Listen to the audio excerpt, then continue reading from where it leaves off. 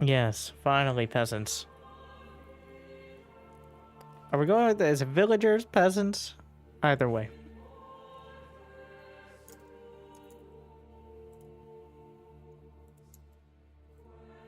Serfs? I don't... Doesn't really matter. Whatever they want to call themselves. And now the most important part, of course. Picking an appropriate design for your coat of arms. So your peasants... I'm staying with peasants. Will be inspired.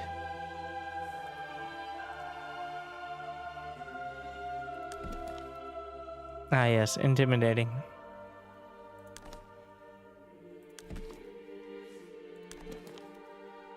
The return of Alatharoni Onionius. Nope.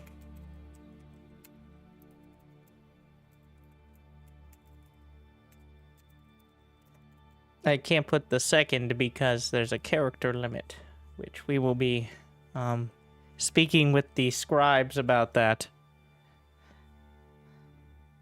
But, 2. Yes. The sequel.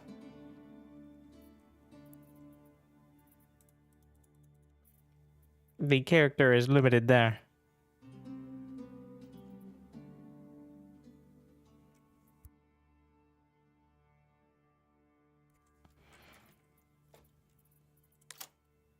Beautiful. Our finest designers.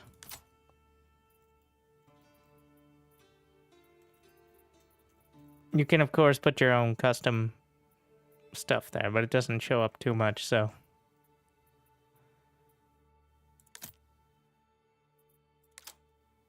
Beautiful hat. Beautiful bell.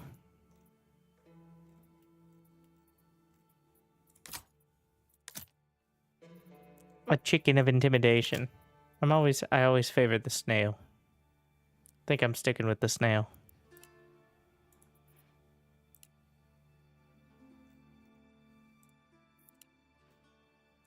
Will you, snail?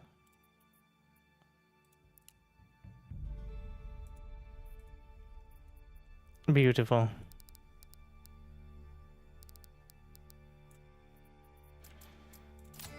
Alright. We're doing default of restoring the peace. Not touching anything. As a matter of principle. So, off-map adversary.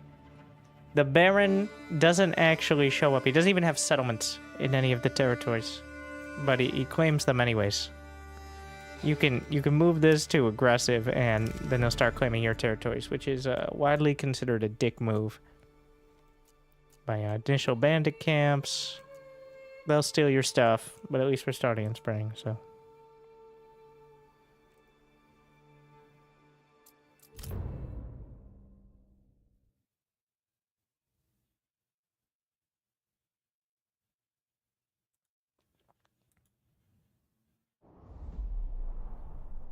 Alright. Now I have to figure out... Oh, we're starting in this zone. Your dedication will be rewarded. Thank you, drums. Watched way too many hours of you playing this. Hopefully, you'll watch more than 2.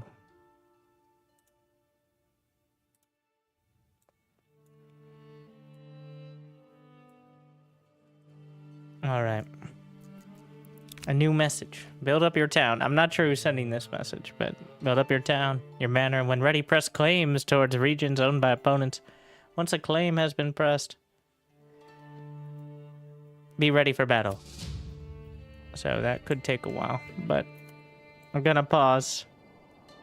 And, of course...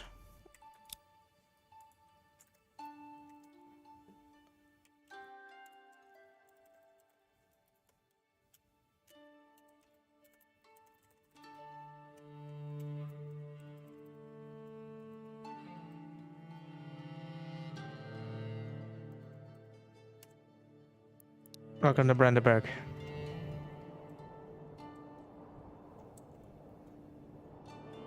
So, there are Wait, does that mean the fertility is poor? So, there are 2 rich deposits here. I think the biggest tip right off is that depending on whether or not there's 1 or 2 rich resource deposits, means it's good for farm. Okay, simmer down over there on the harpsichord. I actually bought the soundtrack because it's pretty sick. Though, needs to simmer down. Welcome to... I don't actually know if there's a name for all the lands, but the Baron has claimed Selbitz and Hofstetten, as he seemingly always does.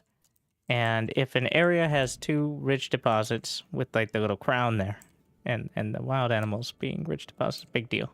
Stone deposit, kind of terrible as an option. But if there are 2 rich deposits, that means the fertility, how goodly the plants are, is quite poor. But if there's only 1 rich deposit in a zone, then the plants, on the other hand, are big fans. Let's see if we can find one. Yeah, like here. Much more green across the board. It does seem to be random, for the most part, where the deposits are, as well as which zones have that. But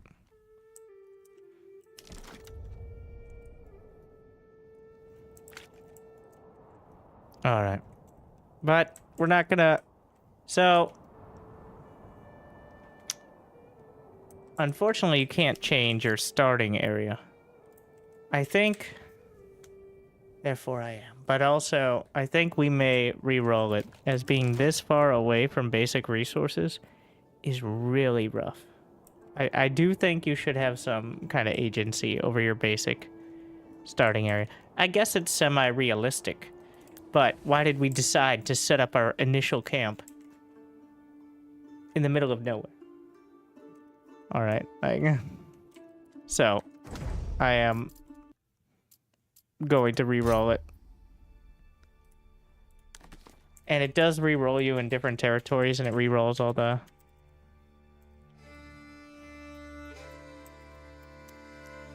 Three. Unfortunately, you can't keep the settings here, but once you know what you want, it doesn't take long. Let's try the purple. I kind of like the purple. Ooh. Something about it.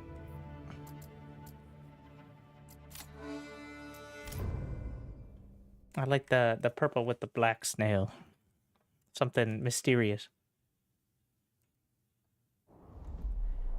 Alright. I think it'll save you a lot of headache and time. Yeah. Well, this is one with unique challenges here. Being in the center zone is the furthest possible away from the trade posts. Which, unfortunately, means one more time. These are the 2 things I've found to be the most difficult of starts. Maybe I'll do a playthrough where we just take what we got somewhat realistically there as well, but...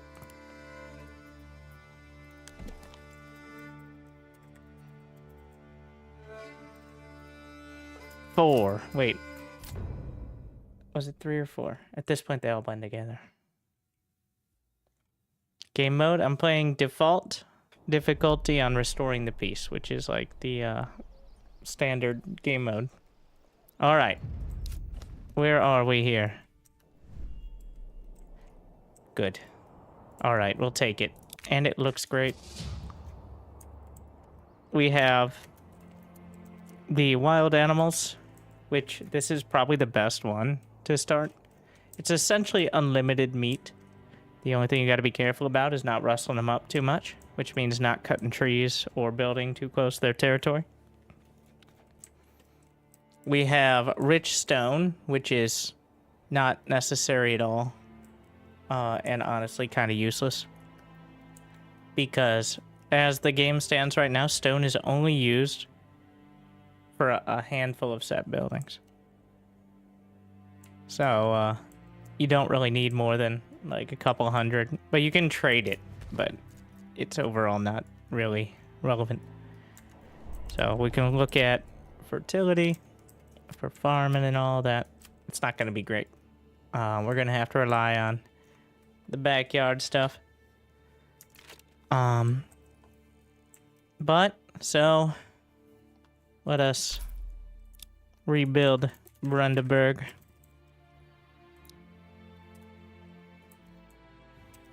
And now, since you can't move the early stuff, the first thing I'm going to do is figure out where we're logging, and then whether we're getting any houses. And I'm going to, like, I'm not min-maxing it outright. I'm going to try to make something that doesn't look like a grid system, which means I like putting all the housing and stuff manually as opposed to like big groups of it. But the first things first, food.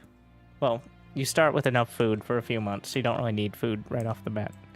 You're gonna need timber, which is for all your houses. Roads, somewhat conveniently, you can just lay down at any time. So, roads, everything must be connected to a road for the marketplaces to work, but they only speed up oxen. Hans, the oxen here. That is the only thing they speed up dramatically. Your villagers, I'm pretty sure, don't move faster on roads. It's just the network is needed to move goods. And roads don't cost any time. You can just lay them down or delete them. Though, once you get things set up, it becomes very annoying if you start deleting roads. You can't delete the King's Road, which is... I didn't vote for him, but... maybe I did. But, otherwise, any roads you put down, you can delete.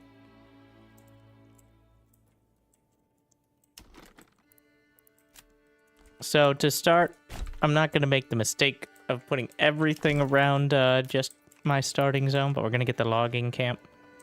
I want to put it over this way, because it looks like this is going to be the best way to expand.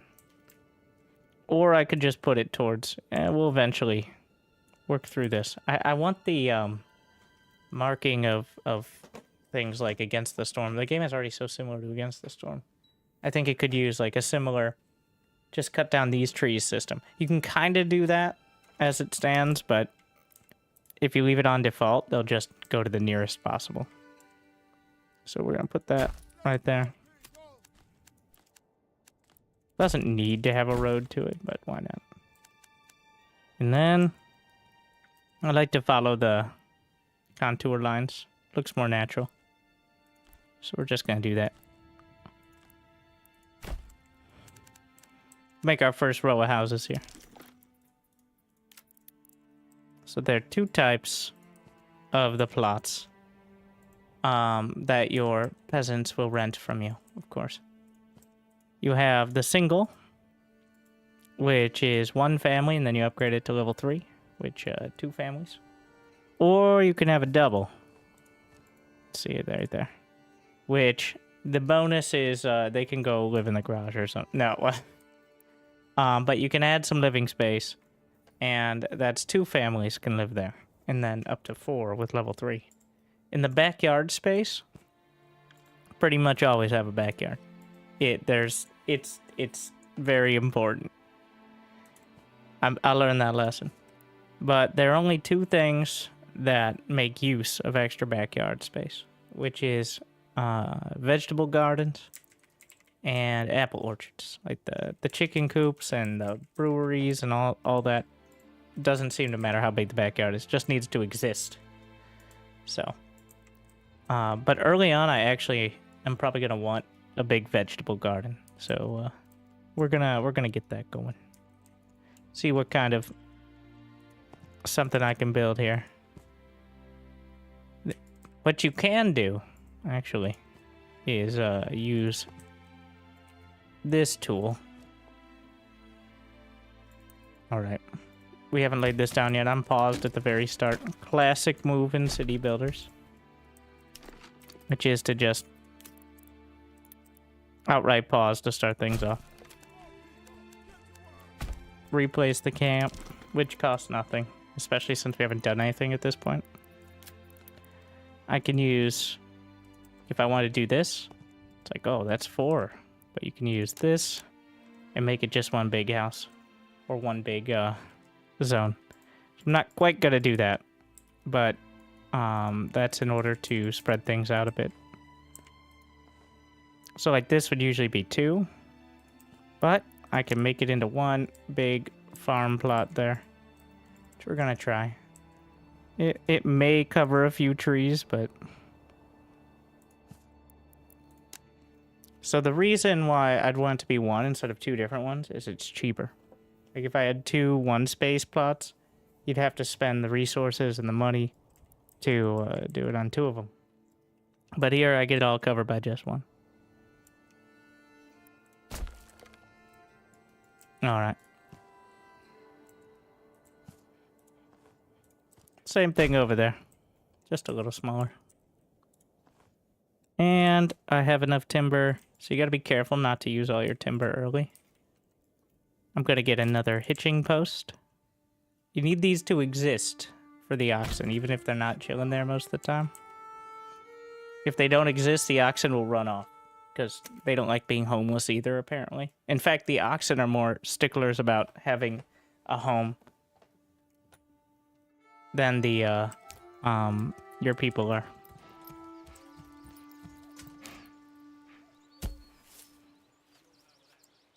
But I'm gonna spend 20 of my 50 starting silvers on another ox here in order to drag these big-ass logs around.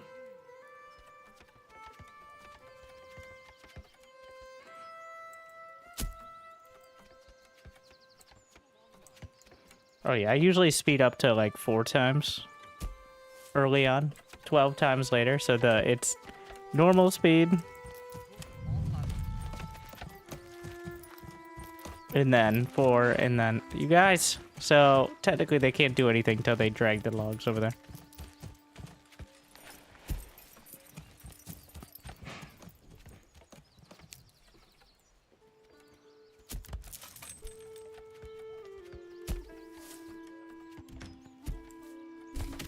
Alright, logging camp's done. We're gonna put 2 families onto it. So it's important to note it's families, which is usually 3 people. Usually they man, woman, and child. But until they have a home, the child doesn't appear. But then you add that extra labor, which is very important. As you can see, the families of Kuntz and Thomas and Peter and Madalena are working at our logging camp.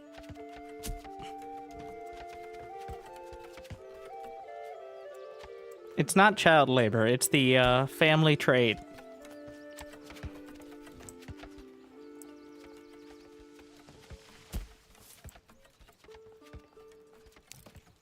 So, in order to make sure that they won't, we'll look at that in a moment, that they won't cut down this area, can use the work area slider. A bit unwieldy since you can't see it after setting it, but you can reset it at any point. So I'm actually gonna clear that, but I've heard of your renown. I only seek to defend my rights and my honor against those who would wrong me. I hope you'll not judge me by the rumors and slanders that some may spread about me. Alright, Hildebolt von Berenut. I require silver from my end. Okay. You have no rightful claim. Strong words. Have you noticed any changes between this release and content creator version? I don't think there were patch notes, but I noticed they now have sound and background when you alt tab and stuff, so. But I don't think there were any big, like gameplay changes.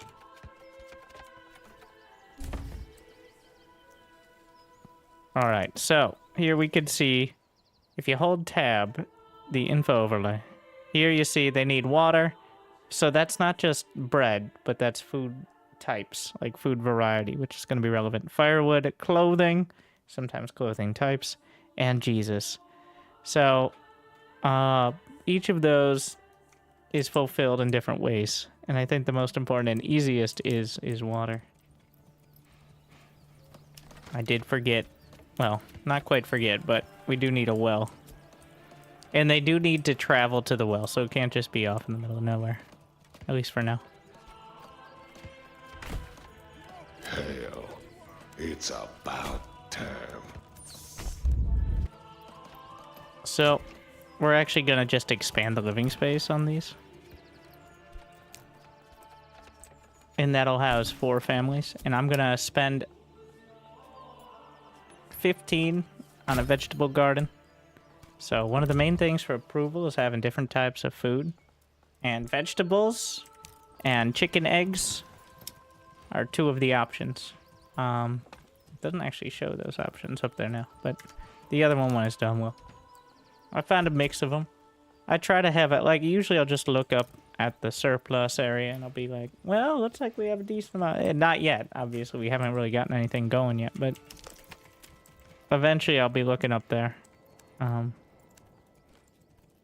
see, like, oh, we have a big amount of eggs or vegetables. Usually easier to get the eggs because they don't require a certain amount of space, but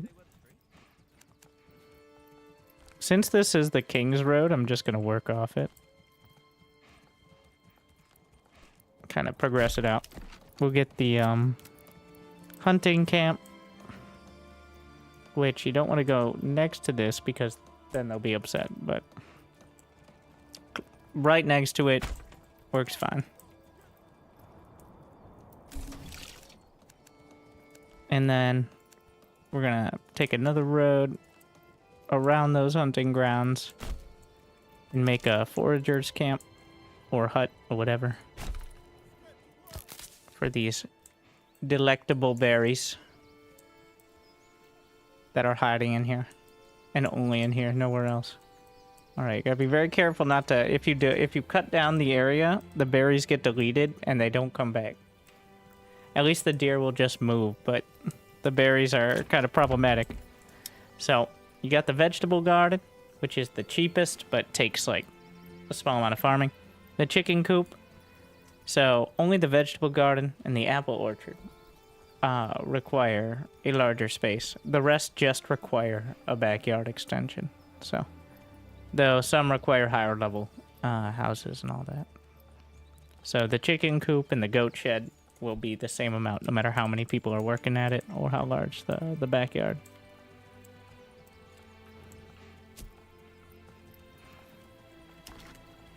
All right, we need storehouses here, one way or another. Like a granary and a literal storehouse. So the granary is for food and the storehouse is for pretty much everything else. And then those will be the people who work at the marketplace. The marketplace is where people get supplied their food and their rags. And what else? Oh yeah, firewood, which we do need to eventually have.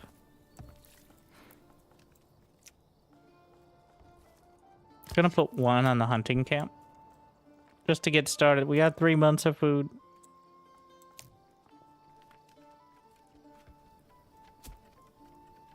You build these nice roads and paths. Those are mostly for the ox. All right. They're just dirt roads.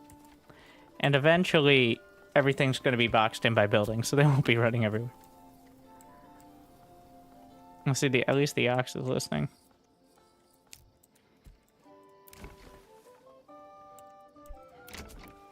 I'm going to expand the living space over there. Did I not get the storehouse? Let's get that started. Oh, yeah. So I actually, I don't know if it's on or off by default, but the day-night cycle, like a day, is about a month.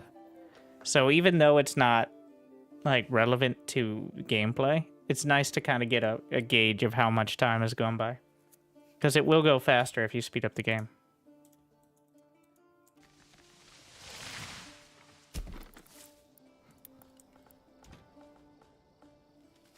Gonna leave enough space for a road in case I feel like I need it.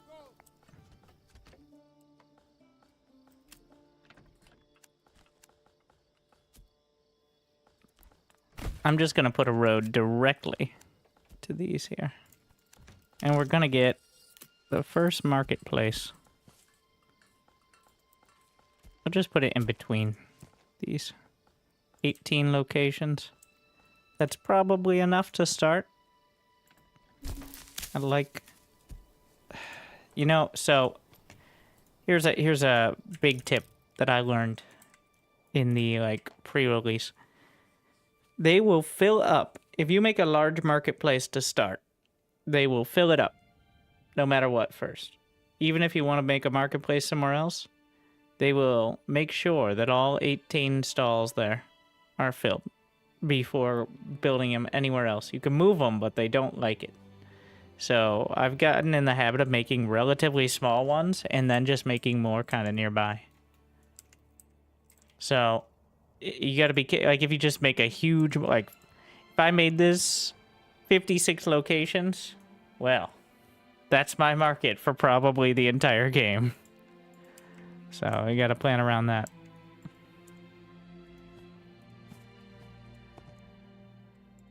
I think like low double digits is probably a good baseline. I think 18 is fine here. Yeah, the market, so sometimes the market won't provide, not because of proto-capitalism issues, but because of just sometimes they won't go to certain locations.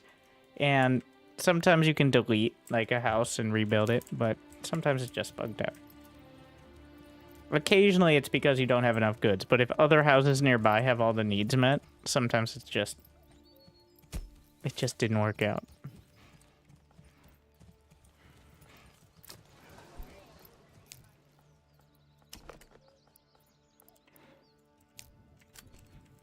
All right.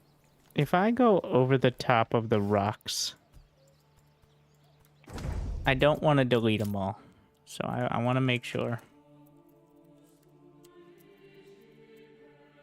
I'm going to save and reload if it actually do. I don't know what this will do. I want to make a road over it.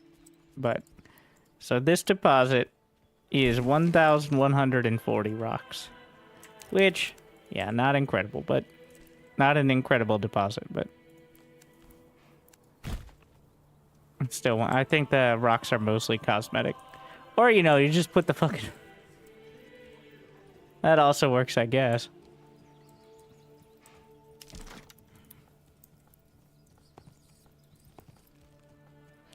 Yeah, so since the roads... Oh, wait, not market. One more plot. People don't like being homeless for some reason. Oh, no. Want it to be a double. No cost for demolishing it. You can kind of game it a little if you do... Like, if I do this, then... You know...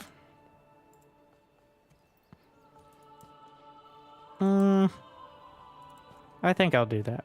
Yeah. I'm gonna... Oh, too much out. But if I... With simple geometry. Because I want all these to be vegetables. Just to start things off. I'm gonna put one family. I don't think I'm putting any in the storehouse yet. Eventually, I'm going to want to permanently employ... Well, semi-permanently at least. Employ like 1 or 2 families in the storehouse and the granary. Which is much more convenient than having part of the families at like gathering areas. Trying to work there. Getting the firewood camp.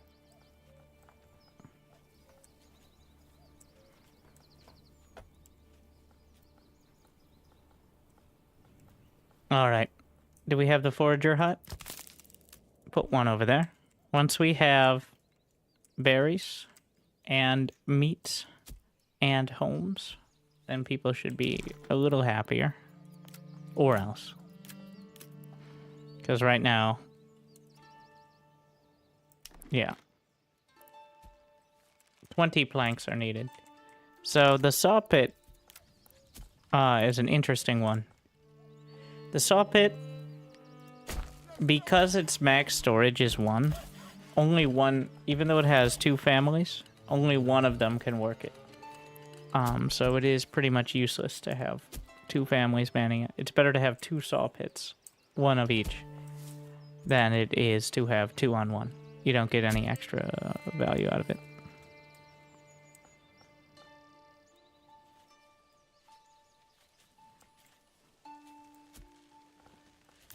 It's also 1 piece of timber to 5 planks is the ratio on that. Are there biomes or maps to choose from? There's only the one map, which is Germania or something similar. There's different resource. Wait, why did I go to the bandit camp here? Where they're chilling. Filthy bandits. Bavaria. Yeah. There's different, like, availability of resources, but it is just the one map at the moment.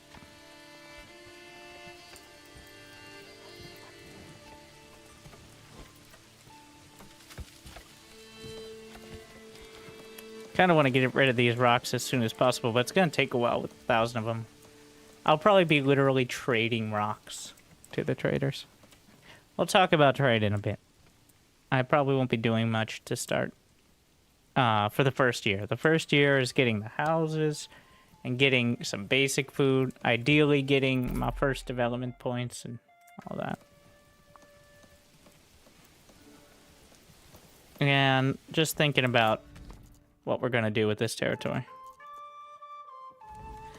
So, it has the wild animals. I'm probably going to want to go for the this tree with trapping, which I haven't noticed how much that does, but this one definitely works, which is doubles the amount of meat harvested by hunters, which is a huge deal.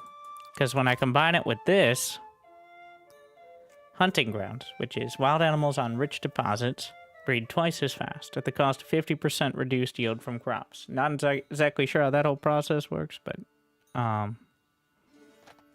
that means effectively unlimited meat here.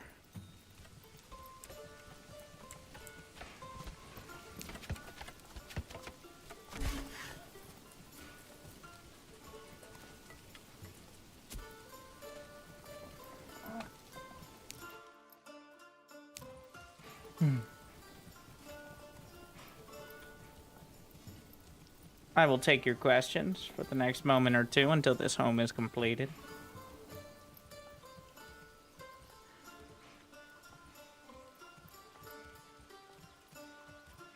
Alright, that's enough questions.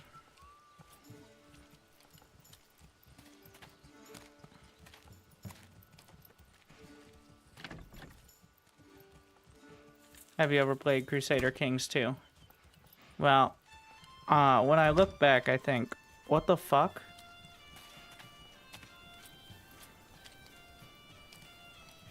I guess it's in the genre.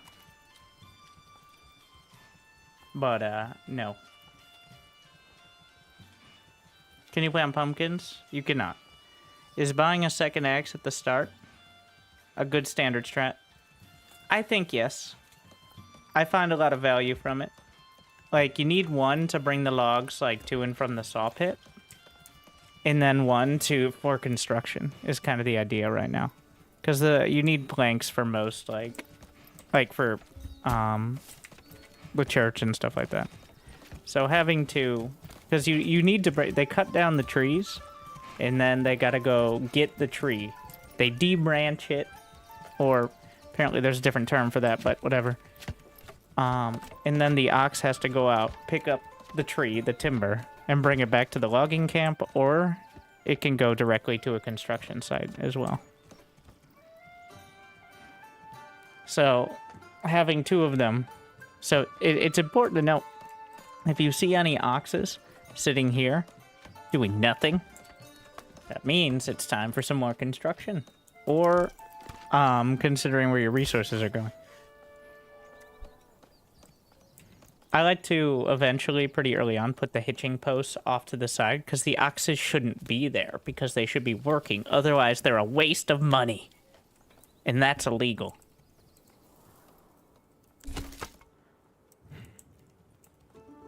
So what I like to do is build some hitching posts off, like, out of the way, so I can just have them out of the way. They're only one timber, so... I think we're gonna put the just a couple more hitching posts, like, back here in the trees, next to the hunting camp. You can also move them, but if you move them when you only have as many as you need, you run the risk of them running off while you're moving them. Ask me how I know. Which is not ideal.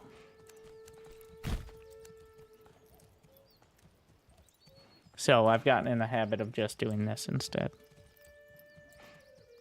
Do you have money in your treasury? I can't see my army. I don't have any money. Keep watching long enough, we'll explain that. But that's a year 2 thing. But it's a bit... It's not complex, but it's a bit involved. Sometimes my villagers leave supplies on the ground. How do I make them gather it? So, timber on the ground. Only ox. They can only move it to a logging camp. If the logging camp is full, you have to... They'll just leave it. So, you can build more logging camps and they'll act as storage. You don't have to have anyone working at them. They'll automatically bring them. As for supplies, you see these? You want to get these off the ground? Well, you got to employ people in the storehouse, which I will demonstrate. We're going to pull one from the logging camp, so that way we have one to guide the ox at all times for now. You can see unassigned. But the storehouse is your kind of catch-all for supplies. If they're food, it's got to be the granary. So, let's just take a look at what these guys are doing, because I want them to pick this shit up, right? Over here. Some of it's bread, based on the fact it's bread. But, who's this? Ah. Put that shit in there. Good job. Nickel. Okay, and Fritz. There you go. And when they're done with that, I'll move them over to the storehouse. You don't have to micro it like that. Like, as long as there's a family aside. It doesn't have to be the same family. Like, but you can technically reassign to a different workplace. So I'll have them go to the granary next, and then they'll pick up the bread. Usually, by the time I get to double-digit families, there's always going to be one in the storehouse, one in the granary minimum. Because they also will work the stalls that provide supplies to your houses. So, because there's more than one person in the family, which is the interesting part. So one can be picking shit up, and the other one can be bringing it to the market. Especially once they get homes and they create more labor. I mean, children.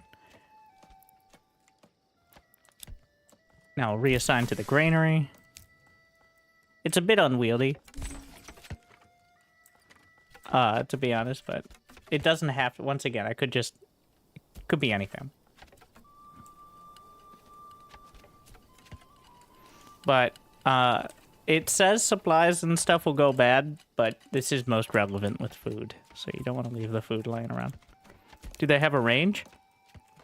The range is the entire zone. But it seems to be proximity based. Like, they'll go to the closest stuff first. I usually end up with multiple storehouses for both logistics and just storing reasons. Because there is a max. But it will only be, like, even if you have a storehouse right here, if you own this zone, they won't go over there. That's a whole nother system.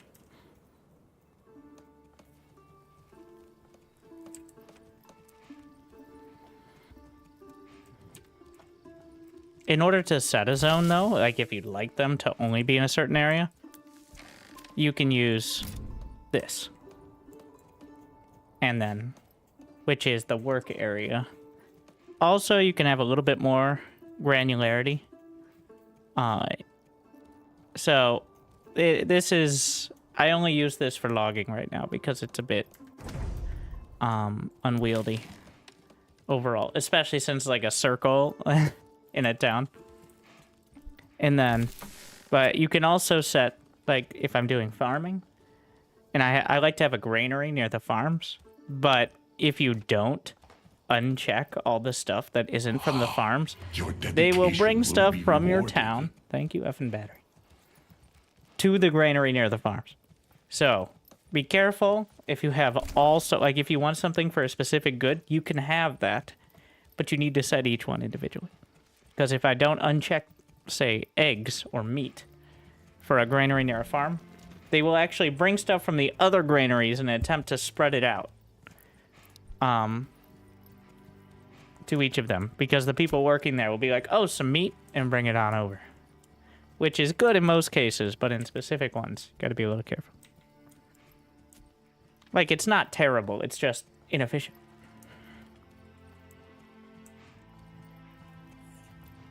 What are your thoughts on the war part of this game? War is a bit of a strong word. The combat system is surprisingly in-depth, like when you get into it, but right now it's minimal. I think different scenarios or a scenario editor could be cool for it, but right now it's not Total War. All right, like though it's reminiscent of it. I hope there is at some point I could definitely see modders having a lot of fun with it, but I don't dislike it. In fact, I'd like more, but it's a bit unwieldy at the moment.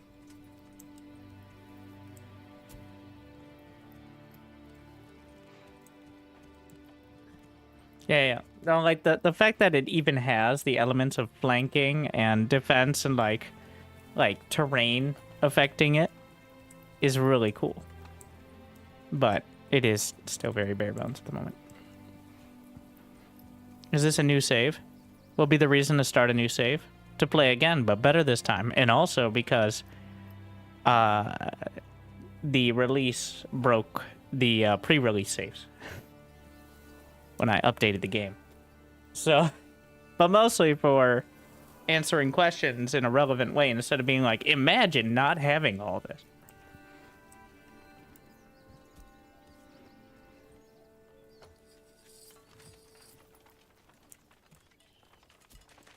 This is like my 4th or 5th save, technically, I guess, but first of release. Alright, so yeah, normal speed. You pretty quickly end up at like ×4 by default, is what I've gotten to, but so we have food, we have shelter. Though not enough of it. I need to expand living space there. We were working on more for we need some stone, I think, for the church. How much do we need for the church? 10 stone. You come with enough for a granary and the church.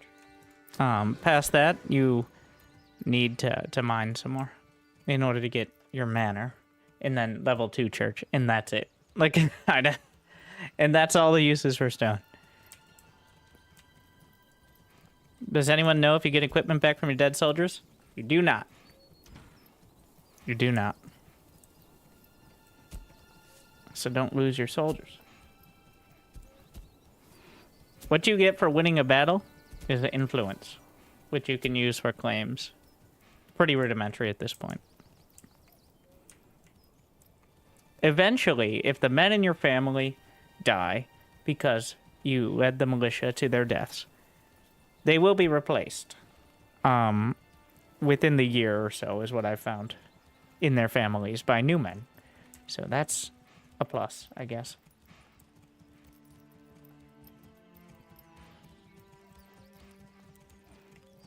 So you won't be down labor for that long, assuming your town doesn't burn. If it burns, well, not too many new people moving in. The only downside.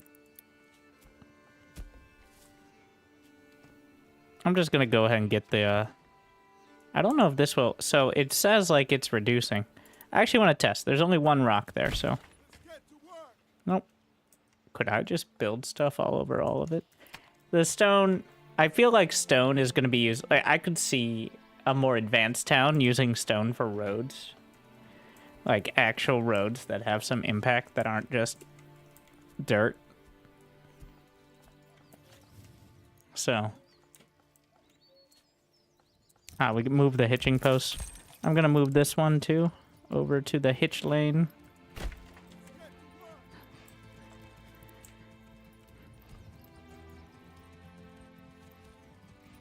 Eventually city walls and stuff like that. Like the dev already posted about content creators kind of glitching things.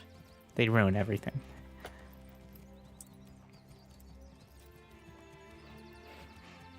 Probably deserve this. Which platform is better? Patreon.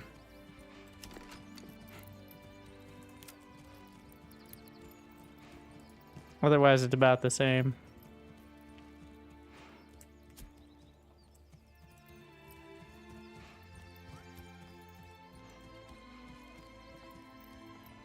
Oh, thank you. Glad you enjoy.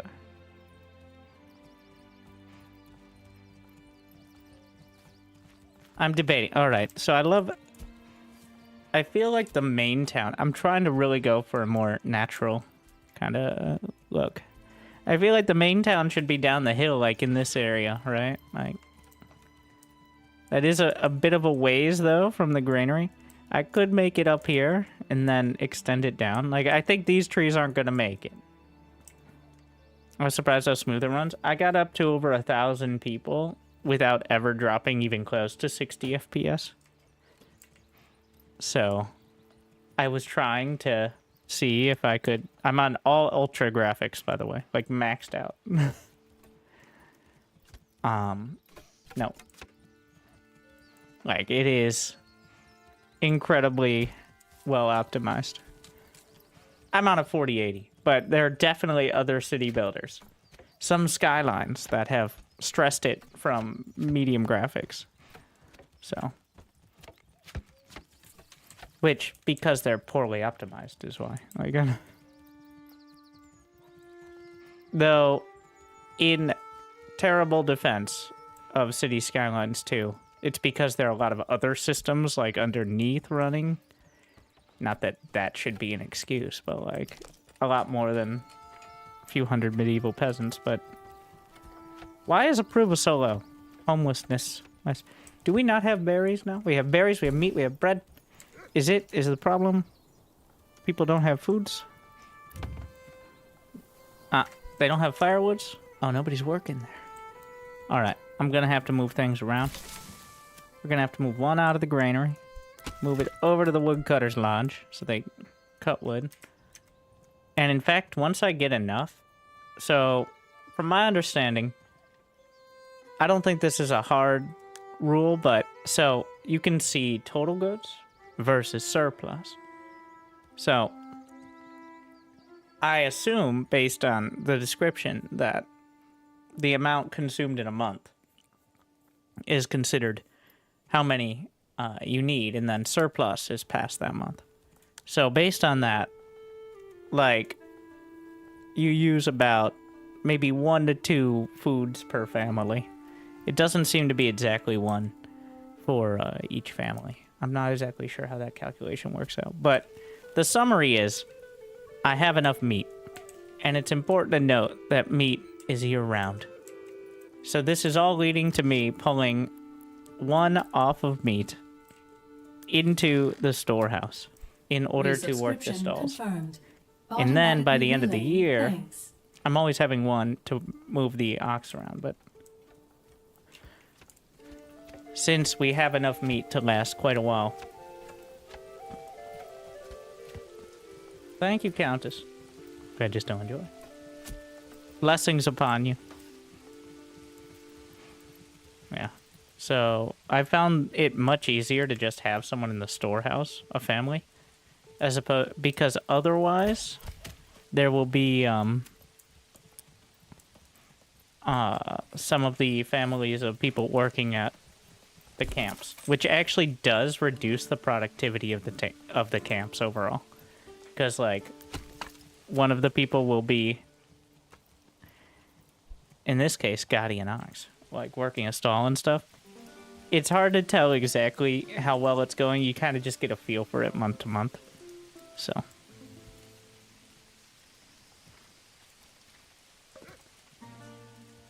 I'm never a fan of having that hitching post. That's from the very start. We're going to put this hitching post back in the corner over here.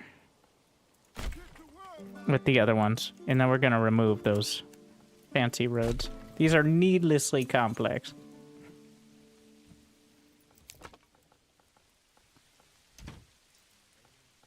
You're free. Doesn't know what to do. Also, his name is Hans. You can't rename your oxes. You can rename your people. Though I forget how you do that.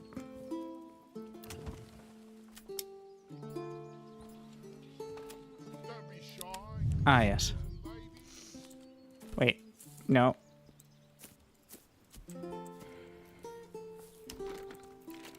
Didn't you? I think I did it at one point.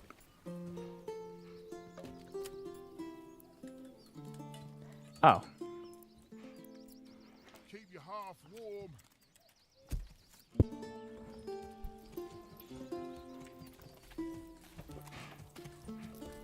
There's also a tab that shows... Okay, let's try this.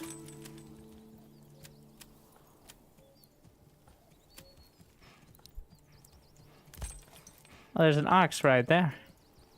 Trying to find the tab for ox. It's somewhere. Maybe at the livestock market. I'm not sure. But as we find people, all right.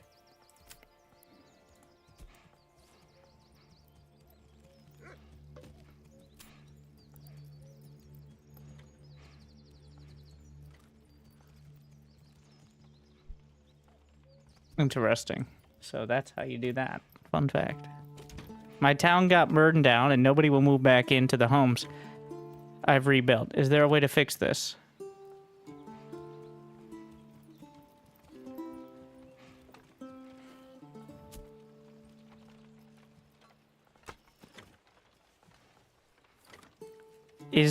If you don't have enough families left to raise your approval above 50%, then this is a realistic representation of what happens.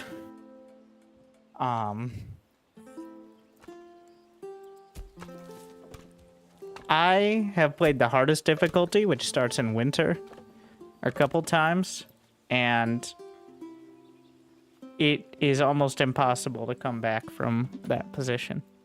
Like, if too many families leave, you can no longer sustain your settlement. And that's effectively failure. If everyone leaves, you just straight up fail. So, if your town burns, that might be it. You do a hard difficulty, but start in spring. So this is supposed to be... I think most people start on default restoring the peace. Maybe on the city builder aspect. I think your average... maybe not your average, like, Twitch chatter. But I think your average person starts at that. Let me see if this is going to fuck things up. Shit. It did. I wasn't sure how far that road extended. We can do this.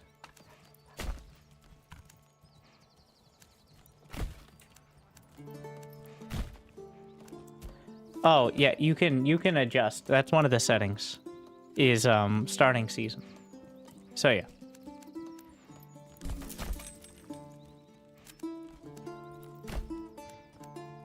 I like doing this to just make the wider roads and areas that look like they'll be well traveled. Also, the game automatically makes the roads, like the paths like this, larger near like homes and stuff, which is really cool.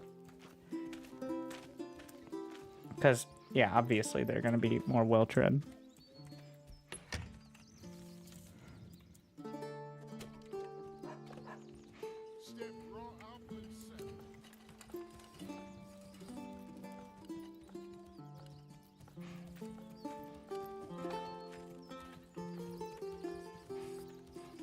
Well, if nobody's coming by, why don't you go sow the fields or something, Dorothy? See what happens? Now you get renamed. To Lazitha.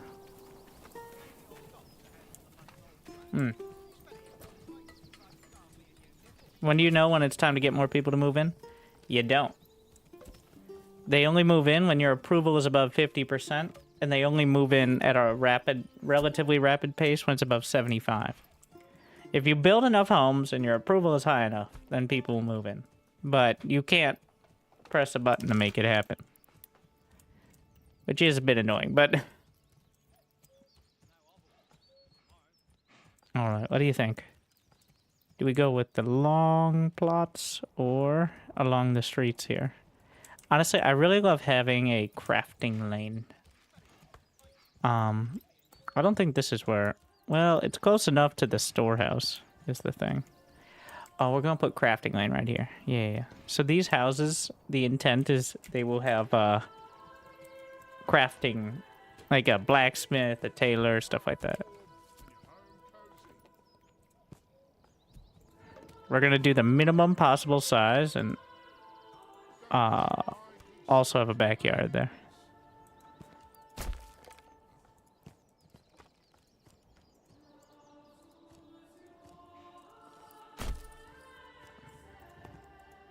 And you can do stuff like this and then change the sizes. But I like doing each one individually because that way it looks slightly different. The game actually makes slightly different buildings based on like different angles of plot size as well.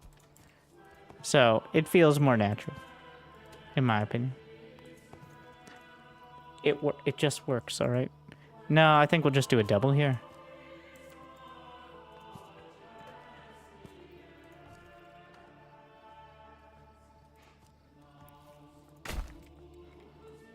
Makes sense. The road is moving along there.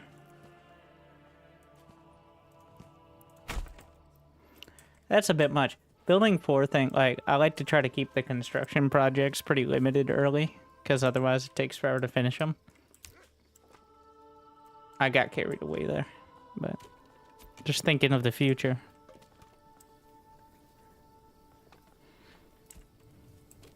I could always just delete the other ones, but it's not a big deal. Got your announcer pack in SC2? Well, maybe this time it'll be better.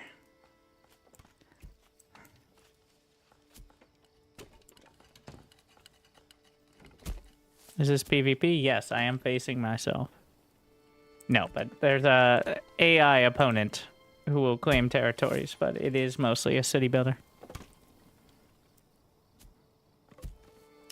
Do I have enough planks now? No, because I'm not working at the saw pit. Do we have enough fuel? Oh yeah, for 10 months?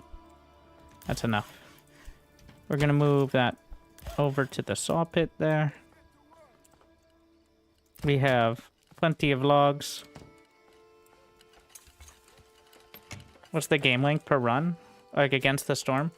It is similar to Against the Storm and how it plays out, in my opinion, but much longer. I'd say, like, my first game to win, and this was speeding up plenty of times when it felt like there was not much to do.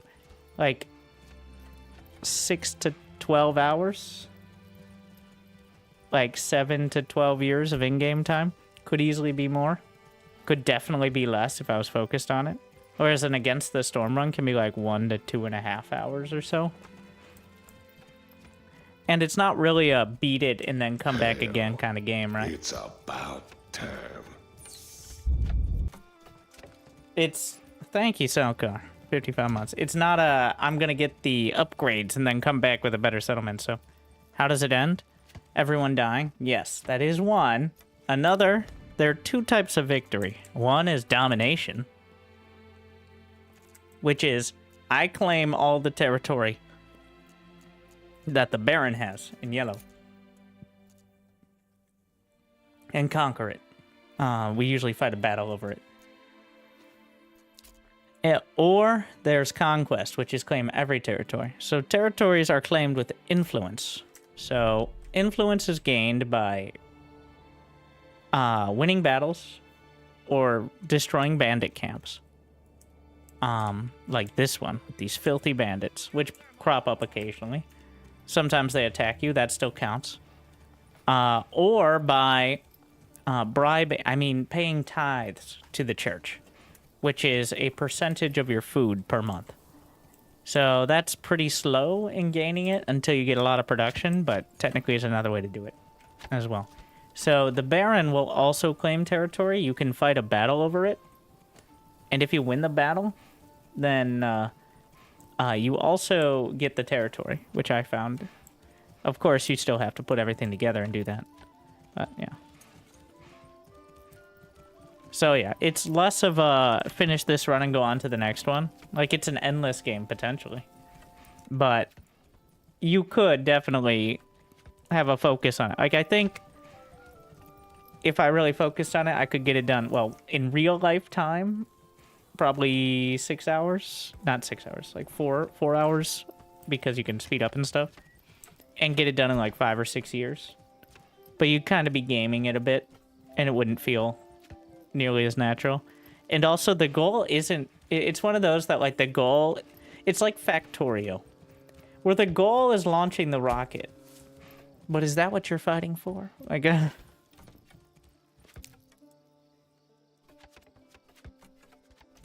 like, is that really what you're focused on right now? Or is it whatever problem is in front of you right now, at the moment?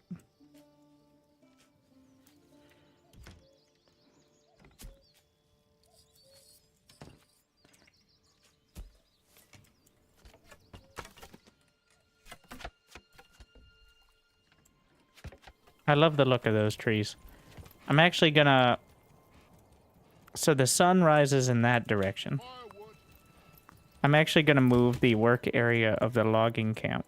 I can get a forester hut later on, but I'm gonna move it slightly over to this side so I don't cut down the trees back there, because I like how they look. Eventually we'll get a forester camp and refill it in, but...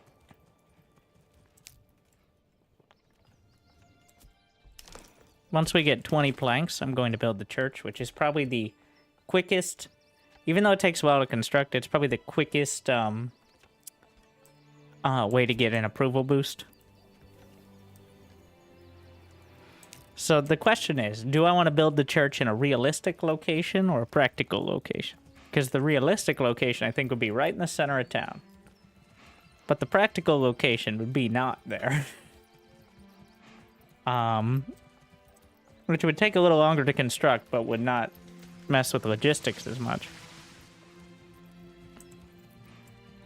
I'm thinking maybe we put it, like, over here near the crafting line.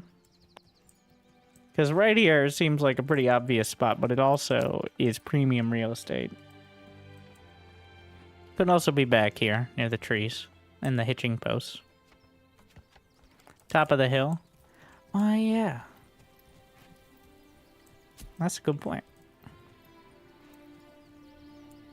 This is kind of the top of the hill, isn't it? Like up here.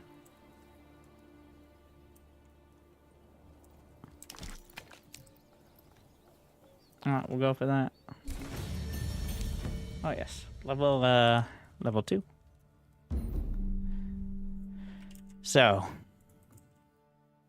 A new message, a strong militia is paramount to the survival of any settlement. But luckily, convenient, a shipment of weapons has just arrived, and you'll now be able to create your first militia banners to serve and protect. We'll need more weapons to equip the people, but that's what crafting row is for. Either making or importing. Let's form the militia. So we get 20 spears and 20 shields, so we can form a spear militia, which will have all the men in the town now they'll go to the storehouse and bring their weapons home, so that way they'll be ready when they need them. And to the workplace as well. I guess the women can come get them, and the men will carry them.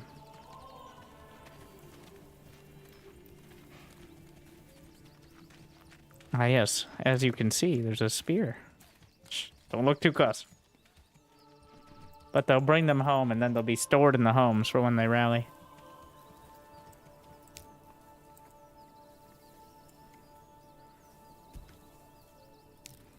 It actually does take up some of the storage in a house as well.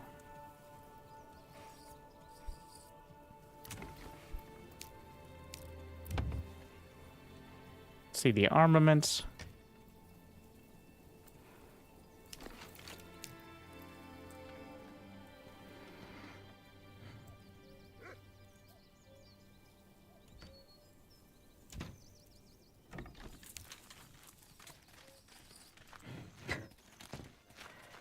The shields are quite light.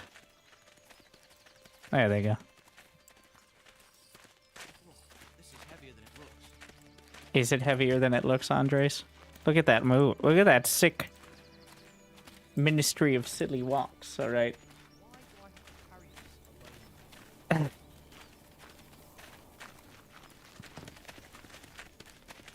I think it's because he's going down a hill, but he's walking like at a normal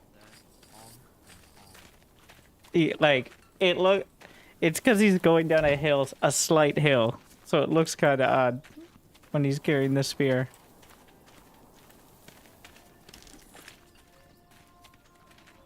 You guys got your spears? How sick is that? So weird, it was only that dude. Like, these dudes, it's not nearly as bad. That dude just had a certain look to him. I think there are slightly different walks for, like, different villies. Like, they don't all have the exact same animation.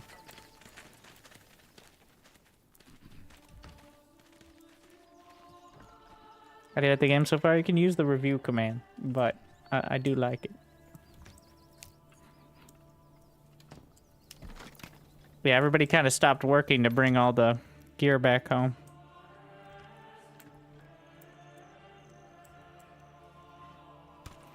Oh yeah, okay, development points.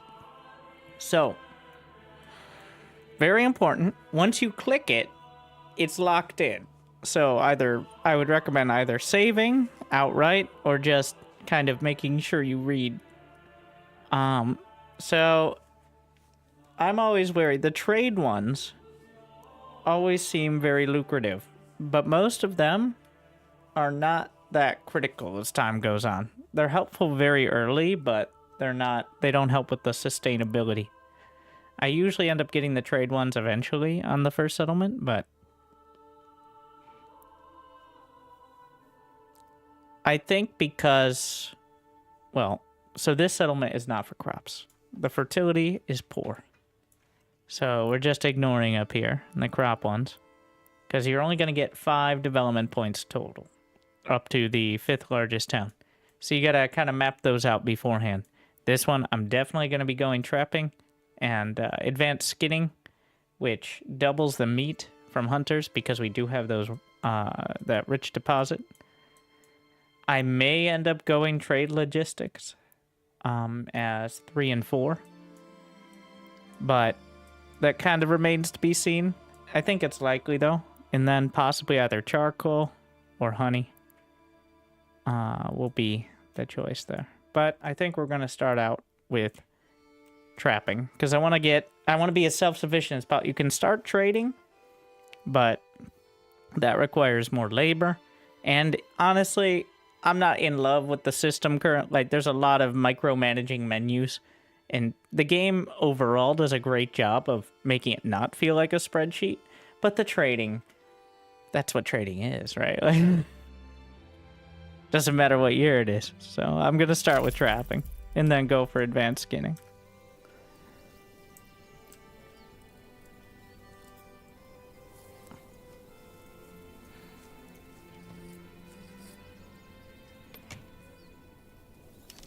All right, we should have enough now. We're going to build the church on the top of the hill.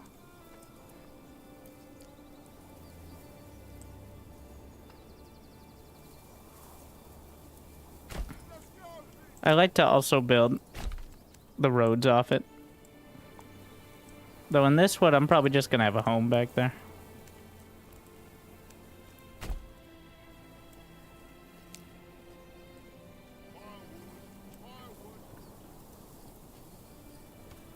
So there's a couple aspects of construction to consider here. So all the timber needs to be pulled by oxen. The planks and the stone, though, need to be transported by people. And they only transport one at a time. So it's quite an involved process. And then after a certain amount is transported, they actually have to use it to construct. So I currently have 2 unassigned families, which are dedicated, well, they'll be dedicated to construction. They currently are. They're actually working on the other houses here. So.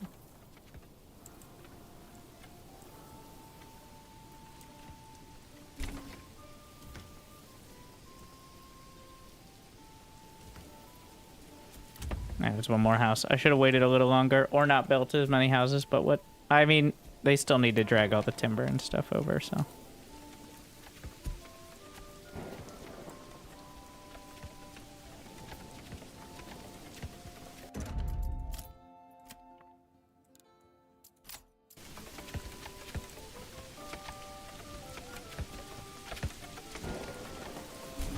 Does the church have endless range?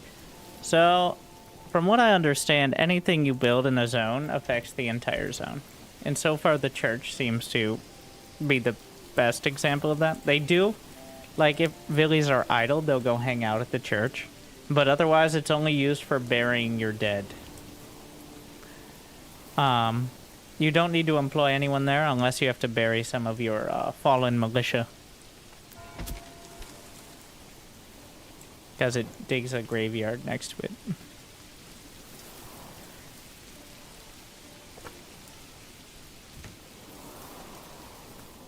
Otherwise, you can just throw the enemy corpses in a corpse pit. A literal. Yeah.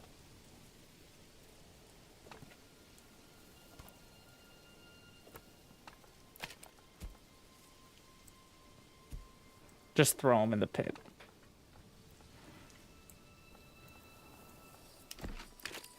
So, on the saw pit, you can reserve some timber for construction. I usually reserve 8 to 12, which is enough for constructing like a row of houses. Like in this case, I already have 12 there, so. Because otherwise they'll saw everything into planks.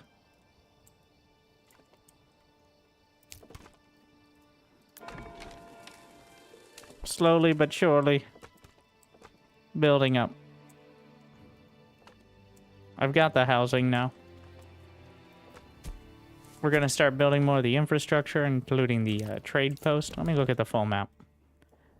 I always think it's very cool. So this is my town. As you see progressing on the map there. Wish you could... Okay, alright. Let me zoom in a little more. Looks like the trade point, which is where the traders literally go to. They will physically go to that point. That's not an indication of off map. They will physically go to that point slightly off the map, turn around and come back. So I think this one might actually be closer if I make a road.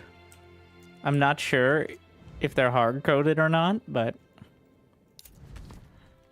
let's make a somewhat natural seeming road here.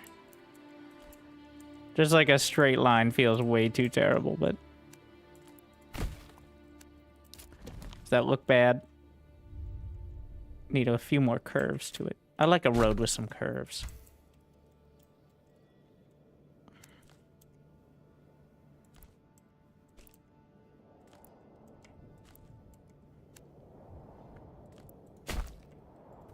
Better.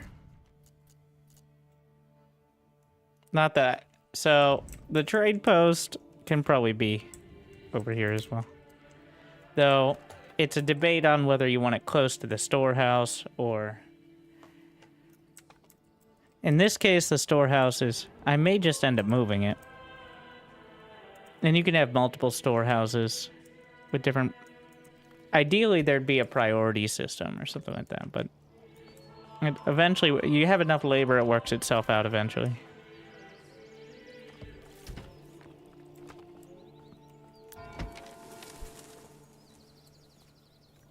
I haven't run into too many issues where things won't get done.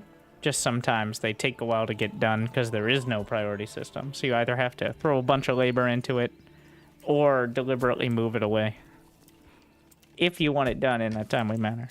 The only priority system is on construction at the moment.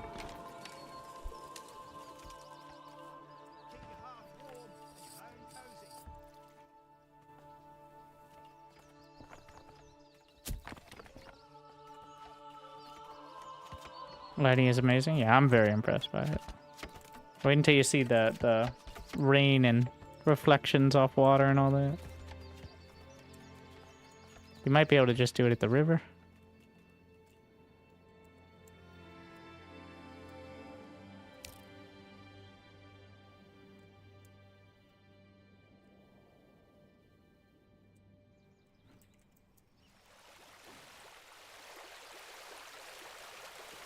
Adjust with your camera angle.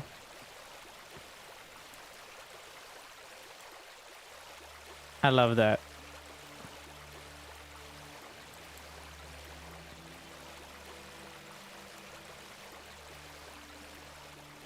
It feels very natural. And also, there you go. Taking a stroll.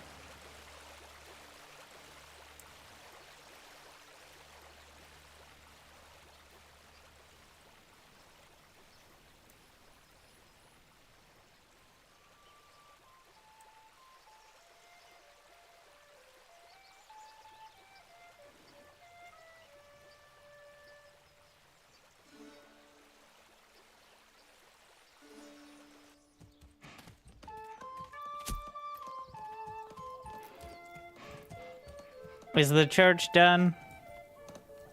Hello? Hello, peasants. How goeth my church? I mean, our church.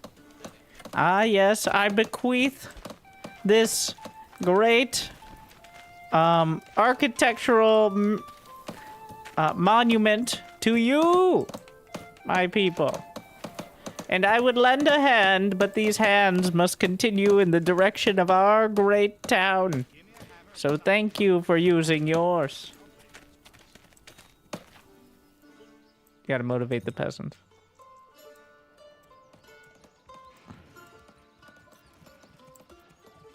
They plan to be able to build a castle later in stone walls? Yep.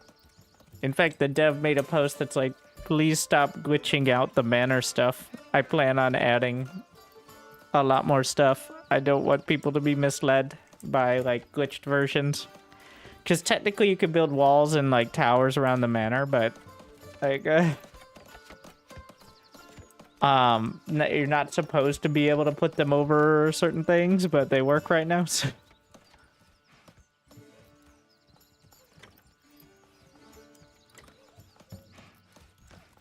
I wonder what this, these shrubberies Your are about. dedication will be rewarded. Candyman. Could you still enjoy? The church is done. All right. Next, clothing. So that means a tannery to create leather from hide, and then they'll do the rest at home. Where are we gonna put the production? I feel like, well, the ideal is near the storehouse here. I need to decide. You know what? Can this fit a tannery? Nah. This is the starting town area, remember, so.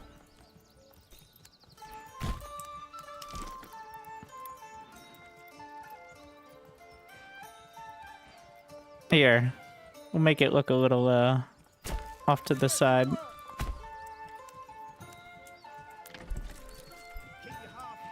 I don't mind that. We're gonna put one back in the hunting camp as well. And while we're not gonna use it quite yet, I'm gonna get started on trading post construction.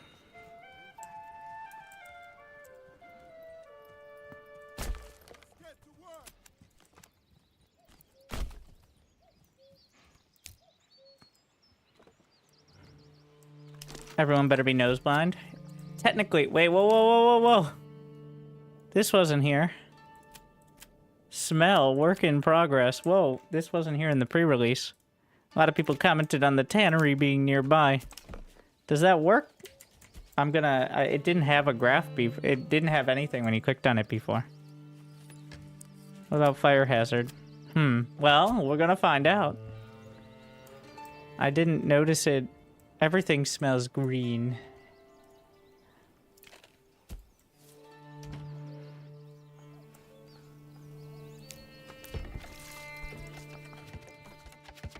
Let's see. I don't think it works. Like, I don't think it's gonna ruin everything, but...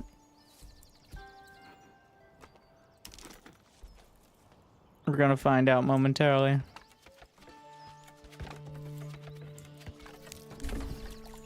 Alright. So, no, perfectly delectable. Right nearby all the food stalls and the granary and our homes.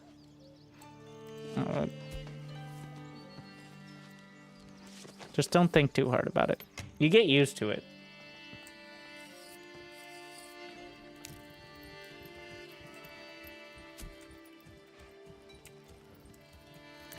So. Could you hurry up over there, Katharina? Come on, cunts. Hurry up. Any moment now. I gotta go get some more high. But it clearly... So, you could make like a dedicated storehouse. But, so they bring it back. And this is why it's so valuable to have the area next to the storehouse. Because it takes 5 seconds, comes back to more leathers.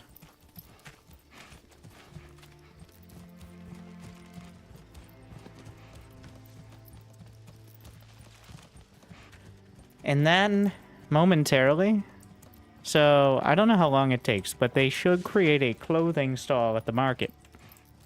I don't know if it'll be someone from the storehouse or someone from... I kind of want to find it. I haven't watched it this closely before.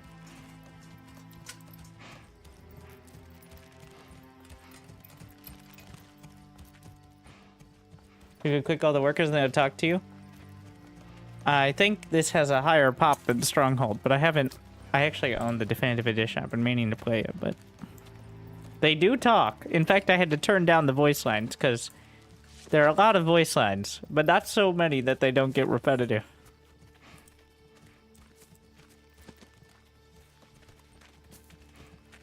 Alright.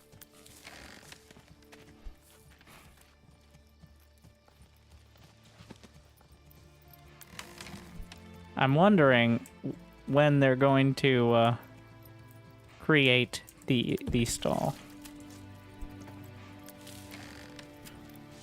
Why are you guys waiting? The people at the storehouse should create a clothing stall momentarily. Maybe I'm looking to see if it's a certain amount is needed. Like 10 or something. I don't know. Arbitrary number. Look, there's 3 here. That number doesn't seem to be going, Oh, there's 5.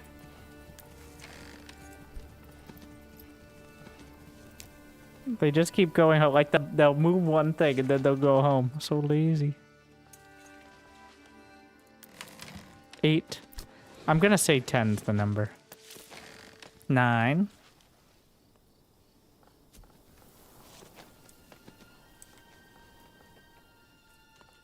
And that's 10.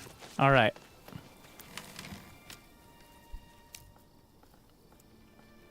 Let's see.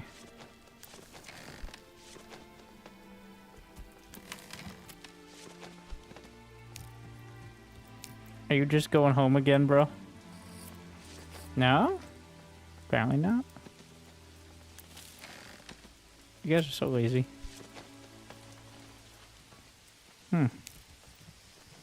Their home is right across the street, so they pick up one thing and they're like, job's finished. Heads home. How do you get more wealth? So, level 2 housing and level 3 gives 1 and 2 wealth per family per month. But that's not your main source of money. The trading post is.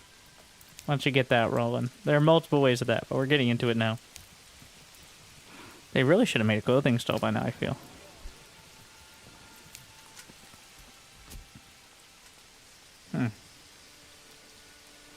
We have 20 leathers.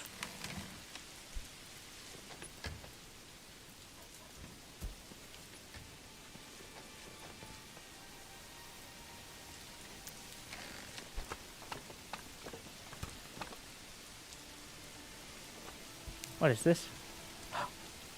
No, wait. Transporting firewood. To the stall? Looks like... There it is. I guess 20. Ish. It might be related to free time on the villies, but... We have 20 total. Okay. I wonder if we can be consistent about it. I wonder if it's when you have more than 20 more surplus. So we have a clothing stall now.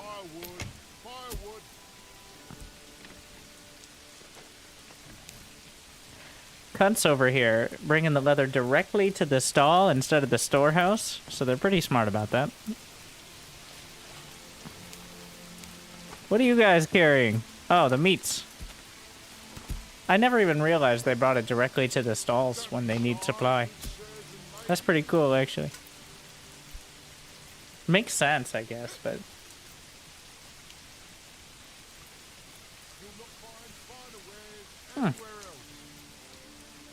So that means we should... So I don't know... The clothing store only has one supply. I'm looking to see how long it takes. Because they don't, like, go and buy it from the market. It just gets supplied. I don't know how long it... Yep, it just kind of pops up. Yeah, I think it's just... It does ticks of it. But it should pop up automatically. And then you can hover over this part of the market to see what's covered at the moment. So the supply and demand is... It's not like... It's essentially a radius out from the market. I haven't worked out the perfect system for it, but it even says, like, houses on the outskirts will have a tougher time. So it's like simulating how far of a walk to the market it is, I guess. First come, first serve. So at the trade post, you need to put someone in the trade post, otherwise they won't stock it with anything. But what I'm probably going to do is sell rocks for 1 apiece, but I'm going to have so many extra, I'll use those in order to get some extra baseline. Once I get, well, let's see, how many workers do we have in general? We currently have, we're going to need some more firewood. We currently have enough berries, but I don't want to pull off berries during this season. So, everybody's working. Honestly, there's rarely a time when I won't need a family. So, when they're not doing anything, they'll take over other jobs, like guiding the ox or transporting stuff. I'm not sure if they'll, like, help with the storehouse jobs directly or only leather-related ones, but... so they don't just sit there being completely idle, usually, when they're not currently working, but it's better to have them in a dedicated job. Can you rename the villagers? You can. By...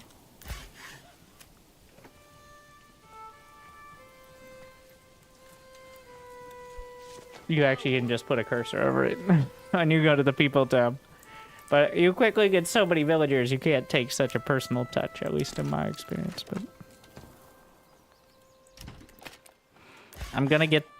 I do wish there was a, like, production limit, because I'm at 45 planks, which seems like a lot, but eventually will be relatively minimal. But we're gonna do one more set of planks, and then we're gonna start upgrading homes here, in order to get the next level, which requires 2 level 2 plots. Alright, we got 50. We're gonna pull 1 family off of that. And we should have... We got water, we got church, we got firewood, we got 2 whole types of food. In fact, wait, do we have more than 2 right now? We still have some bread, technically, but meat and berries are 90% of the time gonna be it. And then I'll supplement with the vegetables here. So, if you spent all your money on vegetable farms, the only way to get money... I think someone mentioned this. And honestly, the game really should warn you about this. But if you go to, like, literally 0, the only way to get money is by upgrading your homes. And then it trickles in based on how many you have.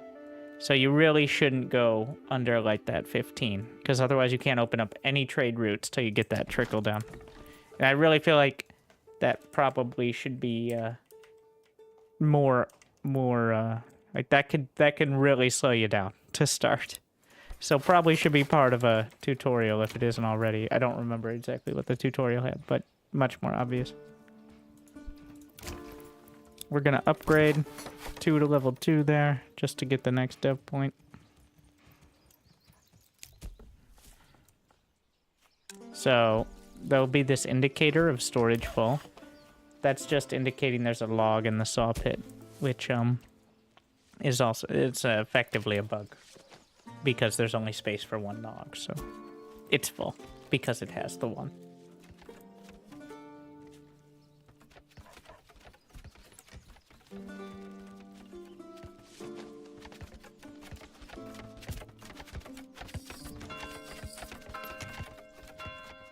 Welcome to August. Church tells you.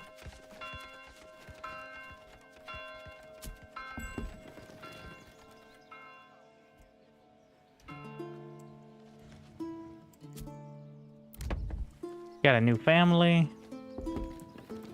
We're gonna put 1 into the woodcutter lodge now.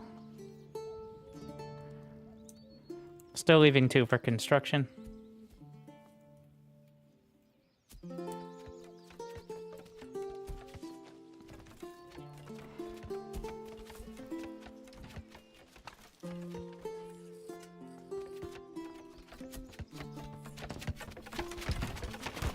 How do you get recruits for army?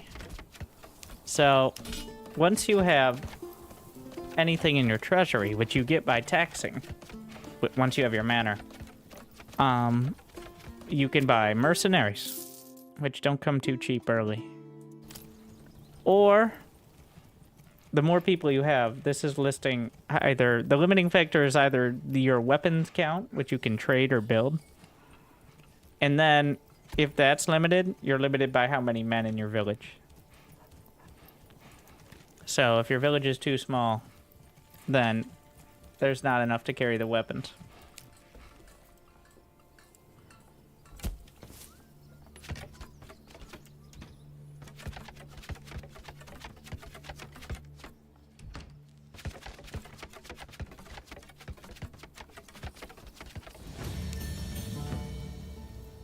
Alright, we're gonna double the amount of meat harvested now. The advanced skinning here. That's what we were upgrading for. The next one is 5 level 2 plots. Has anyone's oxen just stopped moving? So, there is an issue where if you move the hitching posts and you don't have another hitching post for them while you're moving them, they will sometimes run off, but they'll just be standing there unclickable, which means they're gone, but they're still showing up. They're like ghosts of ox. You're gonna need new ones. At least is my experience. It's not ideal. Is it possible to move an ox? So the way I alleviate this is by always having more stable space than there is hitch. Like, you can move them, but I always make another hitching post first. They don't actually stay at the hitching post most of the time. They just need to exist. But if you move one and then there's not enough space, sometimes that creates the issue. Hopefully that does get fixed.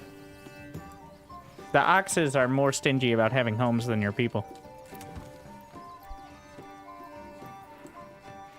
So where are we? Brandenburg. Yes, but more specifically, we have the families. I can probably upgrade for 1 more dev point. If you hold tab, you can see which houses are ready for upgrade with the with this key. Have you figured out what horses do? Horses work to allow your villies and your traders to move faster. It's mostly for the traders, from my understanding. Instead of pulling their carts, they have horses pull them. But they don't work for transporting goods in your settlement.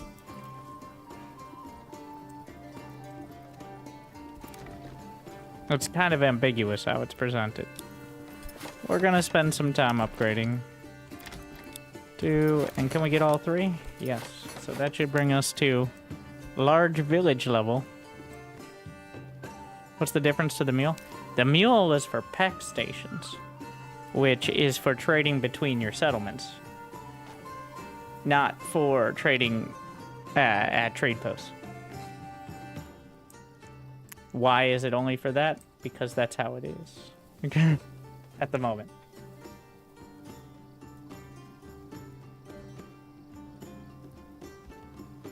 I have 2 posts. I upgraded 1 post to a stable. I'd like to move the oxen hitching post to the other upgraded stable. How can I do that?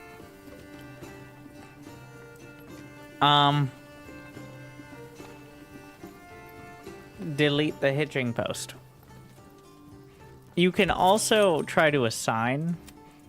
Well, it doesn't really. The ox is named cunts. Anyways. I wouldn't worry about moving them because they never actually go there if they're working. The hitching posts and stables are just the idea that you have housing for them when they're idle. So it doesn't really matter which one they're at. In my understanding, like, they'll always go to the closest one, but I wouldn't worry too much. Like, you always want to have more than you need, and there's a reason they're way off to the side, and it's because that they shouldn't be used very often. I'm not sure how you would micromanage livestock to that point, though. I haven't had a lot of success with it. Do upgraded houses consume more food? They want to. I believe they consume a unit of each food they want. So, upgraded houses to level 2 want 3 types of food. So, they're very needy. And if you don't give them that, you may get less approval. So there is a downside to upgrading houses if you don't have their needs met. It depends on the difficulty setting, how bad that approval loss is, but, like, I don't have any ale for the tavern. I only have 1 clothing stall, so obviously we're not giving them everything they want, which means I can't upgrade to level 3. Does it mean I'm going to lose approval? I don't think so, but I won't be able to upgrade it again until I get all those. But they will consume, effectively, 3 types of food now.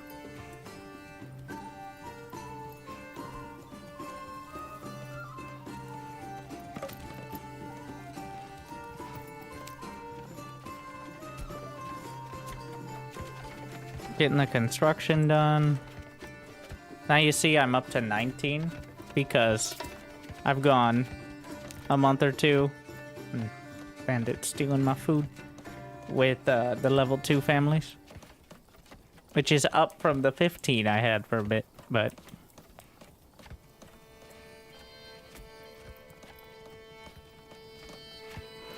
yeah, I believe it's part of the difficulty settings, like how strict approval loss is. Like on the hardest difficulty, if you're fulfilling everything but 1, I think you still might lose it.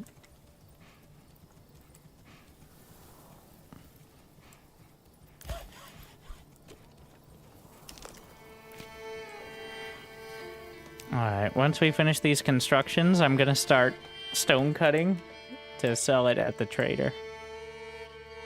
I'm not quite there yet, though.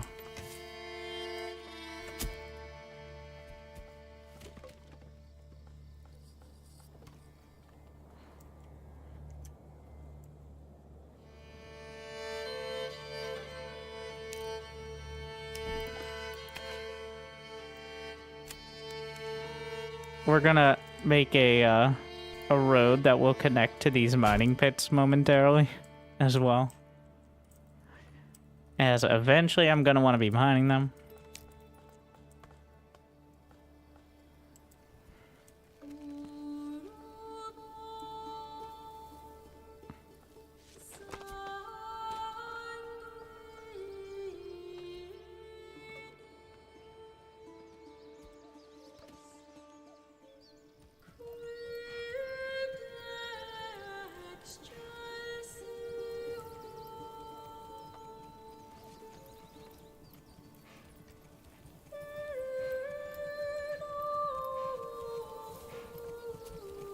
So, for the first upgrade, chicken coop, goat shed, vegetables, what do you recommend? That was a good question. I like the vegetables because they're the cheapest. And they can give you, like, they're based on land. So chicken coop and goat shed will always give you the same amount, no matter how big your backyard is. Can't fit more chickens or goats, apparently. Just kind of weird, but makes a little more sense than plants. So, vegetable farm is only 15. And that means you can buy an ox for 20, get the vegetable farm, and you'll still have a bit left over for like trade routes. Whereas if you get an ox, a second ox, and a chicken coop, you got almost nothing left. So, I think the vegetable farm is, especially since you can do like a double plot and a large one, you can get a lot of value out of it early on. But eventually, like later on, I definitely will add chicken coops and goat sheds and stuff. They are very helpful. Just once you get some more income than none, effectively.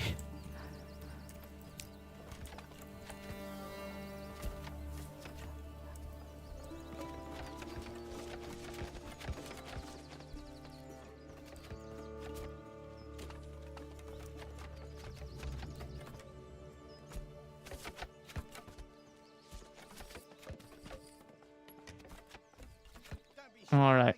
They're still working on the construction. The ox need to keep transporting. That's the limiting factor right now.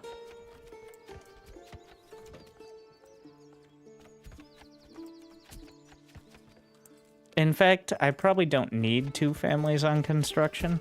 I'm actually going to put one on stone cutting, which we're using mostly for trade. And I'm going to open up the stone trade. We're going to export down to... What do I need for level 2 church is 20 stone. We're going to export down to about 35. So what this will do is the trader will come in and buy up any stone that I have for 1 apiece. 1 full silver. 1 shiny silver. Down to 35 surplus, which is needed for... We need 20 for the church upgrade. And then for my beautiful manor, I need 15. So that's 35 in total. Just want to make sure I have it.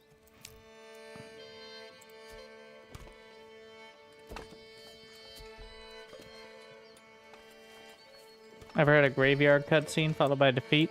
I killed a group of brigands, set them to transfer to graveyard, and ended my game.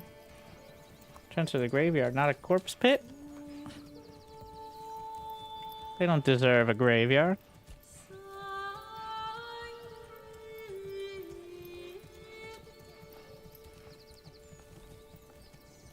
That's a pit. Never had that. But sounds like someone divine had it out for you. There is, so the people don't like it when there's a bunch of dead bodies in their land. You get a lack of approval there, but I haven't seen that.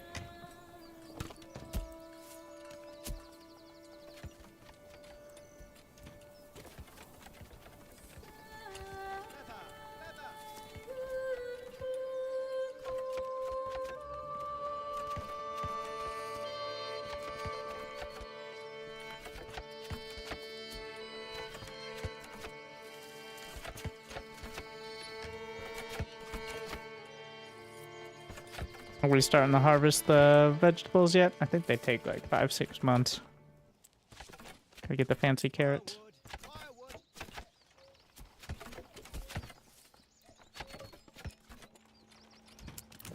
They're trying. Waiting for the timber over there. How much leather? How much do we need per month? It's saying about 8. So I think we can pull off the tannery here. Unfortunately, one of them's in the stall, which means somebody else will have to take over the stall in that case. I don't need any more wood cutting. We got a year of firewood. Of course, that number is going to be lower if more people move in, but we're going to move one into the trade post now to move that stone over.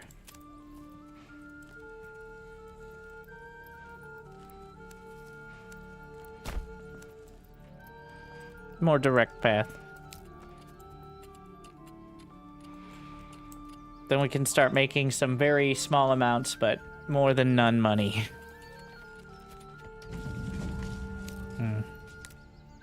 Where's this? So far, irrelevant.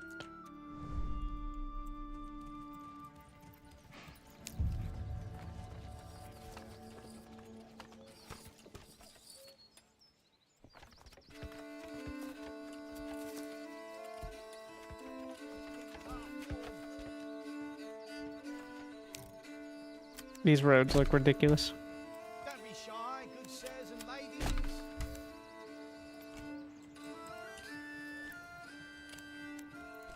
Better.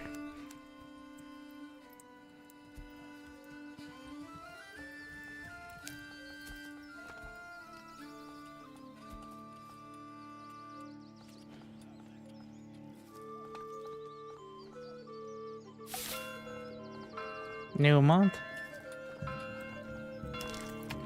Yeah, plenty of stone. Are they harvesting the vegetables now? Working towards it. New family. New labor. Are we not done with construction yet? Oh, I don't have enough plots. Because when you convert them from 1 to 2, you now have less of 1. I know. Crazy.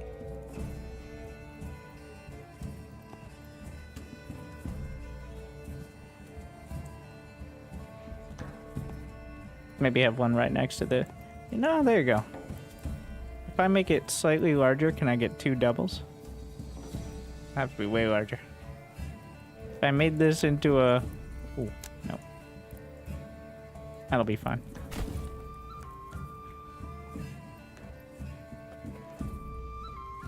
I need 3 in total, so that's the downside of the doubles, is they count as 1 plot. So...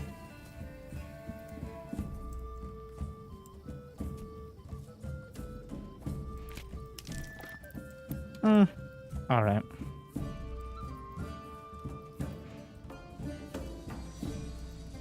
Can I make these long enough to have a backyard and then do another side? I could just do a big vegetable farm as well, but... trying to think of what else I would put here. It's in the midst of everything. No, this is where the tavern goes. Clearly.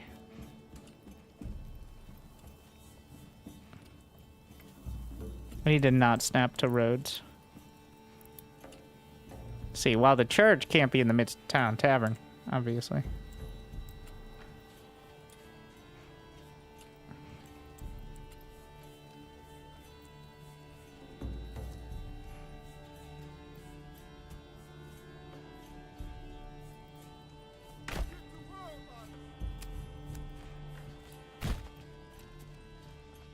Forgot about the tavern.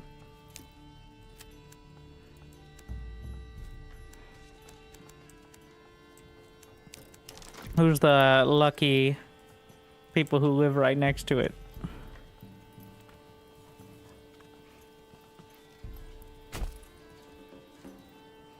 Good luck. Sleeping. The main goal, build up a town and press your claims to more settlements. But essentially build a self-sufficient town. And then occasionally fight off brigands and encroaching lords.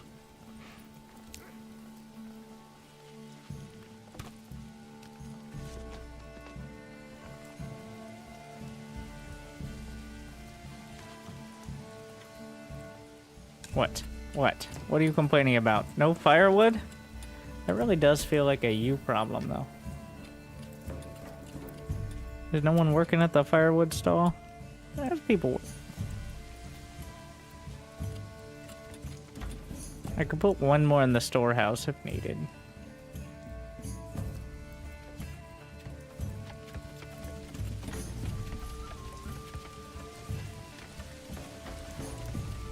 Why are they lacking? Oh, because they're level 2, they want 2 types of clothing, which is not happening right now. Until we get like a cobbler shop or something.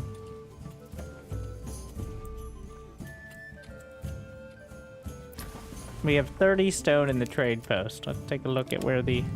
kind of want to know where he's coming from. Ah, so he is taking the express route from the trade point with the road I built.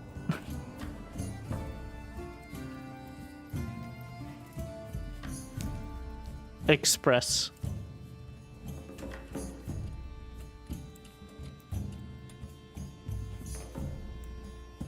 Marginally faster than the other one.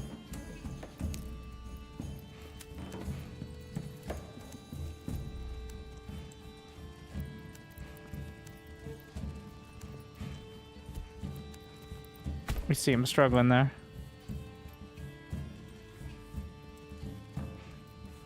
How do I tax? At the manor. You gotta build a manor so the Lord can collect tax. I haven't gotten there yet because that is not a priority construction early. I don't have enough wealth to be worth it. They're too poor. And the approval is too tenuous.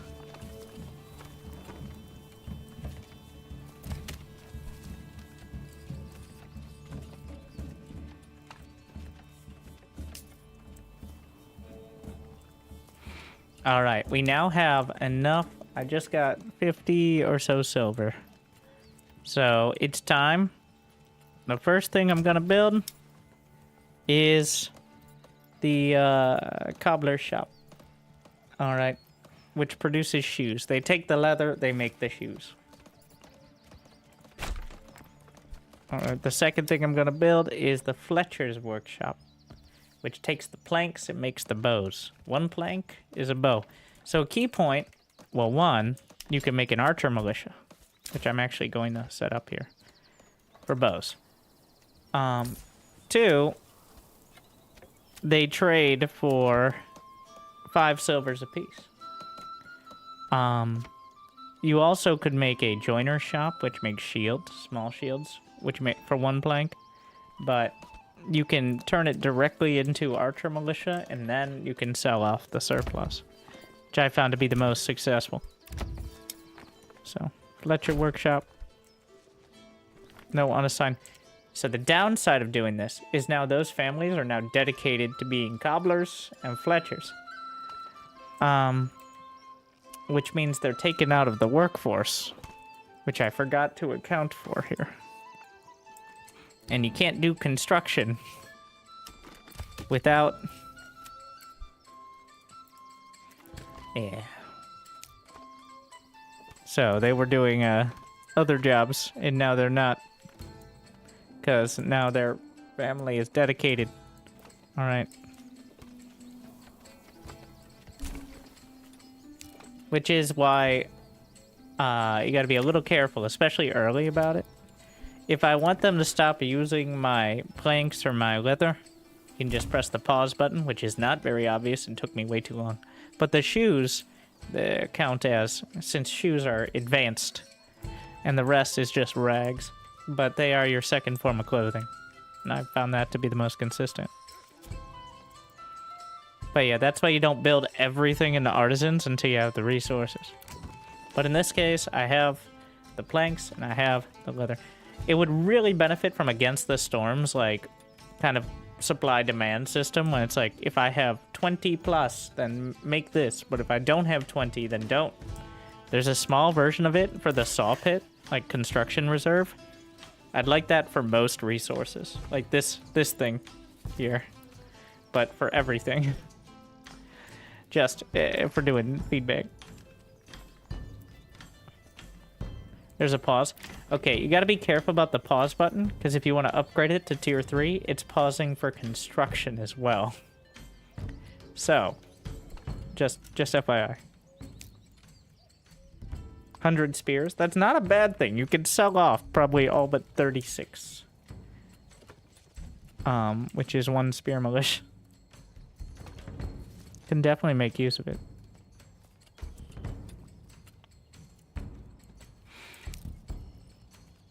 How fast does the price drop?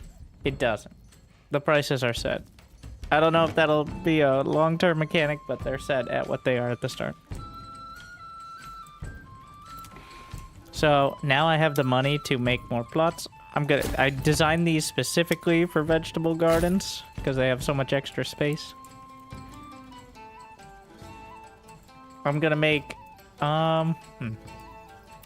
Is this a double? Yeah. This is gonna be, yeah, chickens. I've been seeing Worbos haven't been working. They are bugged for now. You mean like producing them? Or using them? Does the garden? No. Essentially, they'll use their free time to garden. I don't know what they prioritize, but... That's why without a double plot, it makes it kind of inefficient, because they can't really garden as much. Or using them? But it's mostly because, like, well, if they don't work for using them, well, that kind of sucks. But it's mostly for selling at this point. Because the warbows sell for the same price as anything else you would build for one plank, so. We're literally selling rocks in order to get the economy off the ground, but you know, you do what you gotta do. Life is hard, and so are our rocks. Bye today.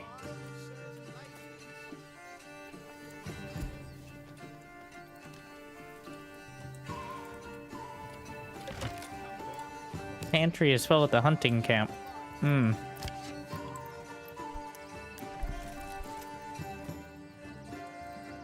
Interesting. Yeah, I don't have enough families to go around.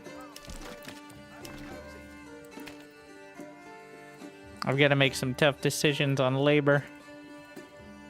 We still have berries. We want to do that. I'm going to grab one out of the hunting camp and put it into the granary.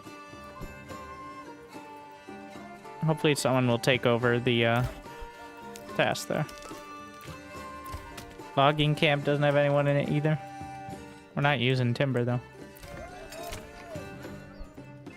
Besides the ones that are already spoken for.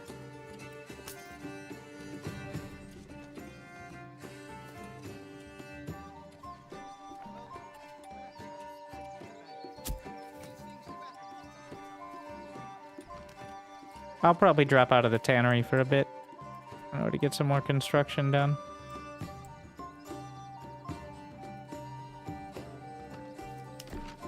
Down to 34. Once I'm at 20 planks.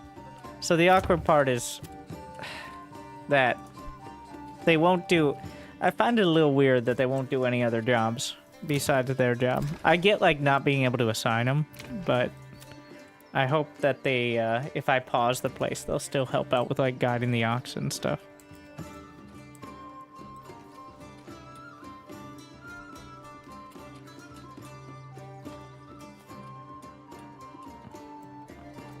Because I will be pausing it when we get to too low on the planks. So you claim that the warbows don't work. I think we'll try it at some point, but first we're going to start off selling. I don't think I should...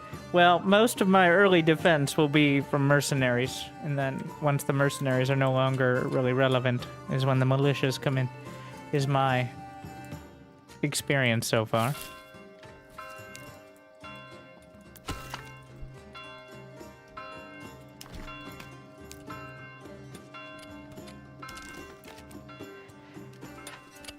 Literal rocks. We're at 57. New family, finally. Alright. How's the release? Anything new? I think there were some tweaks, but overall, the same. Which isn't a bad thing. I already liked it, so. But no, like, big content additions or something.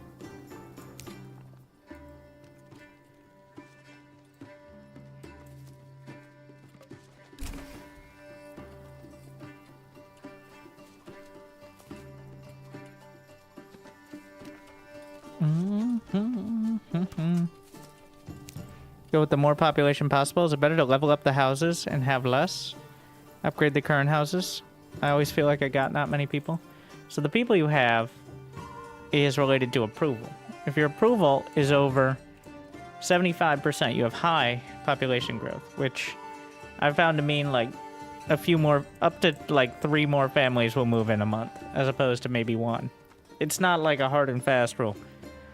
Having more houses than you currently have families occupying them is the only thing that matters.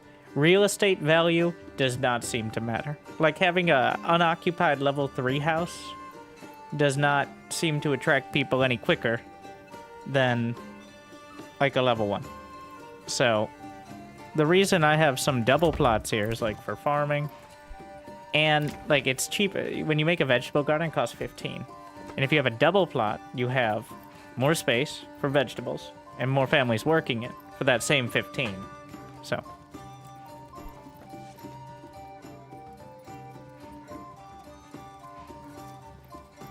But for the, like, Fletcher, it's only one family, and I don't want them eating all my planks. So it's just a small backyard, and it's only a single size. But it requires level 2 in order to get the artisans.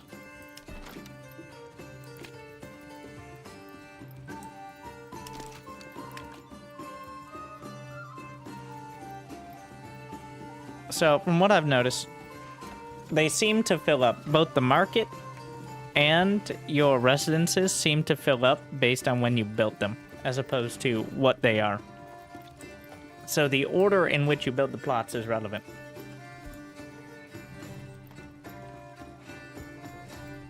I don't think that's necessarily 100% true, but they seem to prefer the order in which they were constructed.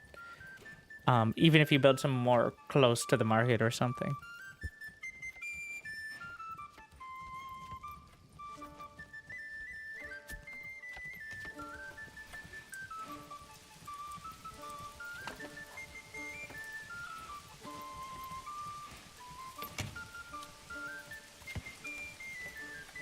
That's my jam.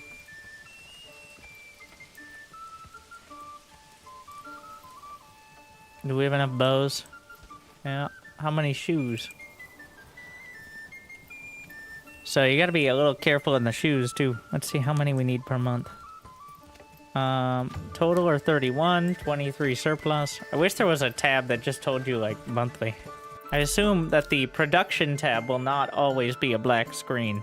So maybe that's where that'll go. But for now, we gotta do some basic math.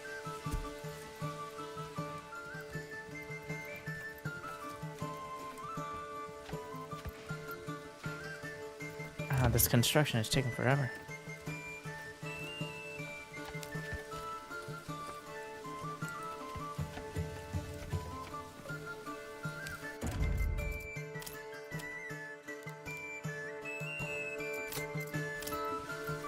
How do you decide to make the big farming house? How big to make the farming houses? I just go with pretty big. Like, I haven't tried to like max it out and see what I can get from that, because pretty big seems like they're pretty much always working it anyways, so.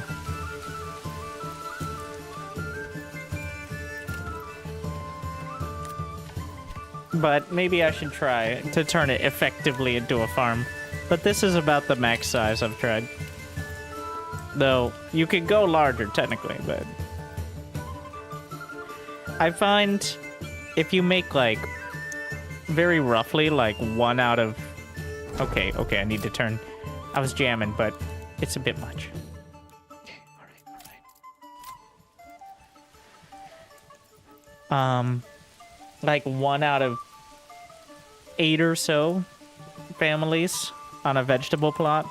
Like, probably 1 out of 8 chickens, goats, and vegetables, and you'll have all those covered. That's very rough. Like, if you have a double plot, I'd be more comfortable saying with like 1 out of 6, but something like that. With a decent sized backyard. Like, these are pretty much farms. Like, straight up. Look at, like, half my village is working on the vegetables over here. Which look like carrots or radishes or some shit.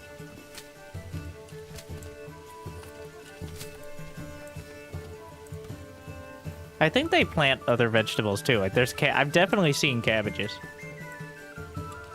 I think I remember seeing cabbages in the town that was burning. Because the cabbages didn't burn, and it stood out. Are carrots better than eggs? So the key point is that they scale with size. Chicken coops do not. So early on, when you have less money to build things and more space, vegetables more return. But the chicken coops are easier to find space for, obviously. So I start adding them in a little later on. But it doesn't matter if you have the biggest backyard or a tiny one for the chickens.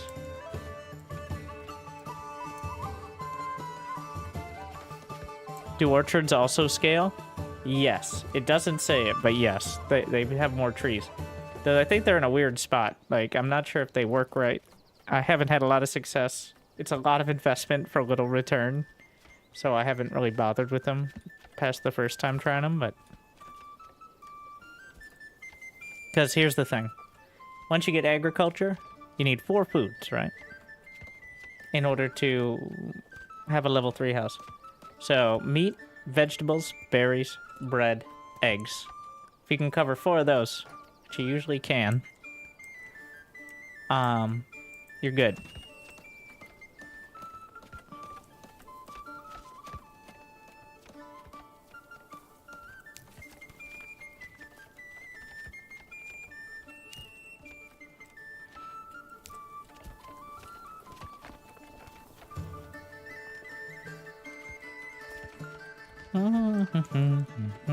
So another tip is, if you have if you're relying a lot on the backyard stuff, you need people in the granary, because they'll go pick it up from the houses and bring it to the granary. Otherwise, it's even more of like your people moving stuff around, but you can centralize it with granaries relatively close.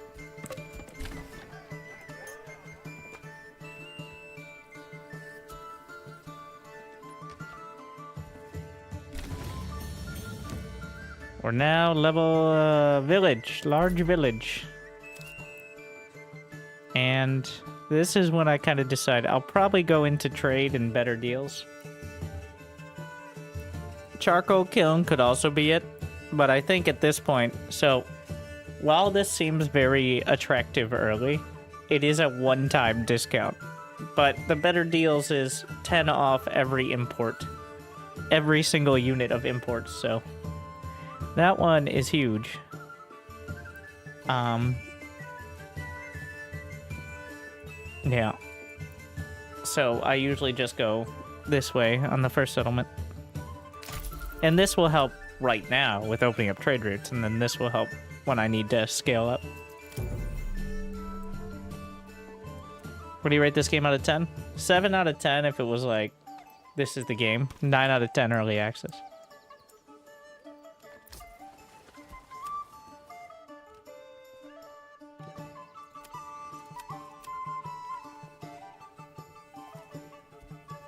Does every settlement have its own tree? Yes. None of the benefits will carry over, but they are the same thing. They are the same trees, but you have a different development. I think it'll be a lot more interesting when there's more to it, and it's actually filled out. But we're going to open up the warbow trade here. And we're going to export. We're just going to go to 0 for now. Gotta make that money. That way I can afford more livestock to move stuff around and all that. No point in manning the tavern right now. So here's a pro tip.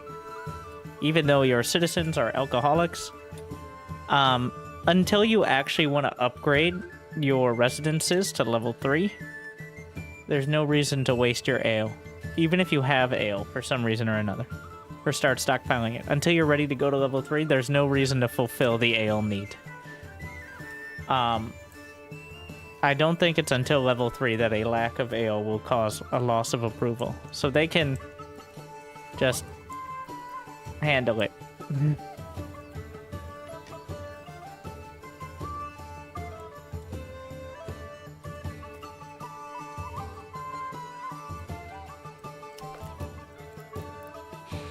Fulfills 1 level of entertainment. Like many of your citizens, it needs ale to function. The tavern. Yeah, so you gotta be, like, unless you want to upgrade your...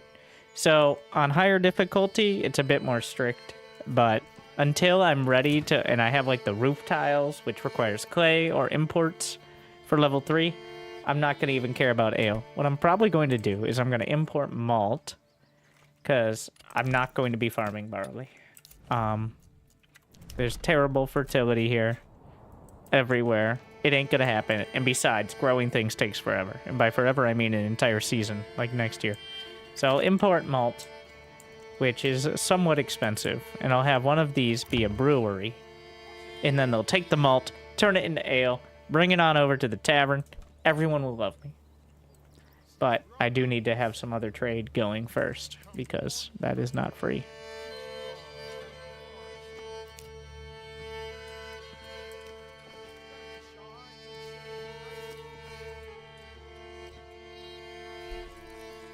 So, what do we got?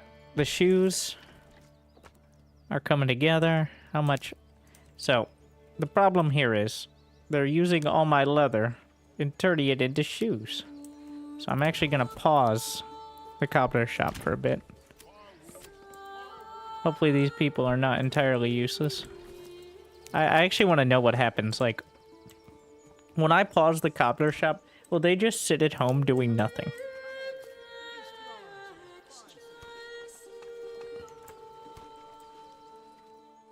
Where are you going?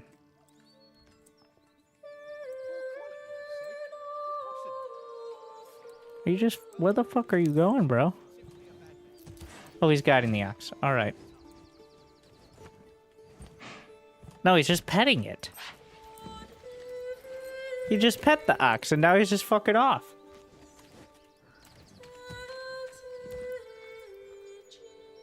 That's it? Like, they just go pet the ox? She's petting cunts. That's it. That's their like idle job. Oh my god, pretending to be busy by going over to the hitching post.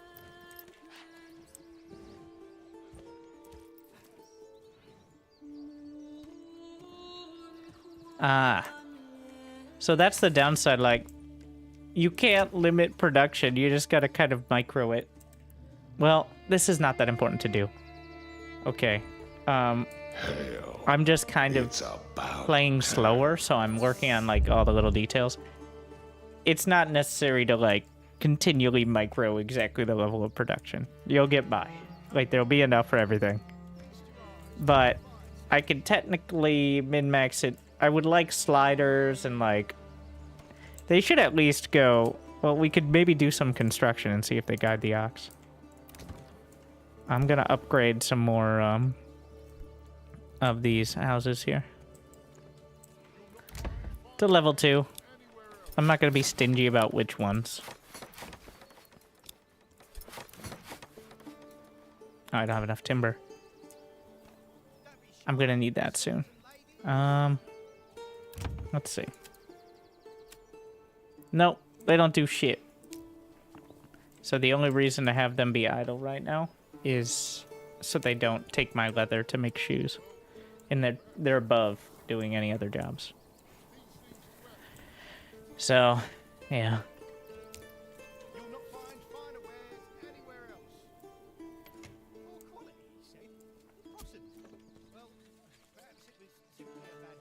Oh, I see. So the reason all that's happening is because, one, I don't have anyone working at the hunting camp, which is needed for the hides.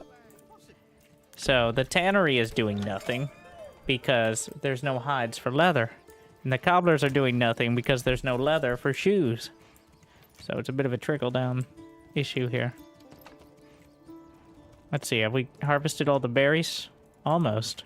Once we've harvested all the berries, I can move people out of the berry camp. I'm still annoyed at those cobblers. I should have 26 war bows here. Did I not say that? I said trade the war bows, bro. Oh, this is the trader, but that's not. I can prioritize. Oh, I got it. All right. I can free up the labor. We're going to go out of this. We're going to stop trading stone for now in favor of the war bows. We're going to stock one more person. How many we got in the logging camp? We're fine there. Into the storehouse to help move things over to the trade post. All right. What are you doing? Transporting stone. Cunt Senior.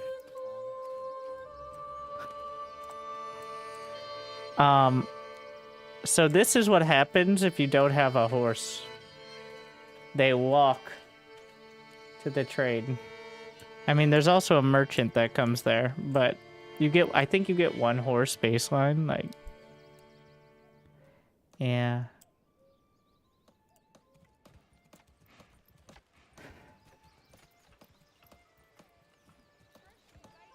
Now, what percent do you go for farms? Oh, I'm not going to do farms in this settlement. So here's a tip. If you have 2 rich deposits, fertility is bad. Like, you can still farm, but it's going to be rough. If there's only 1 rich deposit, then fertility is good.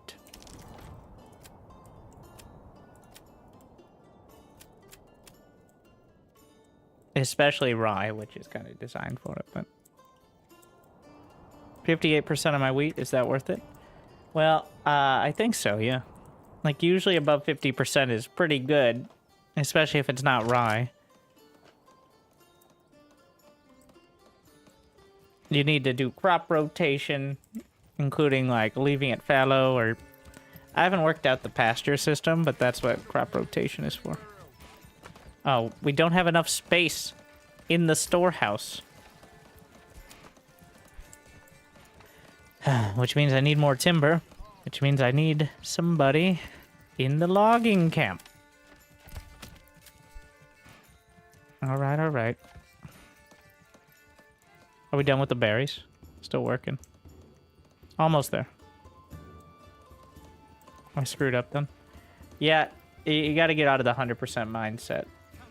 Crops, alright. We don't have modern agriculture.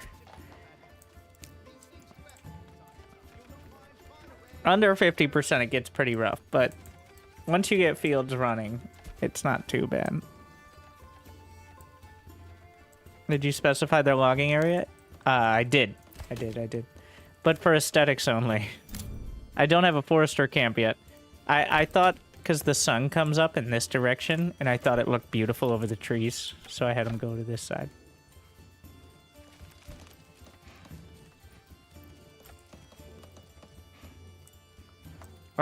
It also keeps them out of the hunting area as well. But I usually do the logging area for aesthetics.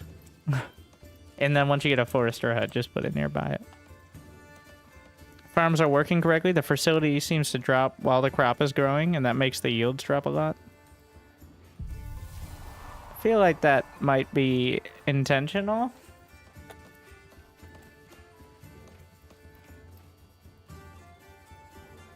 But,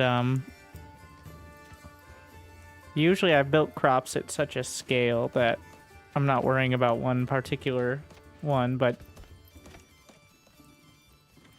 I don't know what a lot is. Is 1 forester enough for 1 logging? Yes. So I found 1 forester, or 1 person in, 1 family in the forester is enough for 1 person at a logging camp and 1 person a firewood hut. It about evens it out there. 2 will keep it well stocked. Does take a little time to come online, but they grow in like 3 months, the trees, which is quite impressive. You can also specify the forester to areas in your town, and if you have any gaps, they'll plant trees there, and it'll look cool. I like doing that later on, once I have enough labor. So that way it doesn't look like you cleared out the whole place.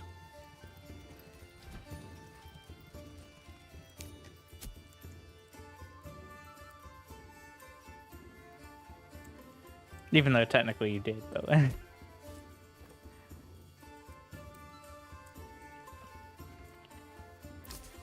We got 20 war bows there. Is that how you made the Great Tree of Brendolin? No, that one was there at the start. You can't, they won't plant in backyards, is the difference.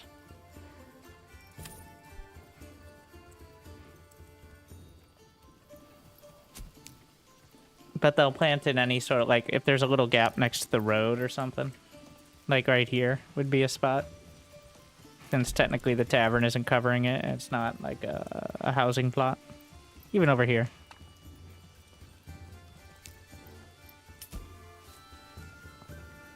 But again, we don't have enough families to go around right now for such frivolous things. I actually got to pause the Fletcher shop as well. Because it's eating all my stuff. We'll sell the war bows. Oh, I have 133 now, so. We're gonna put... we got a double one here. I can't do any more artisans. My labor force is already too terrible. So we're gonna do... Oh, it's already a chicken coop. This is also gonna be chickens. We shouldn't need many goats for hides soon. Hobos need more than planks? I don't think so. Unless they changed it. I mean, how did they get the strings? I don't know for the bows, but that's not my problem, is it?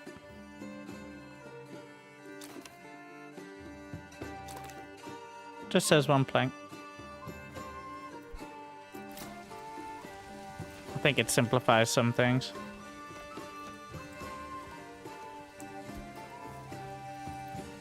Work area empty. Oh, forester hut is done. But I do need to assign one to the granary to grab those berries for now.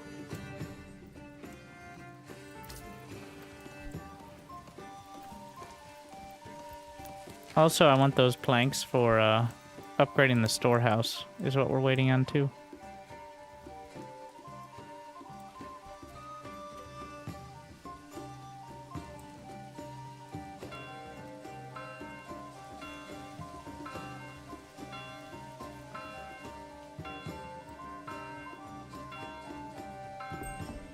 We're gonna need somebody at the saw pit for that. And that's why I paused the Fletcher's workshop too. Because otherwise it was gonna eat all my planks. New family.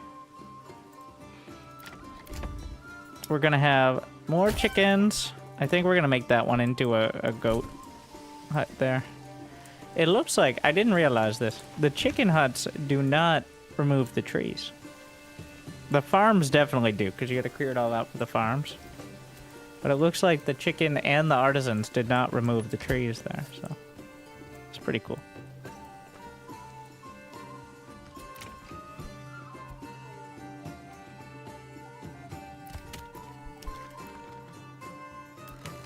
We can upgrade the storehouse now from 250 to 2,500.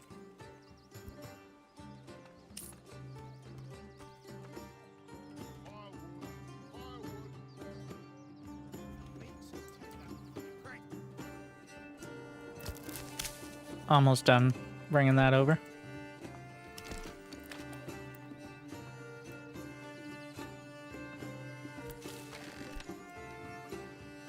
They should have enough planks. The planks are located in the storehouse.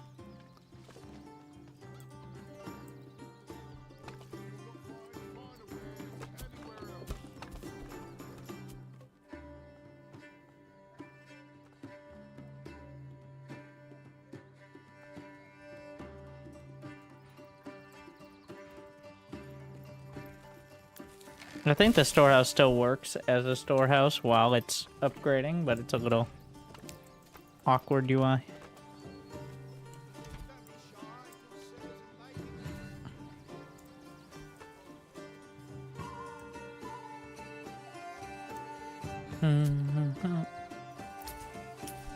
Alright, they bought all the bows.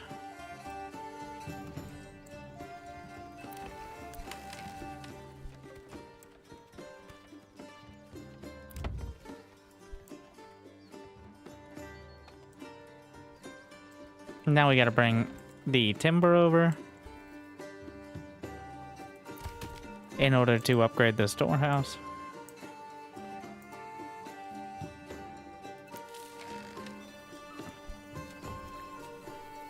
They're working. It's a process. I'm gonna move the work area a little because it's getting too far out over there.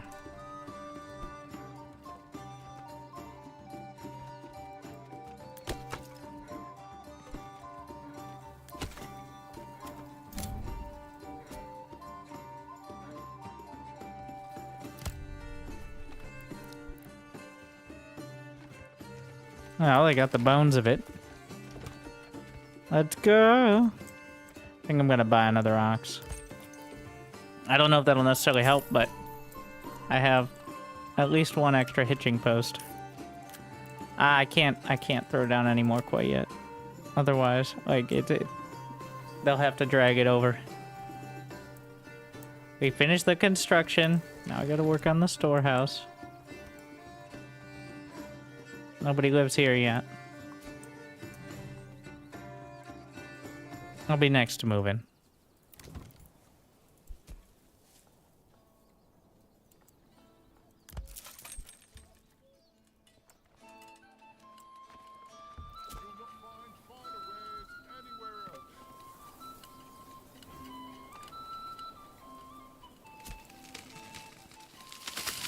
Do they even grow during winter? I don't think so.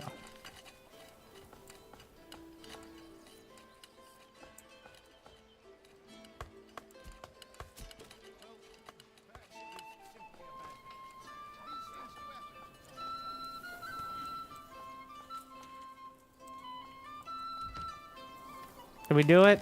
Somebody! Hello?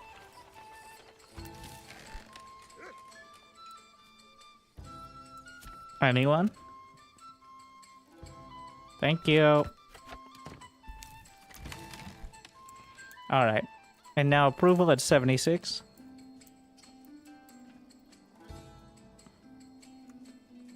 Which means we should have families moving in pretty quickly here. And then we can start Your working dedication towards will be rewarded. the clay mining. You made me buy another game. I always like to show good games for the fans.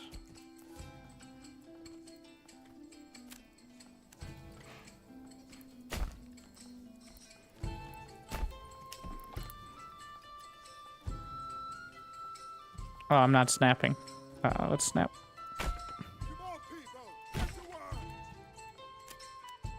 Once again, they just need to exist. They don't need to be close to the workspace as long as I continually have projects for the ox. Speaking of, oh yeah, expand living space. And make sure there are none that needed here. I need the timber. We have one in the saw pit. Yeah. Only one construction family at the moment. So can't really spare anything. So I'm wondering. I'm trying to trade my stone. Taking their sweet time. Nope. Nope. Just gotta go straight. This is I can't watch that with the road anymore. It's so dumb. Winter is coming.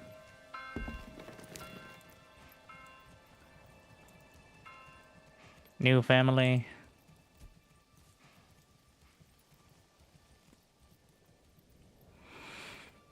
Winter, aka construction season. I think we can now... Well, I could move things down.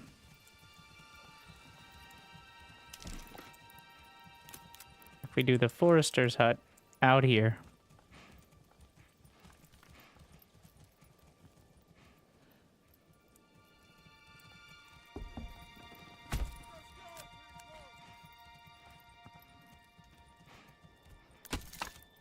Just gonna relocate this.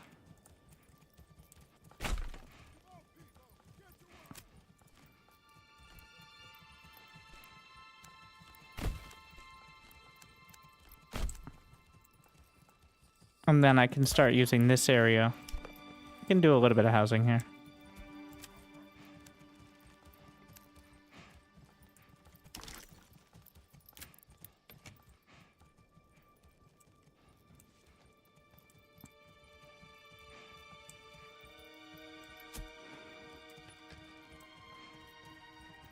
I'll probably move the logging camp, I think. Well, it depends.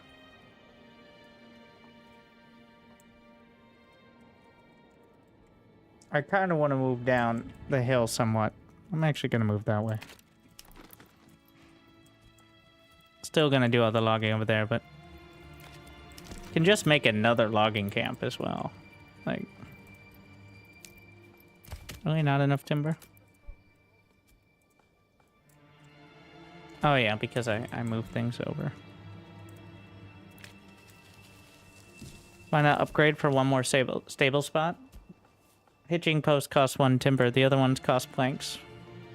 And construction time.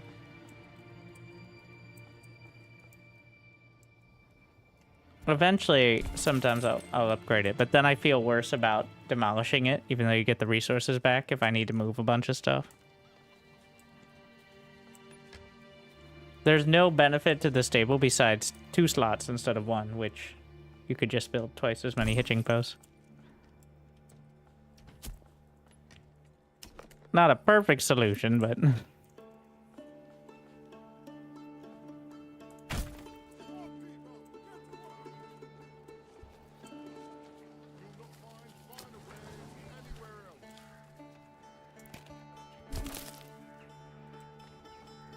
No point in using the forester hut at the moment, though.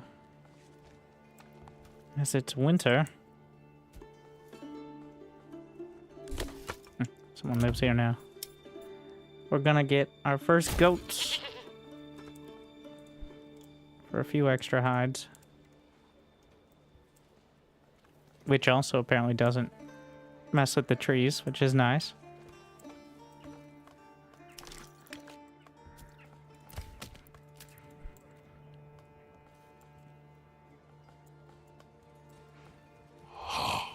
Thank you, Rico Boy. Gifted to the people. Thank you for the generosity. Your dedication will be rewarded.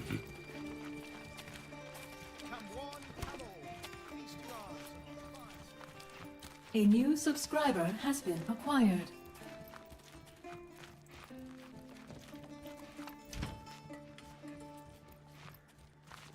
My shoes are pointy to make sure I know which direction to lead the peasants, which is forward. Progress. Ah yes, good day, good day.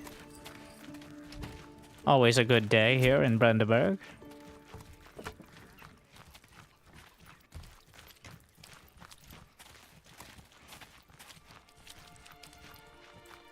I gotta finish mining here as well.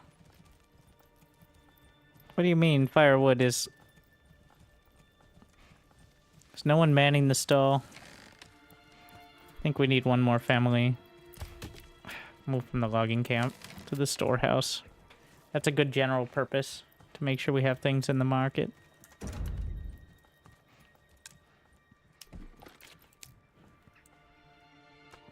Otherwise, well, trouble.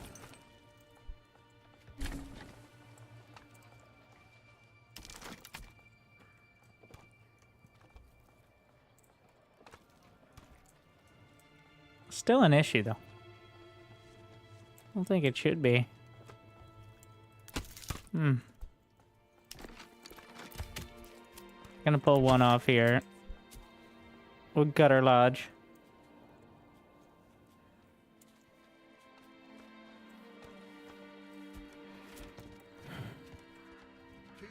Meat so tender, it practically melts in your mouth. Go and see if Gonna use this, so instead of just deleting the trees by slapping down buildings, we're gonna chop them down for timber.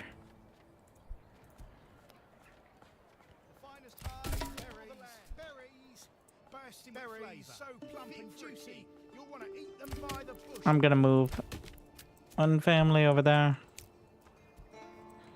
They'll use the logging camps for storage, both of them. I'd like to have later on multiple logging camps kind of close by to stockpile more timber. Obviously not in town, but for the big projects.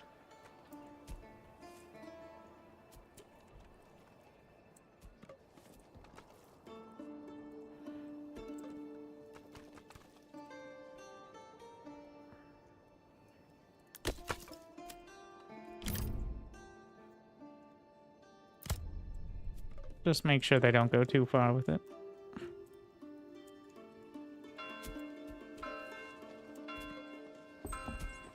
Do I have enough for my manor now?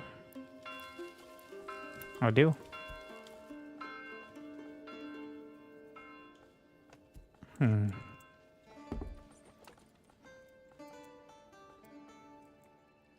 Where shall we reside?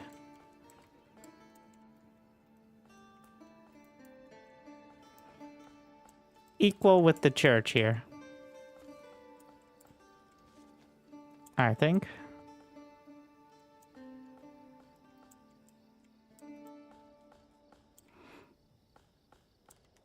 I can actually be pretty much, like, I don't actually want to be too close to the whole trading area because that is where, that is prime real estate. In fact,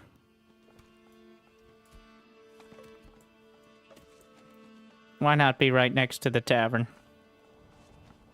This is subprime real estate. That's never gone wrong before. Technically, you can build, like, I can always move it and stuff, but you can build, like, towers and all that, but there's no real functionality to it at the moment, so. The information about buildings, tab key. Looks like everybody wants ale. They want better church. All right, because you know what Jesus said, like, make us the sickest church, bro. All right, get, like, gold crosses and all that. Like, what's a cross, Jesus? You'll see. I'm gonna... A cross from where?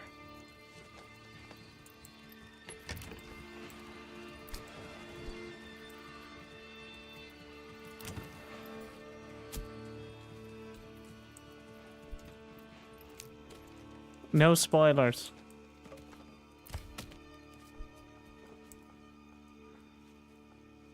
Was this gameplay most similar to?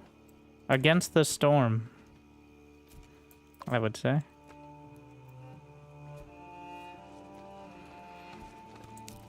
A much more, like, city builder-esque than roguelite, but the management feels similar.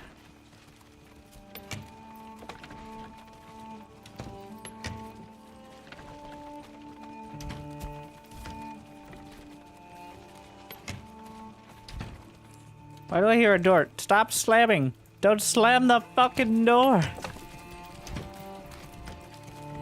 Oh my god. Why do we even have doors if you're just gonna keep opening and closing them?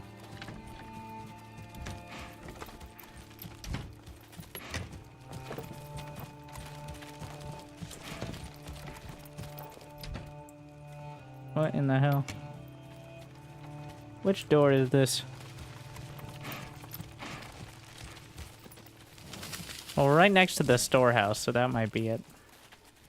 It might be whenever they go in and out of the storehouse, there's technically like a door opening, closing.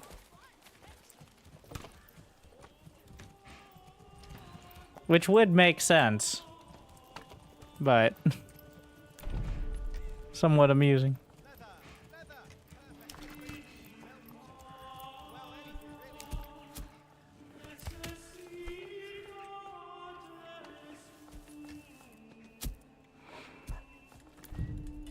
Putting him right in the middle of the road to build the manor here.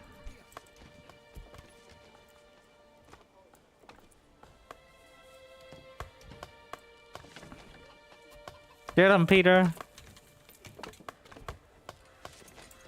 Got him.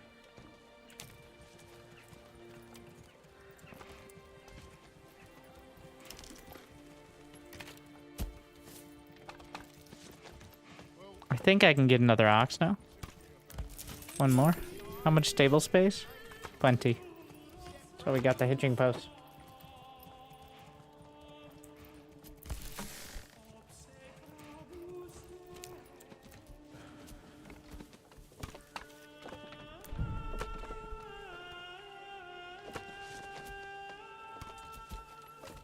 They're keeping it together.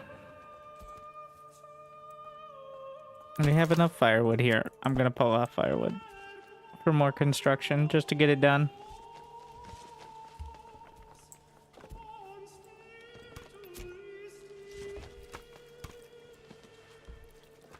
Then we can start collecting taxes.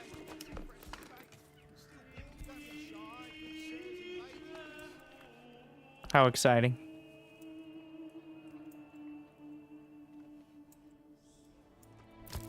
We're gonna have the I'll have the work area be like right here for now. Almost on top of the logging camp. One, come all. Feast your eyes on our fine selection. We have one over here just to cut down these trees while we're waiting for the forester hut. Fresh meat. Gonna add one back into stone. I want to just get this done, but it's gonna take a while. Be shy, good sirs and ladies. We're starting to get enough labor here, though.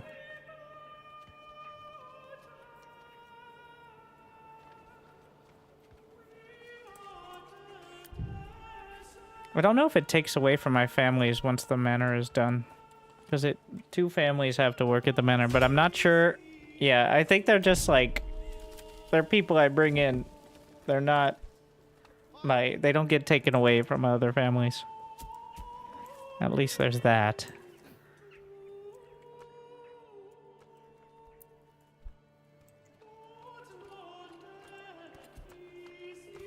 We only have 2 open homes now. Well, I can expand the living space. Let's see if there are any more. So it doesn't show on this indicator whether or not there's an expanded living space, which I think there should be an indicator for that, but just make sure. So you kind of just, like, I usually like to do it first so I don't forget it. Getting food and fuel early. Meat and berries. Honestly, I'd re-roll your starting if you're nowhere near meat or berries, because it's just going to make your life ridiculously hard. Ideally, you have a rich deposit of one of them. As for fuel, you shouldn't need more than, like, 1 family on woodcutter camp. And you don't need that much early. So, you don't need to have 6 months of fuel. You can just put them back on when it gets down to 3 or so. That one's not too difficult, usually. And then later on, like, my first plot was a big double plot with a vegetable garden. Which, even in the first year, I still have surplus vegetables. Because of investing mostly in that one. So, then you have some extras. The vegetable garden, because it's the cheapest, and it scales with size, unlike chickens, which are the other food option.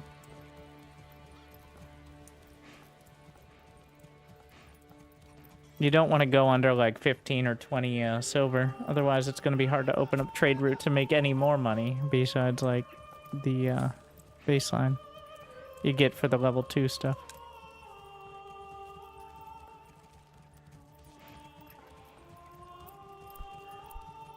I'm having issues stocking that stall, but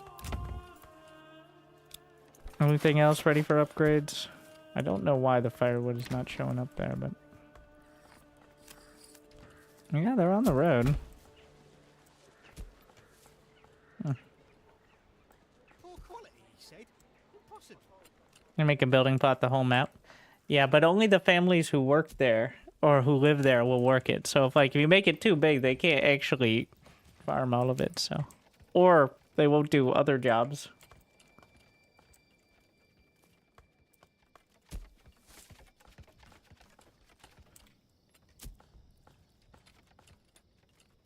It's kind of weird you can't just like make a veggie farm, but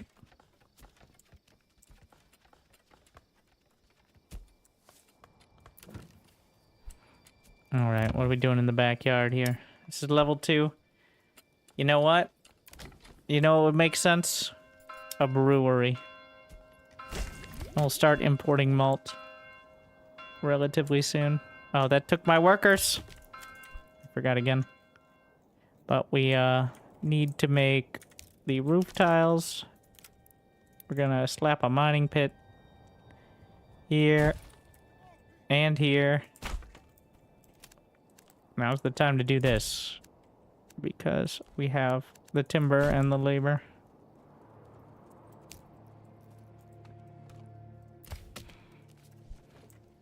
Not until March do we put any in the forester hut.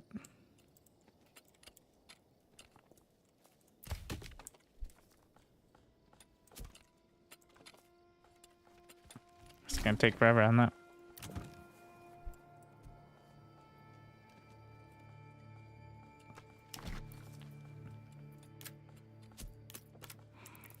the clay furnace. So you need firewood for the clay furnace. Is kind of a key point. I'm gonna make this a low priority so the other ones get built first. So that is when it starts kind of upping your need for it. When you start using those.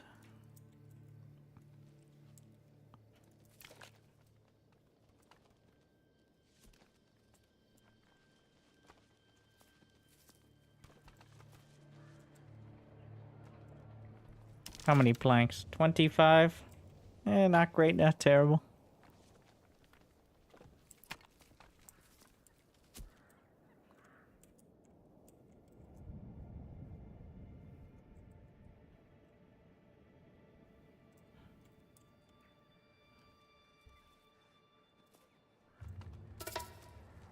Those silly bandits. I don't think tools are used for any... Like, tools are technically used for new settlements, but you just pay for it straight out of your treasury now, so...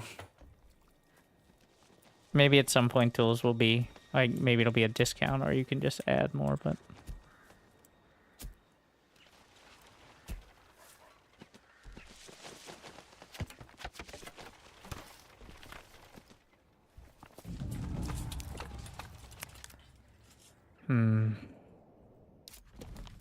About as far... Well, actually, no. That's one territory north. But nothing to be done about it yet. Oh yeah, we gotta start tithing to the church to trickle in some influence, which takes a percentage of my food and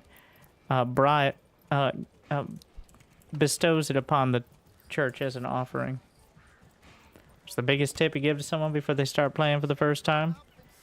Backyards are very important for your houses. And usually you don't need more than one family working most things. The exceptions are storehouses and, like, farms. But there are a lot of things that don't benefit from having more than one.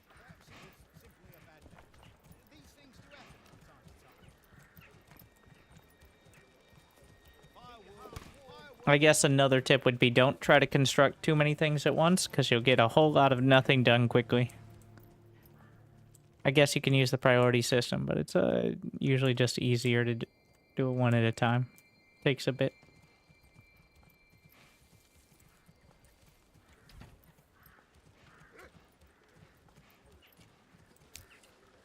Come one, come all.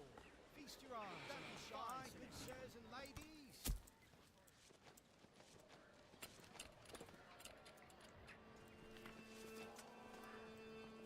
Once we get to March, I'm going to add one to the forester camp. Logging camp. We've almost logged this whole area. What do we got now? Band of raiders. We'll track their movements. In 365 days, we'll be ready for them. A lot of taxes to pay before then. What? We bought all these mercenaries. And he's going to go take the bandit camps. So it appears the AI does that. They gain influence and they press claims. It's a bit janky at the moment. But, yeah, the AI... The reason it competes for bandit camps is because when you defeat the bandits, you get influence. And also when you loot their camps, you get wealth that you can send to your treasury or your town. So there is a benefit. Why are backyards important? Because that's how you get the add-ons, like goats or chickens or, in this case, vegetable farms. Or things like breweries. If you don't have the backyard, you can't add any of those. Plot size increase the food gains. For vegetables and apple orchards, yes. For everything else, no. The relevant part for artisans and for other stuff is that if you have one or two families. Like this, only one family. Whereas the larger plots have two, which is especially helpful for farming. But a level 3 home doubles the amount of families. It adds like a second story. So it goes from 1 to 2 for the singles, and then 2 to 4 for the large ones. So that's quite a big upgrade, but it is also expensive. Which means I need to go start getting the clay.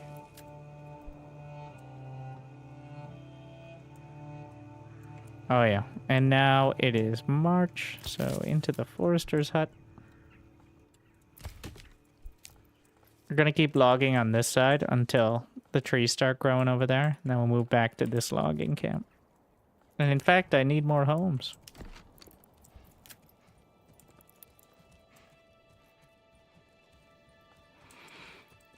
We'll make some around the manor.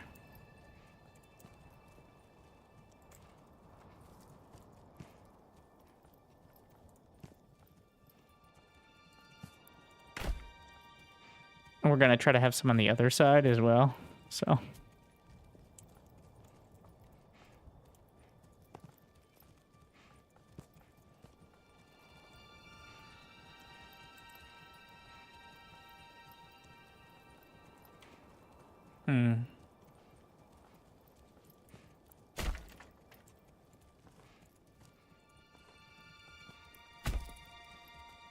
That'll do for now. Keep the construction projects small, or like limited. Any glitches yet? Not.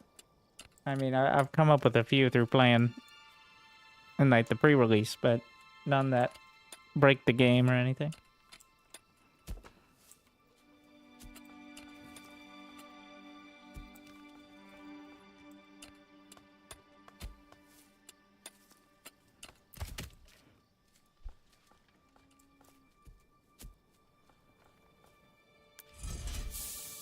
Oh yeah, low priority. That's why it's taking so long. Any other construction I put up there is going to be first.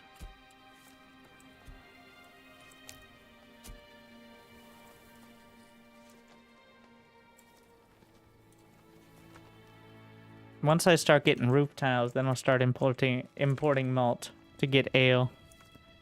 Do my level 2 houses have everything but ale? Oh yeah, church level 2, which also requires roof tiles. Which I could import, but that costs money when I could just make my citizens.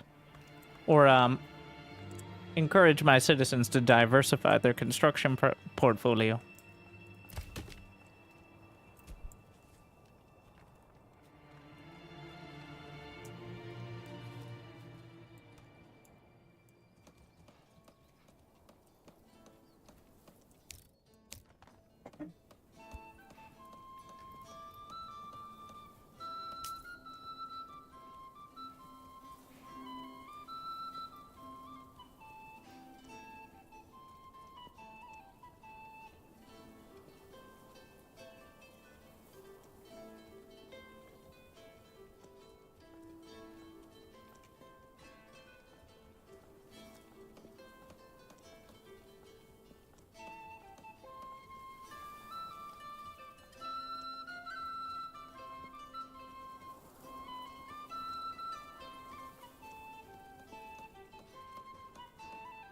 Is Brundle it too big to manage? No, it got to on a different version than release because it was updated past the pre-release version.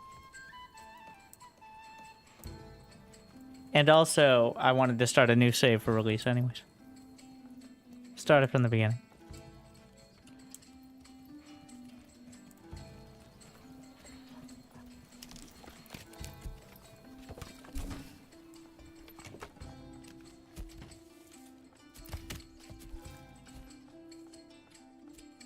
Hello. How much we got left? 700 still. We're literally picking up rocks. At some point, I'll just focus on more profitable things. I think I have enough leather to restart the cobbler's shop now. So we have the... Wow, we still have a surplus of shoes. Maybe I'll just sell off the extras.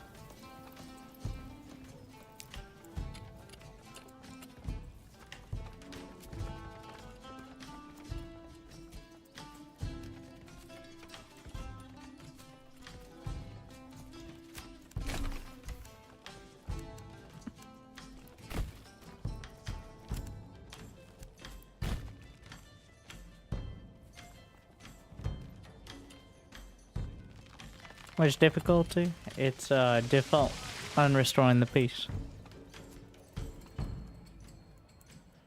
Don't be shy.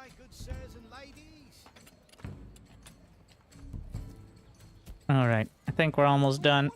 Once these trees start growing over there, we're gonna move the logging over. I'm actually just gonna delete the camp in order to prioritize moving the logs away.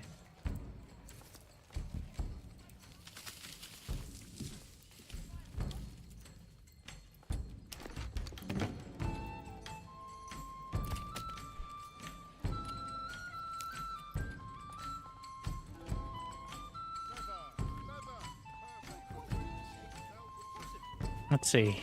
There is one upgrade available. No, don't touch it. Wait for construction to be done.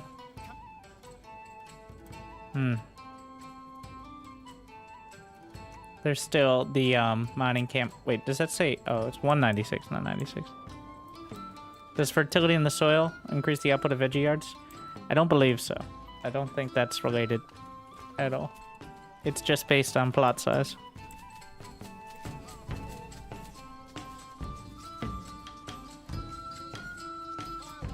Which is part of why I have so many, as the fertility here is pretty terrible. Can you eventually build a castle or walls? You can build some walls. They don't really serve much purpose. Like, there's no really a castle thing yet. Some towers, but they don't serve much of a purpose at the moment. Unless the bandits don't run directly into your towers, usually. Can you transfer resources to other areas you control? Yes, but heavy asterisk, in that it's quite tedious. You have to use pack stations, and then you must have another good to barter. So, like, you can send berries, and then an equivalent value of, say, planks will be sent. So you can't just, like, trade one rock for 50 bows.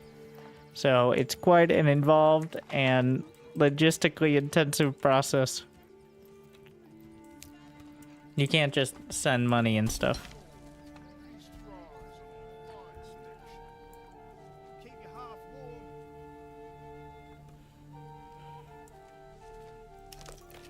Do we have clay now? We do. Should be finishing that furnace momentarily.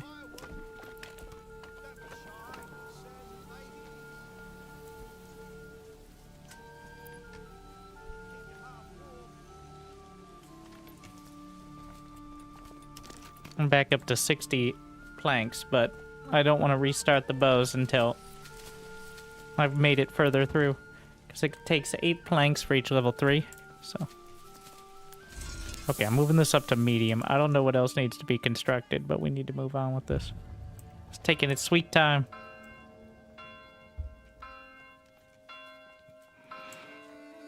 I'm buying another ox. I have the timber, it's just not moving. New family. Thank you, Slug Sue, for the raid. Hopefully you had a good stream. I assume your lordship. No. You see what happens? Now I'm getting raided by the Baron. So, I could test... Well, you know what? I don't want to test the... I'll just say the semi-glitch that I found. And this is only if you exploit it. Is you can claim it and resolve it on the battlefield, and then you can say, actually, let's make peace, and offer nothing. And sometimes he'll just be like, alright then. And they make peace and nobody claims it. But in this case, I am not going to challenge him because he's already got an army on the field, and I literally have nothing but a militia, so... Unfortunately, that is right next door, but it's not the most lucrative territory. Yeah, it could be worse. Like, if I was going to expand, I'd probably go north here. To Newslow.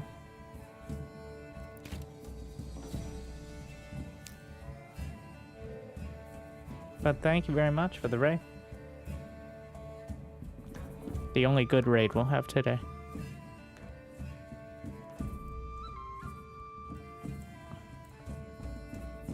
Glad you enjoy the videos. How many other colonies? There is the illegal Baron, who's currently claiming Iconau. and then bandits is just kind of a general catch-all.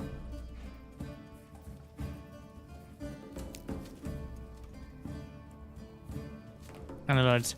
Yeah, this one has caught me more than many of the other city builders. I don't know why. I'm not a huge fan of the like time period genre. Like the closest is Against the Storm, which is definitely not historical, just kind of vaguely historic. Like, but so far I have liked it. Yeah, it looks really good and sounds good and is amazingly optimized.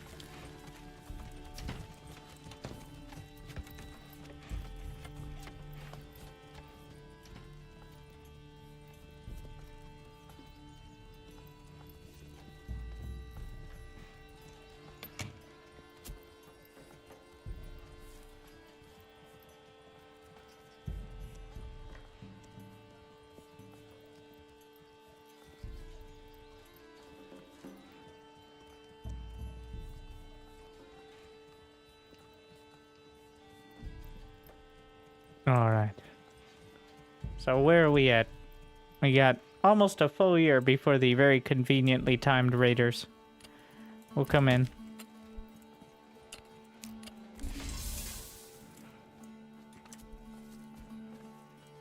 We've got the clay furnace, which I think at this point I'm going to pull off the stonecutter camp. That is definitely not a priority. How many? The fact that there are 5 potential slots. I feel like you can't use that many, but honestly, most places you only need 1. Logging, maybe 2. Saw pit can only use 1 person, not even a whole family, only 1 person, so it's a bit awkward. Bandits taking my leather. So how many shoes are we using per month? About 13. I think I'll open up a shoe trade route. Yeah. We're gonna export down to, say, 25.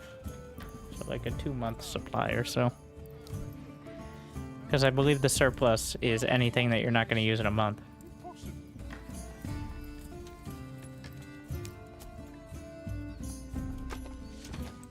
I currently have 19 months of food, so we're covered there.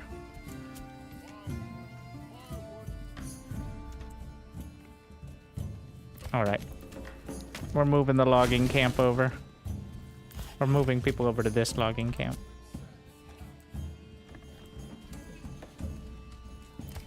Gonna make sure we have work area. Yeah. Don't touch the hunting area.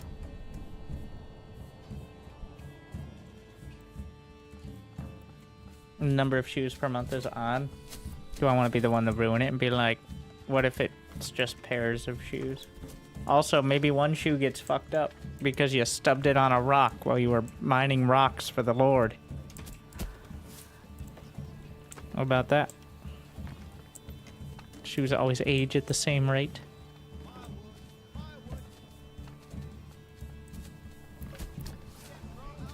Hit it with your pickaxe.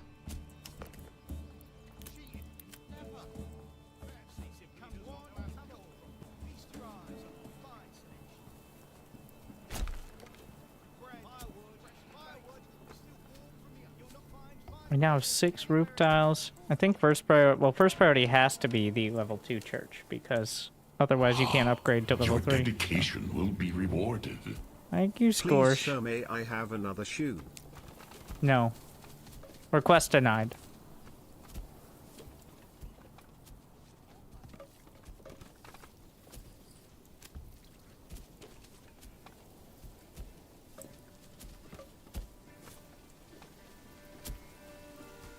My god, okay, there's a traffic jam with the oxes. What if I do this? I don't think that'll help.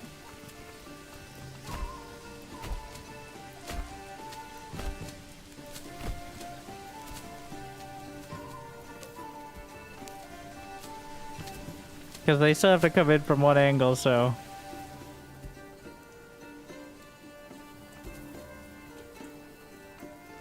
They're still kind of tripping over each other. I don't think they're factoring in the time it takes to go around another ox.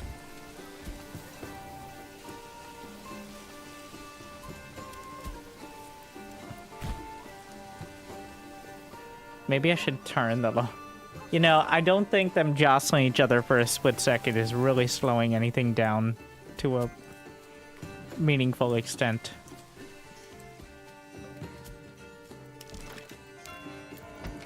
Time to upgrade the church. So apparently, upgrading the church, you don't actually have to finish it. All you have to do is start the production.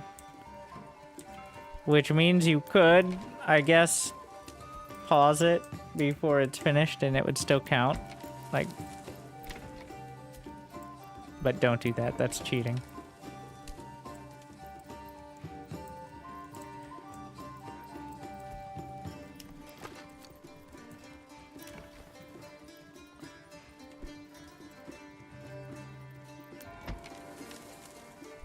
Alright, get to constructing, everybody.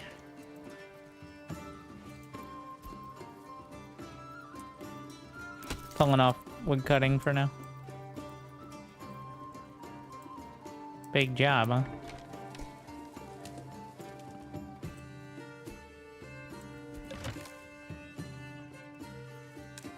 What do you mean? It's full of vegetables? Need more in the pantry, I guess. The granary is not full, so... Harvested in August, and they start planting again after immediately. Should I be pausing until the next spring? I think it'll be fine. There are some crops that can grow or at least survive the winter. I noticed that as well, but...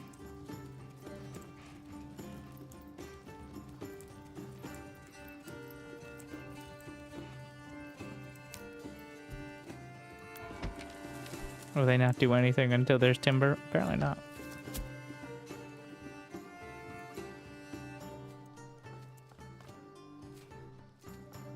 Are we selling our shoes now? What? No? I may need to employ more in the trade post, but that's... Honestly, the easiest thing is just put them in the storehouse.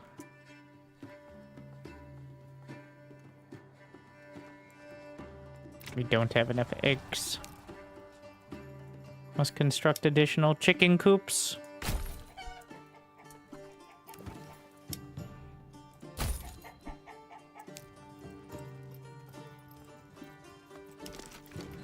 We're gonna restart the Fletcher shop as well. Thank you, better strategy for the raid. I lied, it's not the only raid. Another beautiful raid. And no bandits here. Or at least not so many bandits. Thank you very much. Hopefully you had a good stream.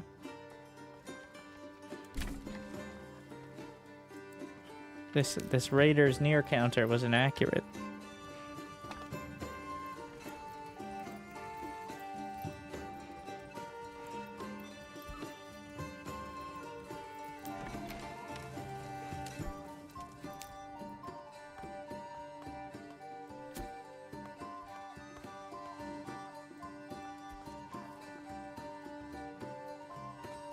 So this I've found to be the first like big obstacle in the game, or I guess big kind of hurdle, is getting to the tier 3 stuff, because it requires the roof tiles and the construction of the church, which is quite involved. So it's at this stage when you have enough, like, in order to upgrade to level 3, you also need 25 silvers. Or, wealth, like regional wealth. So that means essentially you have to be trading. I guess there's a chance you would have gotten that much through, like, the passive income of the families, but it's unlikely you'll have enough to scale up dramatically, so. Getting to trading relatively efficiently is really the only way to get there quickly. is what I found. Cheated him? Never. So yeah, usually by like the second year or so is when we're looking at the level 3 houses. Don't be shy, good sirs and ladies. Cheated him? Never. But I think the first playthrough it took like at least like year 3. Come one, come all. Step All right, we have enough timber here. Don't be shy, good sirs and ladies. Is there a competitive PvP mode? There is not. Get your meat here. So fresh it's practically still mooing.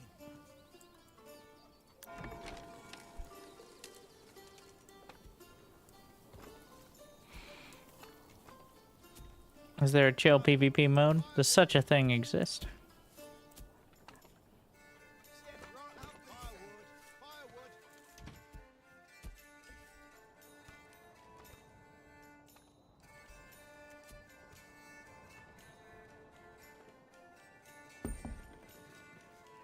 Alright, we got 4 families now. Gonna need more, I want this construction done, but... And then we'll make some more houses. We gotta fill in this area. Perhaps it was simply a bad batch. These things do happen from time to time. Wow, that vegetable. Yeah, I've got only 3 plots. I've got such a surplus. Oh, I completely forgot one important thing. Which is one of the 2 policies that are available. I don't know why these others have icons. They don't do anything. Hunting grounds. Wild animals on rich deposits breed twice as fast. At the cost of 50% reduced yield from crops. Which does not include vegetables. Because they're not listed under crops. So they don't get the benefit or the downside.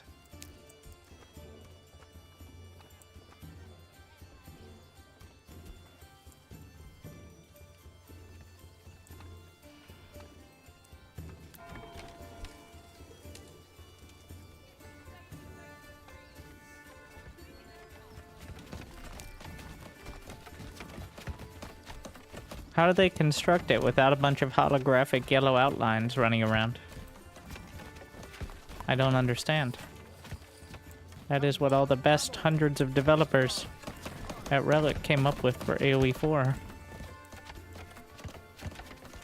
Do I need to assign someone to church? The only purpose of someone at the church at the moment is for digging graves. So if you don't have a need for that, you don't need one. Otherwise, they're just idle. At least for now. People will go to the church and hang out during their idle time, but there is no other purpose. Well, perhaps it was simply a bad batch. These things do happen from time to time.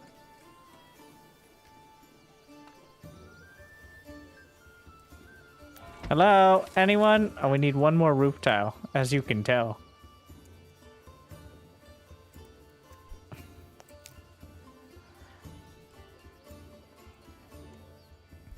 Are we ready?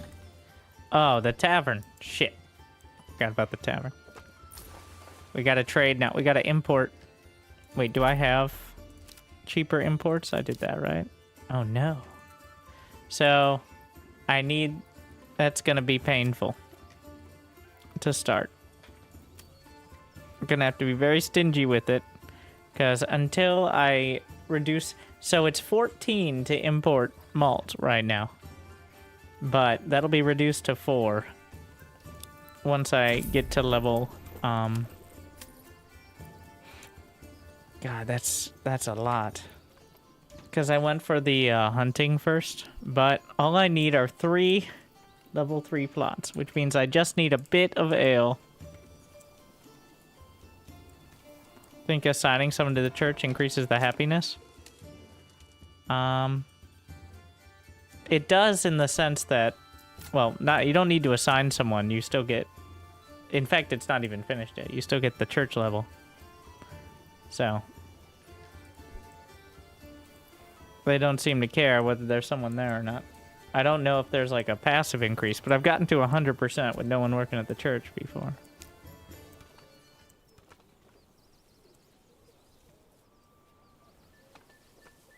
Come But it does fulfill the church need either way. Alright. We can now build more homes. Because that construction's finally done. There's probably just going to be chickens, so...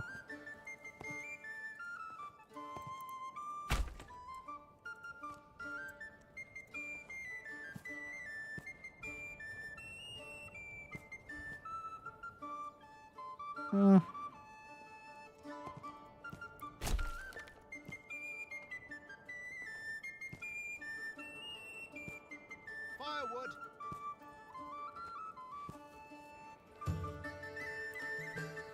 You can always go from this direction. Sometimes works better.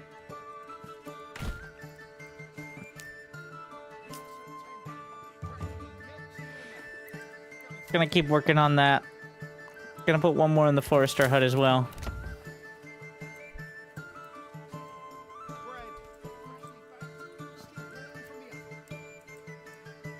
Do we have the malt?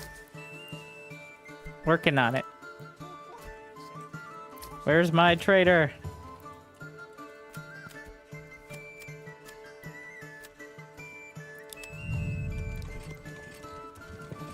Yes, bring me my goodies. Minus 70. Well, there it is.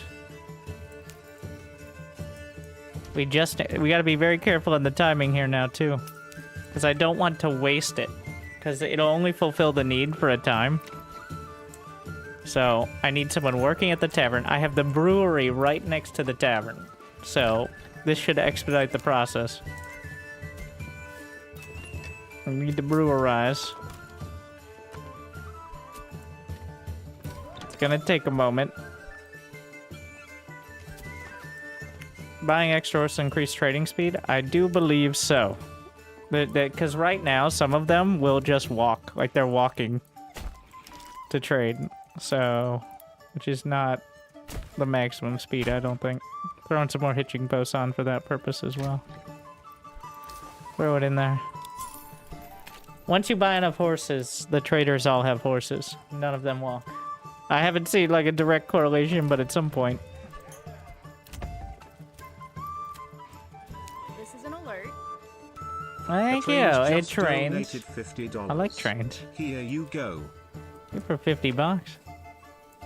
What do you mean not enough hitching posts? I just built a new one. I built 3 more.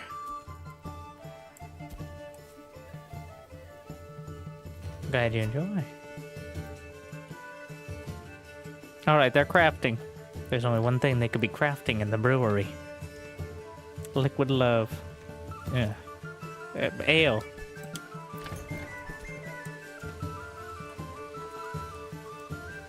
And as soon as that tavern need is fulfilled, I want to upgrade those houses. Which means we're going to need more timber. So I should have someone in there. Oh.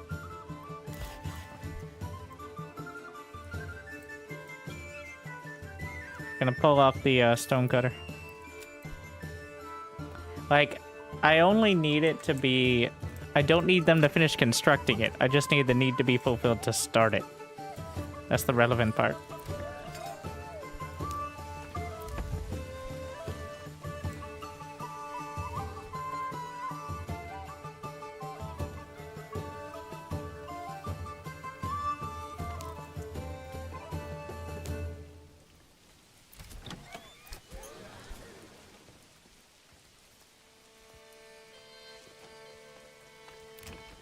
There it is.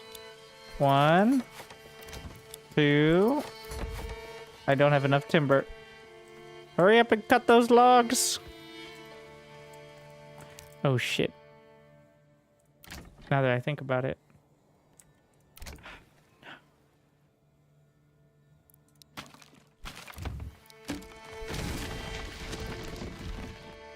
I found the timber. That'll give us 3, right? Yeah. So now, I need those to upgrade so I can get to the next level here. So that way I can get better deals so I can import malt for a reasonable price. So I can provide them with ale to upgrade more. It's ridiculous right now. It's unsustainable prices. But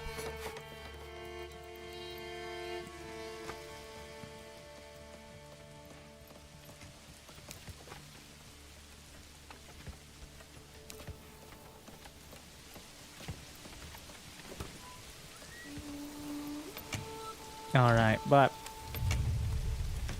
I will oversee my town for a moment from the comfort of my manor yard. But I'll be right back for a moment.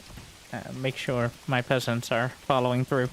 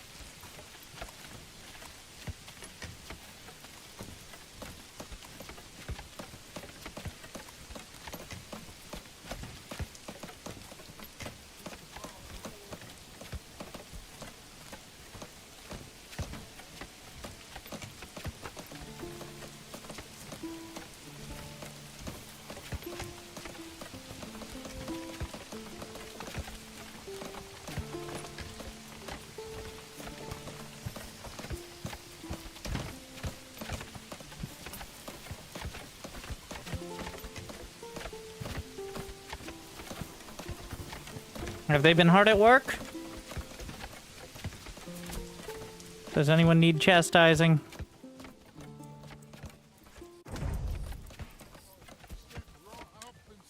I don't think that's true on the hitching space. Either way. There's clearly a horse there.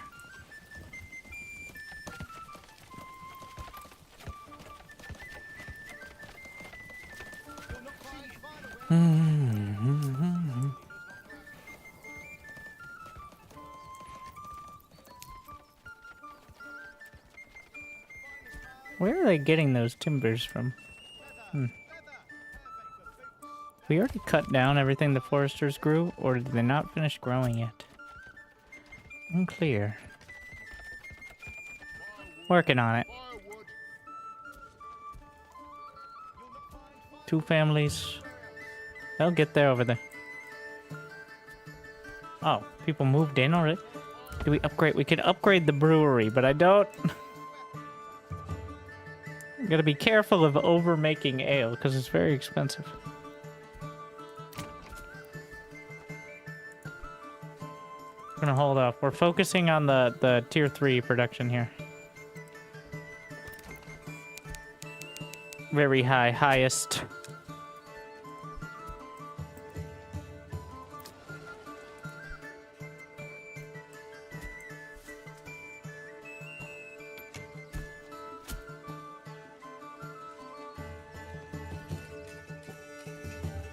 Any moment now, my friend, finish constructing.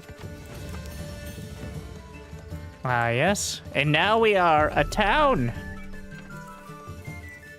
Indeed. Alright, remove the tariffs. Better deals. We make the best deals in this town.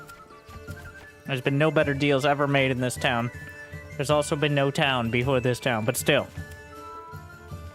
So... We could up the import of malt to like 15 or so, I think. Because I don't know if it's like each trader, because it's not, they don't each have to take a full trip, but it tries to simulate it. So the next one is a lot less necessary. I got 2 more development points, which could go to charcoal and honey. I mean, the carts are okay, not great, but we're gonna focus on developing the residential plots for a bit here. Like I was doing, and I was so rudely interrupted by my own supply issues, as one would. Do we need a double, though? Yeah, it's conveniently sourced.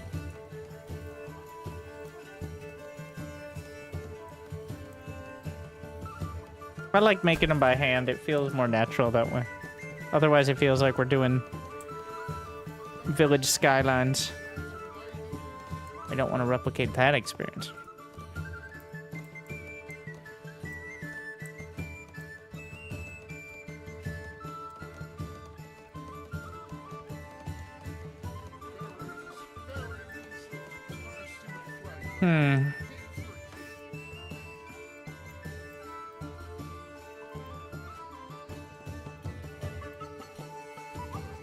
What if I put a market? You know what? I think this is going to be our second marketplace.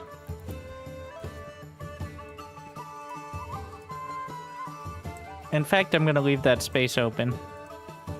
You might want to do something with it. I'm not sure yet. So the benefit of level 3 plots is you can have twice as many families. 1 for the, up to 2 for the single plots. And then up to 4 for the doubles. I gotta be a little careful, because if you have double plots for artisans, like cobblers or fletchers, then all those families are gonna be working on that. And that will drain your resources very fast. Especially for things that are like taking planks early on. Whereas for plots like this, like vegetables, that should have been priority. I don't know why I didn't do it first, actually. That, I think it would have been better. There's no other benefit. So, and each family generates 2 wealth per month, which is not a lot. It adds up, but it's still not a lot compared to trade. But I should have done the vegetable farms first, because then you have more for the farms, and then for whatever other work they're doing too. So that was actually a bit of a misstep there.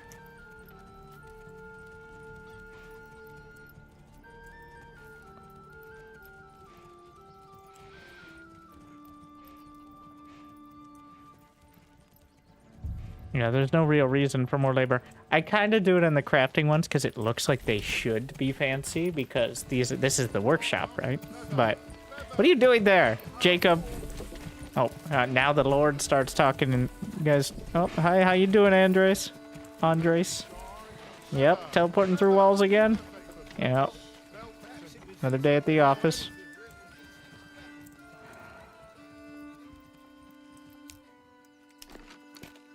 think we need one more on logging. Or to get things going. The forester hut, so they just haven't regrown yet. Are they working? Looking for a planting spot. I was trying to... It looks like we have trees growing. They just haven't. Take like 3 months, so should be next month. How to get rid of the homeless debuff? Takes a couple months. People remember it. I'll answer him again in a minute.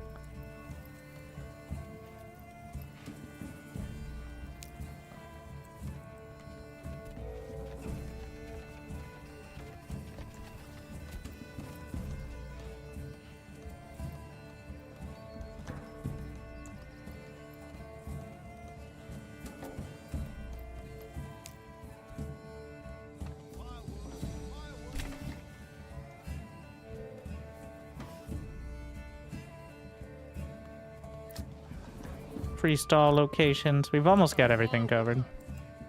Gonna work on another market in the storehouse over here.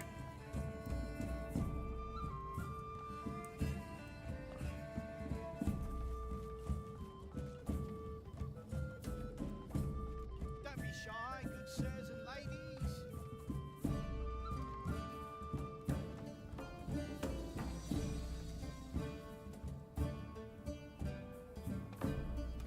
So, how do you get rid of the homeless debuff? They'll still have the debuff for at least a month after they move in. Because they're upset about it still, I think. It shouldn't be more than that, but otherwise, time. If it doesn't go away after a few months, and they clearly have homes, I'm not sure. But...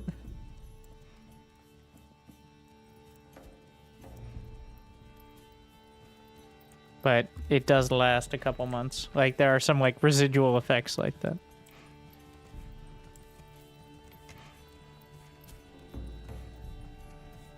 Got a backyard. Do we have enough eggs? Can use more chickens. Until there's a surplus of eggs that is rivaling that of my vegetables.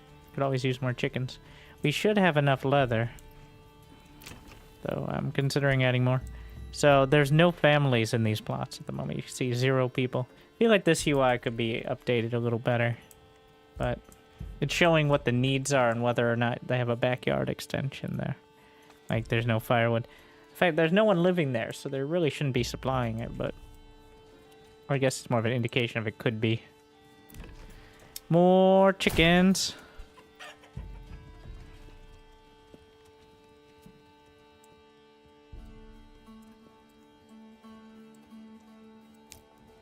%81 approval. Looking decent. Oh yeah, we want to upgrade. Oh, we just ran out of ale. It's a bit like the ale goes, as soon as it gets put in the tavern, it gets taken out. We try. We have malt, but... So every time we have like 1 tankard of ale, they drink it immediately. So I gotta use that opportunity to upgrade while I can.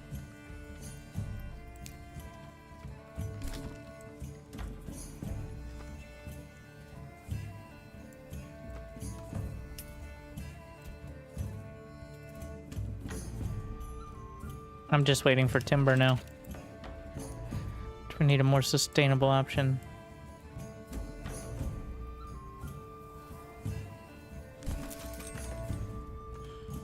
We just got those finished?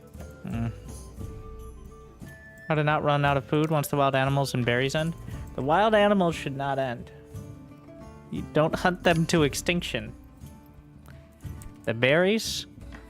Also, oh, thank you for reminding me, by the way. I need to work on those berries. Let's see, how much clay do I have? How many tiles? Enough for the near future. I can always trade more, so... We're gonna move this family...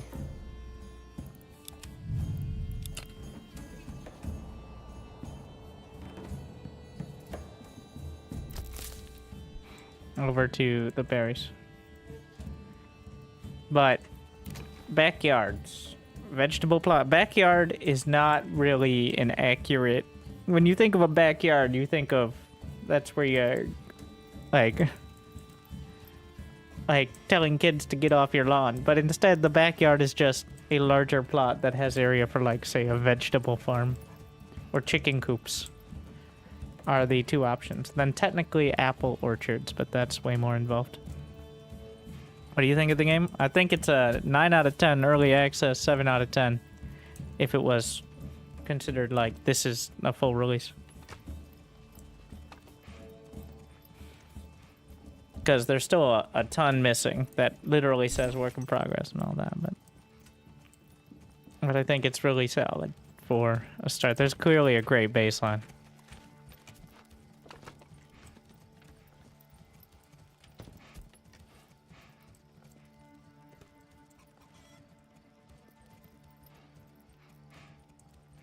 These houses are not getting firewood. We have plenty of firewood. We should. Oh. What are you guys doing? Guardian Ox looking for planting spots. That's 61. I need villies. From somewhere. I have 39 roof tiles we can pull out of the clay furnace. Into wood cutting.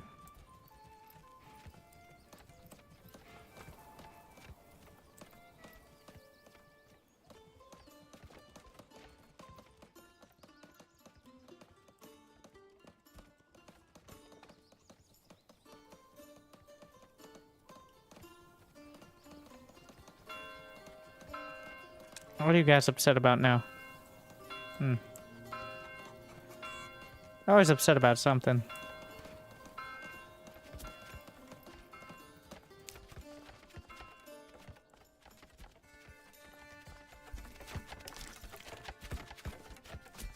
These trees should finish growing soon. Yeah, more families moving into the level 3 plots, because now there's more space. The idea is to get approval above 75%, which is high approval. And then they move in a lot quicker. And by a lot, I mean, like, it feels like twice the speed or so. So not like ridiculously fast. They're not instantly filling it up, but it's noticeable.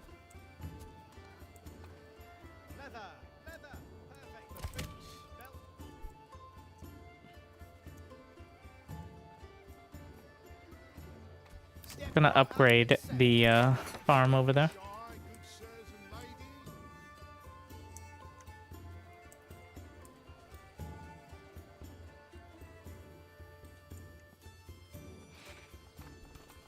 $75.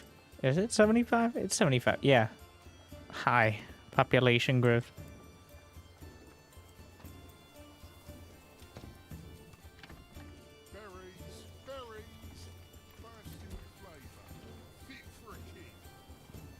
Because we got 4 different types of foods.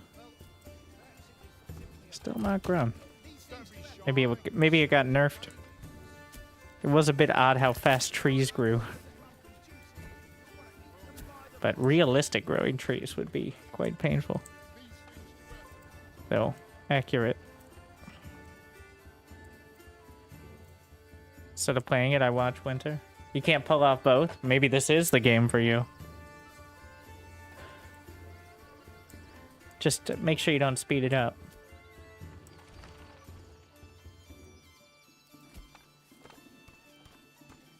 Come one, come all. Feast your eyes on our fine selection.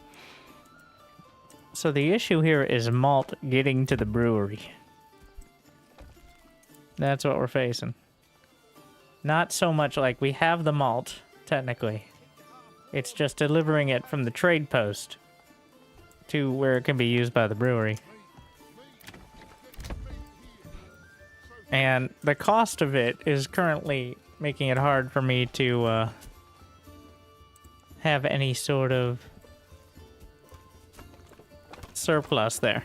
I need to start taxing relatively soon. I like to start the taxes like 6 months before the raider, so I have enough to hire mercenaries. So I don't have to pull people off the line for the militia. What's the best way to keep food levels up? Backyards. Backyards. I started out with a big plot, vegetable farm. It's cheap. Double plot. And now pretty much constant supply. And ideally, well, if you don't have a rich deposit of berries or wild animals, it's going to be a little harder. But if you do have rich wild animals, which are probably the most valuable, you can do the wild animal policy and development, and then that's pretty much infinite meat. So now I got meat and vegetables covered. That's 2. Berries are usually most seasons enough early on. They won't last if it's too much larger, but and by then you add more chickens in, which is for eggs, and boom, you got a stew going. And then eventually you can either import, I believe honey is cheaper, or berries, or you can start agriculture maybe on another zone for like bread or whatever. Just make your own malt. Since I don't have a barley field, I'd have to import the barley, which is only pushing it one step back and adding more labor to the chain. Unfortunately.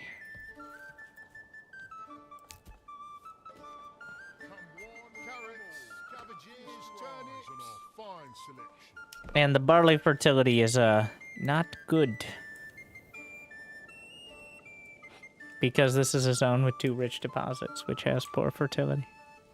But if I go a little, like our next zone, we're looking for something a bit more.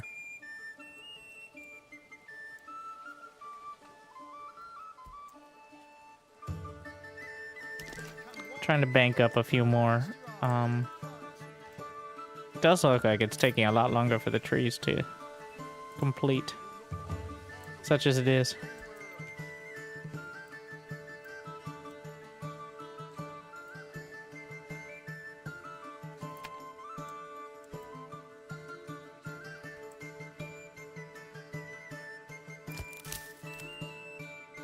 I'm just gonna clear the work area and see if that does anything. But clearly they're growing. It's just taking longer than it did at least before. At least I think so. We'll see. We've got the timber. It's a labor issue.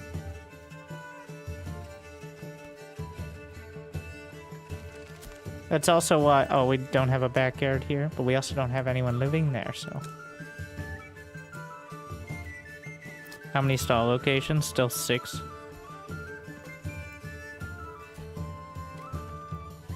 I can go back to... I can supplement my income with stone mining here.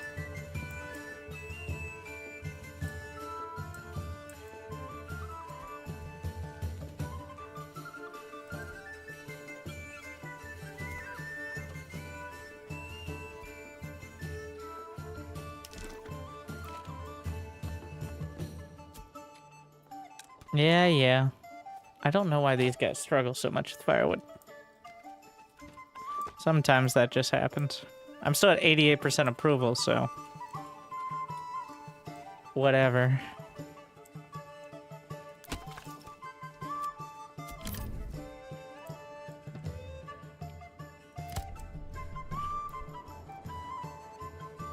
The people love me. Well, it looks like somebody just moved in. It dropped, so... Every time a family moves in, approval drops because the average across the board. They're still iffy on it.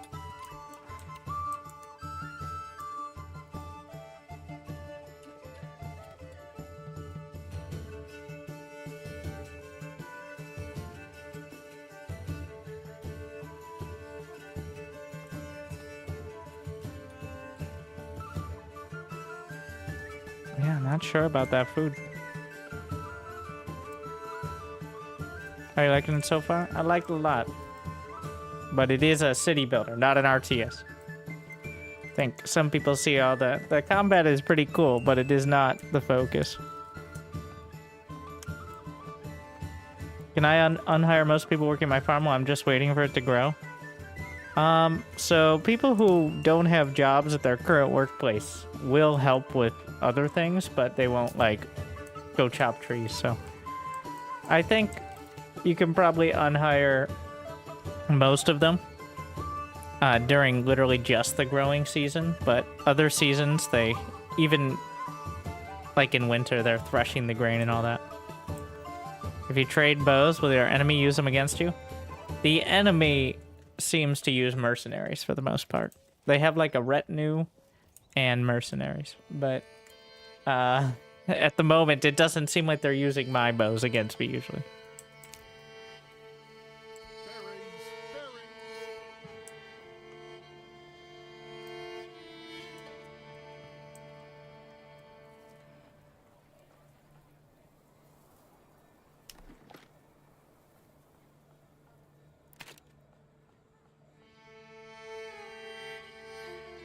We're literally waiting for trees to grow here for the most part. Logging has slowed down dramatically because I have to go so far out. And moving the logging camp doesn't solve the issue because it's just a matter of the distance the ox has to drag it, so...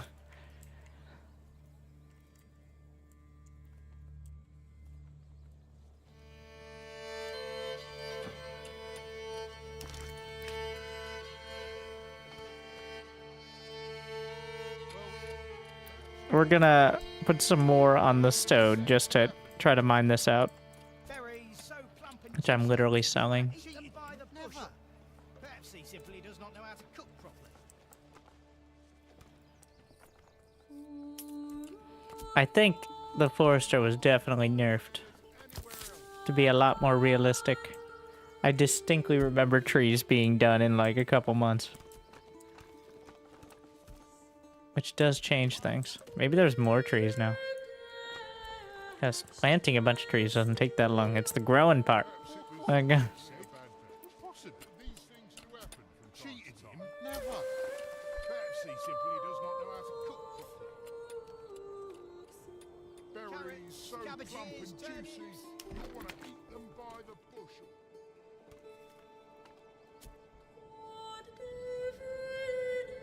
I'm eventually wanting to expand to this area, right down the hill. We'll see. But it's quite a process to move further off the marketplace as well. I'm probably going to wait till this market fills up. Step right up and Firewood, Sam. firewood. You'll not find finer wares anywhere else. Oh yeah, we're leaving that. So if we're going to construct anything, let's see.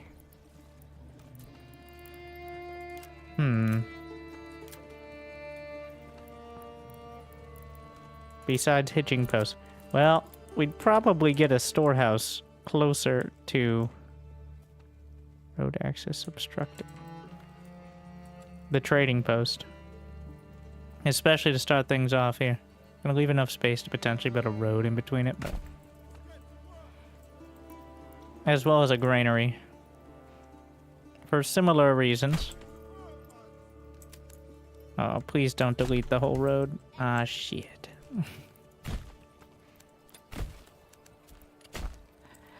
Lord, back at it. These disappearing roads.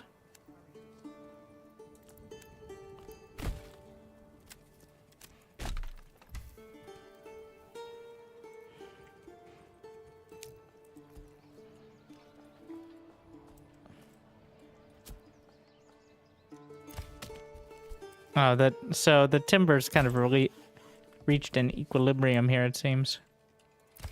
Where, we're making enough planks, but I'm making the planks into, other stuff as well, so. We're selling off the extra shoes and the bows. I gotta start taxing, though. Where's my manor? Yes, minus 7% approval, which should still, like, I need to have like 100. So it's a wealth tax, not an income tax. So it's based on how much I have. I take 10% of that. So that can potentially, like, the longer I wait, the more it grows. But the longer I wait. Also,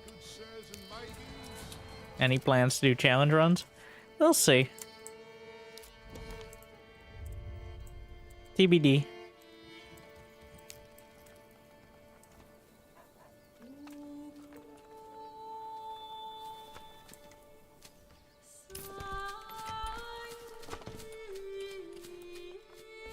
How many rocks left? Still, such a weird thing to work with. The trees still haven't grown. I guess trees are realistic, like at least 1 year right now. Which does actually change my plan for logging and all that pretty significantly. Because you can no longer have like a renewable... Maybe it's enough that it's in like a year, but... Resubscription confirmed.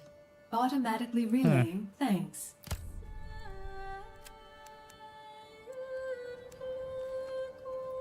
Let's get some more ox trails out there.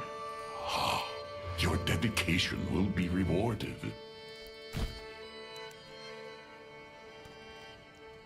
Thank you. Can you alternate where they log? You see, that's the kind of stuff I'm talking about. That's how I gotta think about now. I don't have enough labor for multiple foresters' huts at the moment, so... There's something I gotta do to get them to plant? No, not exactly. They'll do it. Like, they'll find an open space. You can limit the work area to certain areas. Thank you, S. Reaver. MC Coin as well. Glad you still enjoy. But they'll also just plant in the area, like a radius surrounding the hut. Just looks like it takes a while for trees to grow, which, you know...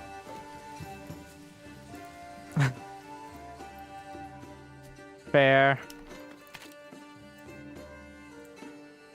They're just praying and waiting. Well, they don't plant in winter, so...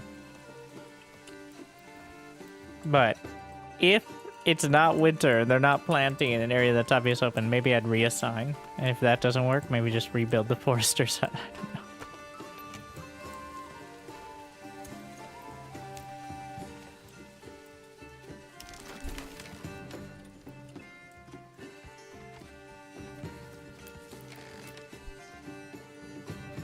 It's winter. Well, trees don't grow very well in the winter. Especially if they're, like, saplings.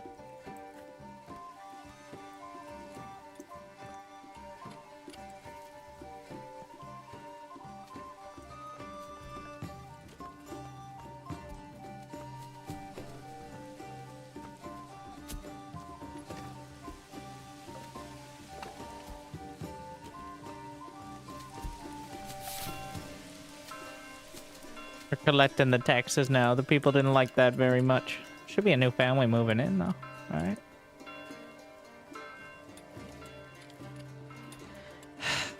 So, no, at the start of each new month, they get taxed.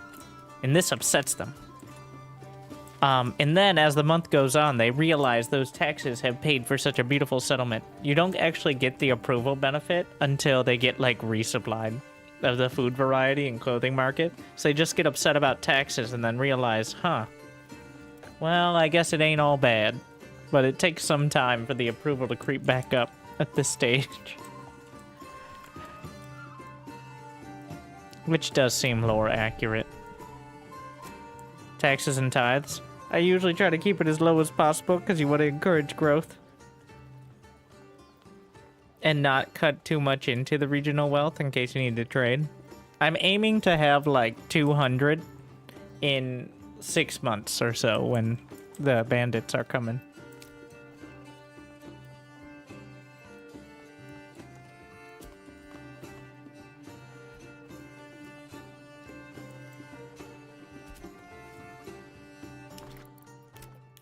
I'm gonna get more logging here. As we're gonna work the settlement down this way.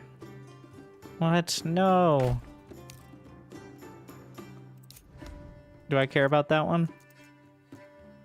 No. The only one I have to fight over is Nuslo. I need that one.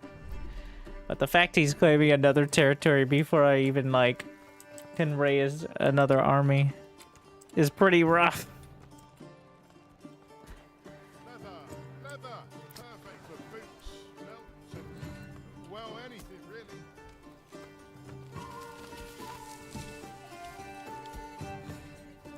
Yeah, it looks like foresters huts are much more realistic now.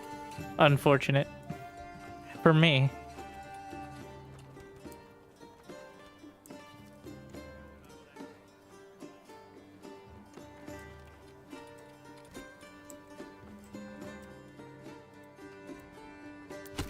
Really struggling with the wood cutting here too. So this actually does create some more logistical issues.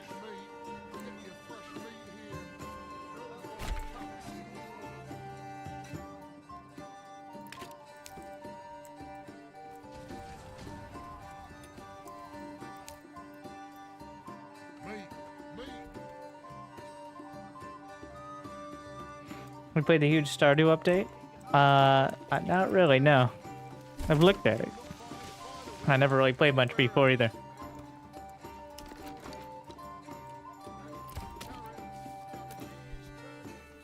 A race patch slow down the forester? I'm almost certain it did. Because I distinctly remember trees being done in like a weirdly fast time. And it seems much more realistic, like at least 6 months to a year now.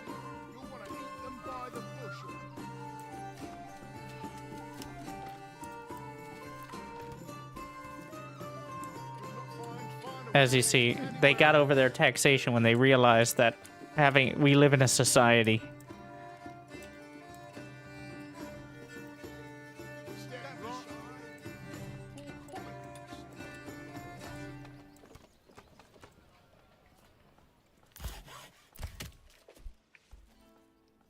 I think we'll try the, like, multi-forester idea then, too. That'll be interesting. I was gonna expand down the hill this way, but I think it makes more sense to build near the trading post and such, like, since that is kind of the hub of my economy. Not that I need more residences right now.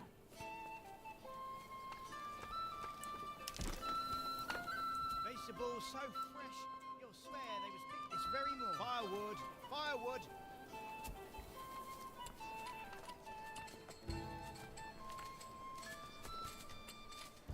We can upgrade.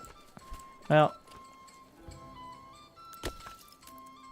I'm gonna get some more firewood there.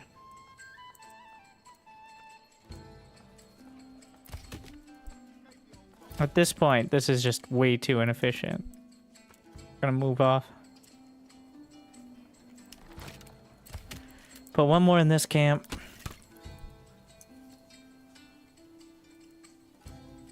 Are we done yet? 370. I'm just putting more in the stonecutter camp. Let's get it done, guys.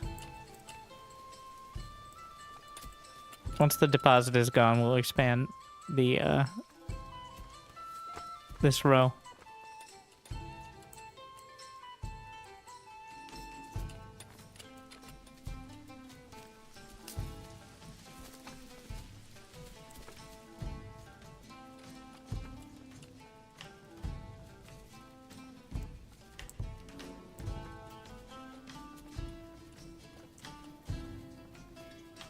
I only have one family for constructing. I kind of want to be more focused on whatever task we're doing.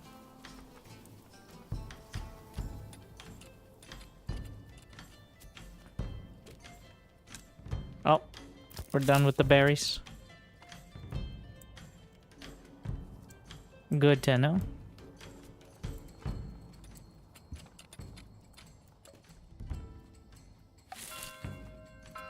No, here we got 120.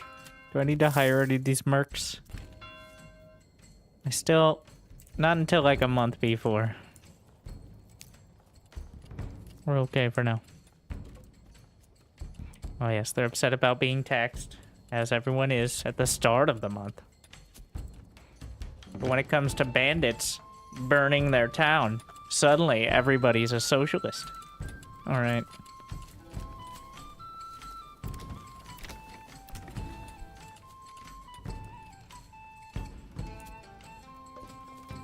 We do it, well, we want to hire the mercenaries. In this case. Because I don't want to take my production off of, well, in general, for the militia. If push comes to shove, comes to spear, then okay, but...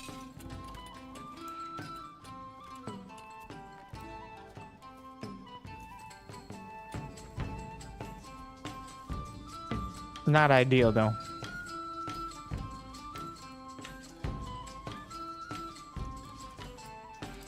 Can we finish up these stalls? Working on it.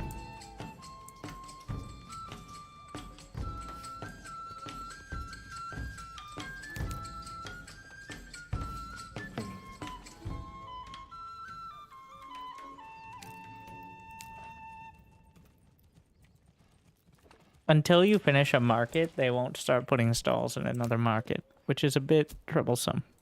And you can't edit the market size without deleting the whole thing, so you gotta be real careful about that early.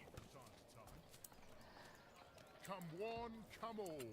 Feast your eyes on our fine selection. Step right up and sample. Those trees growed yet? Nope. It looks like a full year to grow. Interesting.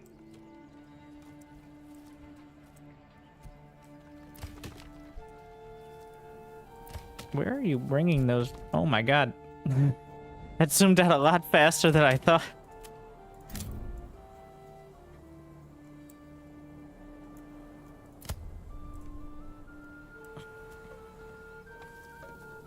You're maybe zooming out at times 12 speed. Awkwardly. We're slowly draining money here. Which... How much is surplus ale? They only drink 5 a month. I'm gonna have to drop...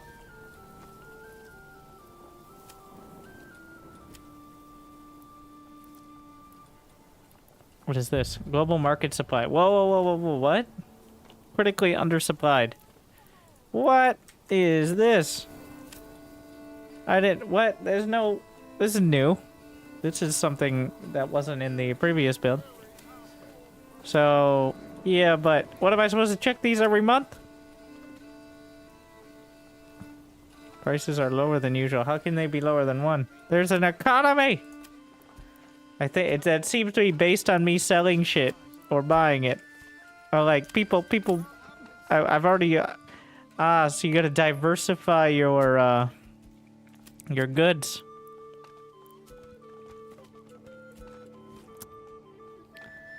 It's annoying. Not sure if I let the market settle if it's going to help or not.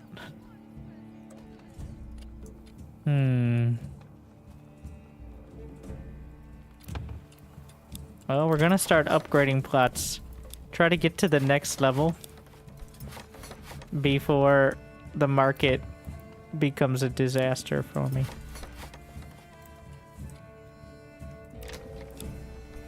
Alright, it's construction season. So, that's cool, but I don't like how I have to go click on the trade post. I just assume it's based on what I'm doing, for the most part. Yeah, I get it. It crashes the market value. But it's another go back to the spreadsheet kind of situation. I'm not... If it was a bit more... It was a bit better presented, it'd be nice, but... Alright. It's upgrade season.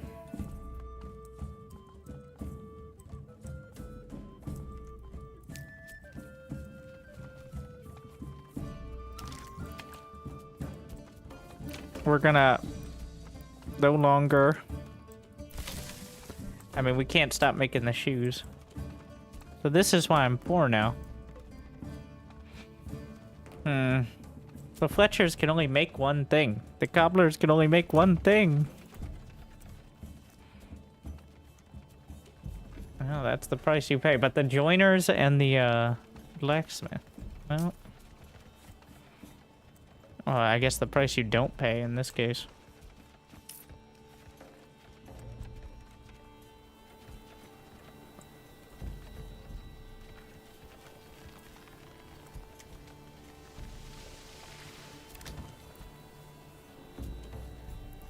Are we constructing? There's one more. Let me try not to buy. Is this game worth it? If you like these kind of games, yes. But it definitely isn't finished. So it definitely is early access. Important to note.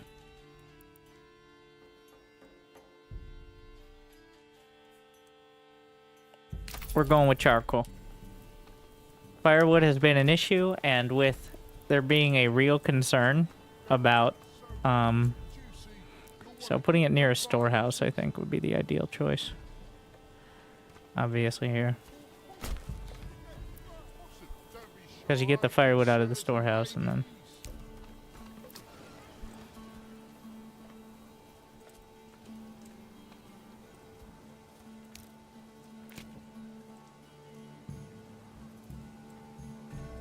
Can you see what the illegal baron is building? I assume devious things, but off the map, because he doesn't...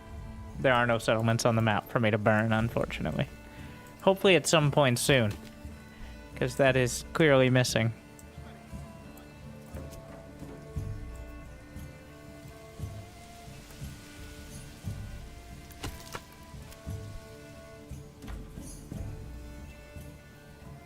Wait, we finished all that construction that fast? I did intentionally bank up some extra stuff, but...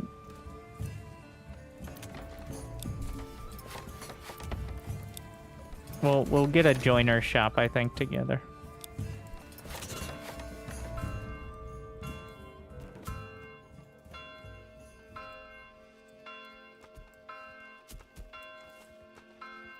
What are we even selling? Oh yeah, rocks. Is there any stone? Did we finish with the stone cutting? Yes. It is done. There's no more stone. I don't need it for anything, so... Well, there's one thing. There's only one thing. Which is... the, garrison tower. Which... Oh...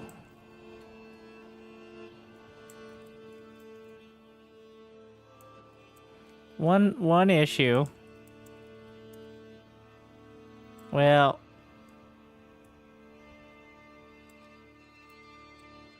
so this is the issue with putting your manor in the center of town.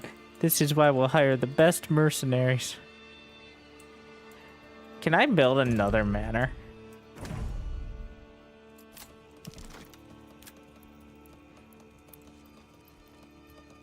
Limit reached. I'd have to delete it and rebuild. Or I can delete one of these houses, but they're already level 3. I get the resources back, but that's so much work.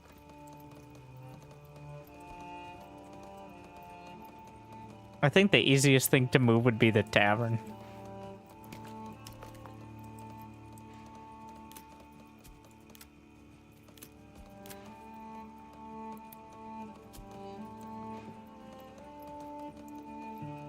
I think we're going to be slowly expanding out this way, so... Let's put the tavern in its natural place, which is right across from the church.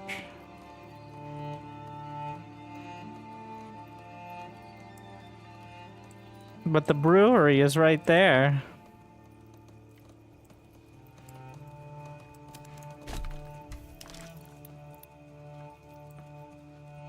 Resubscription confirmed. Automatically relaying thanks. Nice village, my lord.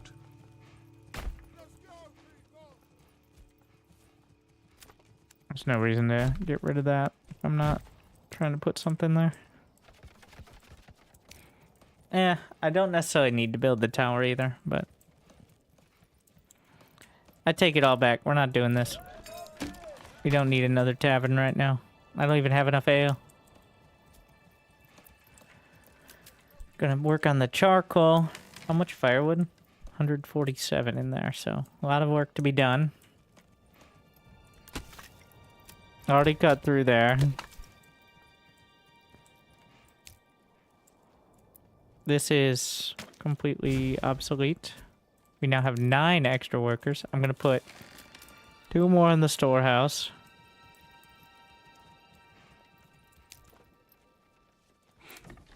So in this backyard, what's with the supply, bro? they'll eventually direct those supplies to one of the logging camps there. Thank you, Holy Crusader. 2 months, by the way. Okay, just still enjoy. We can put one in the clay furnace and then go back to mining the clay as well. We can also mine the iron, which is quite a ways out, but get it going.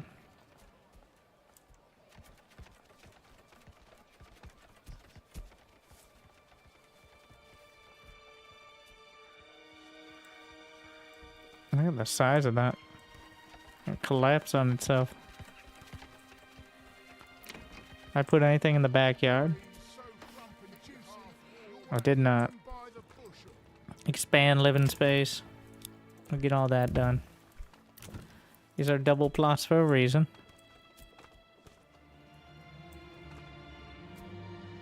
We have enough vegetables, like surplus. Perhaps it was simply a bad batch. These things do happen from time to time. Leather! Cobbler still cobbling? Yep. Well, anything really.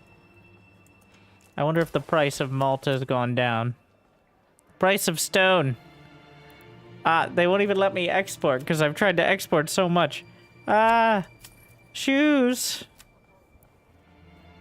Oh my god, I've well, they kind of fixed the that's actually a pretty good price for leather exports.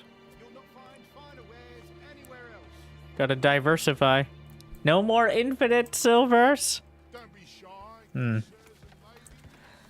How then are we going to have... I guess I can import barley.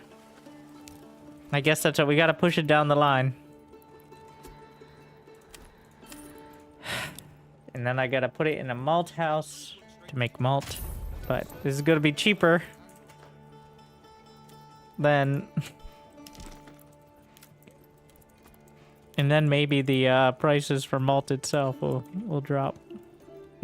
That's optimism. Hmm.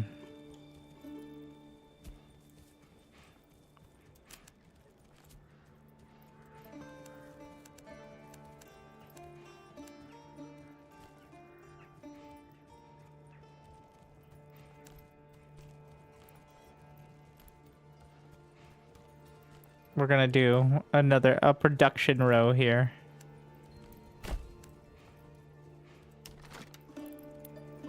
As we expand. That's the granary, right? Yeah.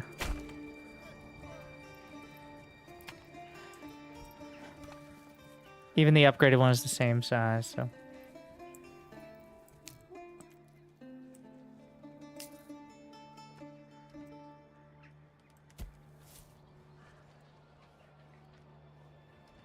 We got enough to buy some mercenaries, which I'm gonna need to consider soon. Arrives in Brandenburg. The large pack of baddies, led by the biggest and toughest of them all. The region of Francia. Ugh, disgusting.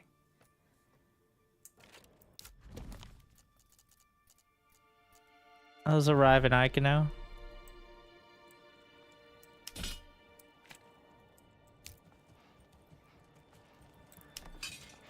I'd have to retain them for 2 months here, which no. Too costly. You'll not find finer wares anywhere else. So if we're going to make a shop that I can... The best is Joiner's Workshop, because I could switch between doing... Also, is the Fletcher shop working or not? It's not working, so I can switch between doing different types of shields in order to not oversaturate the market, I guess. It's gonna be the best option. Feast your eyes on our fine selection. Step right up. Oh, we don't need people in the forester's hut. I mean, they're not just sitting there, but Firewood. during winter. Autosaves aren't lagging it nearly as much as they were. I mean, it's not as advanced, this save, but it's still not even hitching at all. Which is interesting. Meat so tender, it practically melts in your mouth. Go and see for yourself. Berries so plump and juicy, you'll want to eat them by the bushel. Simply a bad batch. These things do happen from time. I think we take this time to reset all of this. We're gonna move this to the production row.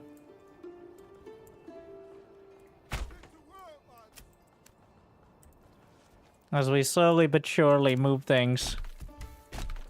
I don't want to talk about what happened here.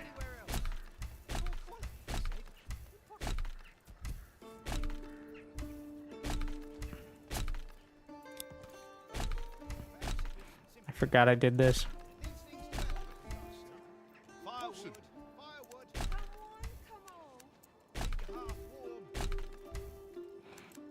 It's because it looks ugly. That's why I care.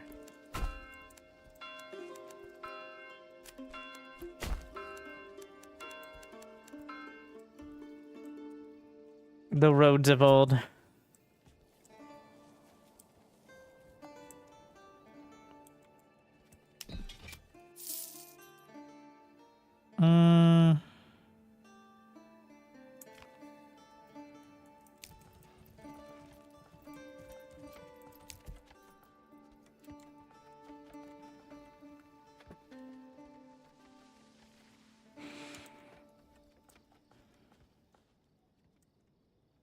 Can't seem to keep up with enemy army size. Yeah, there's part of an issue with like the militias and having enough units in general. But, and at some point, I don't know if they fix the mercenaries not, like, essentially like being unattainable. But, essentially, you fight a war of attrition. And making armor for your troops is very effective, or at least in the pre-release build. Apparently this build has some issues with like archers not... I don't know if it's not working or working poorly or something, but I don't know, we just saw someone saying something about it, but like it was changed with the release from what I remember, so. I found the actual best troops were the militia footmen for me, which very maneuverable, pretty strong, and but they do require a bit more equipment. I'm gonna start making those shields. It says not enough clay when I've mined hundreds. The manor does not require clay. It requires stone.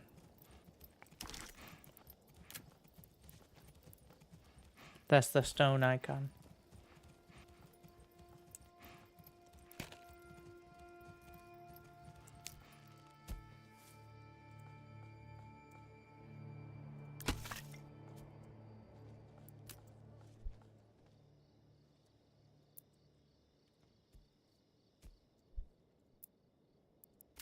That'll do it.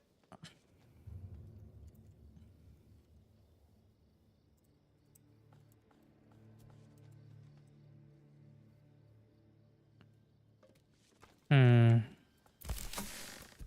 put one in this granite because I'm slowly but surely expanding this way, away from the starting area. So most of the food is over there, so that's something I need to still consider.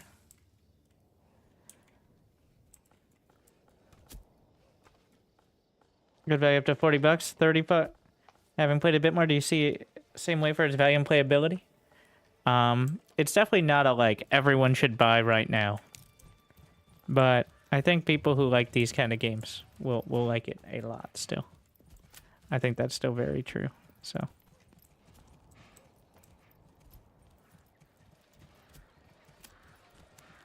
like if you like Against the Storm or Farthest Frontier, or apparently Banished. I haven't played Banished. Frostpunk? I don't think it's very similar to Frostpunk. Frostpunk is more of a story game than like a city management. I mean, there is that, but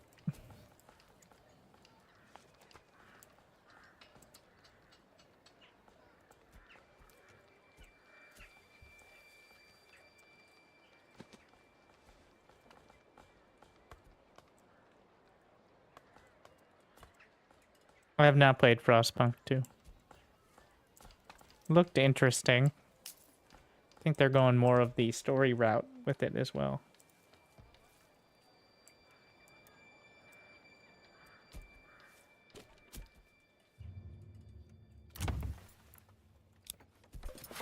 Do we have egg? We have a surplus of eggs, which means we're doing okay there.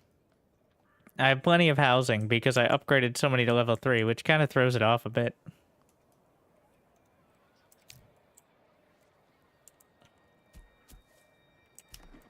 Still working on those planks.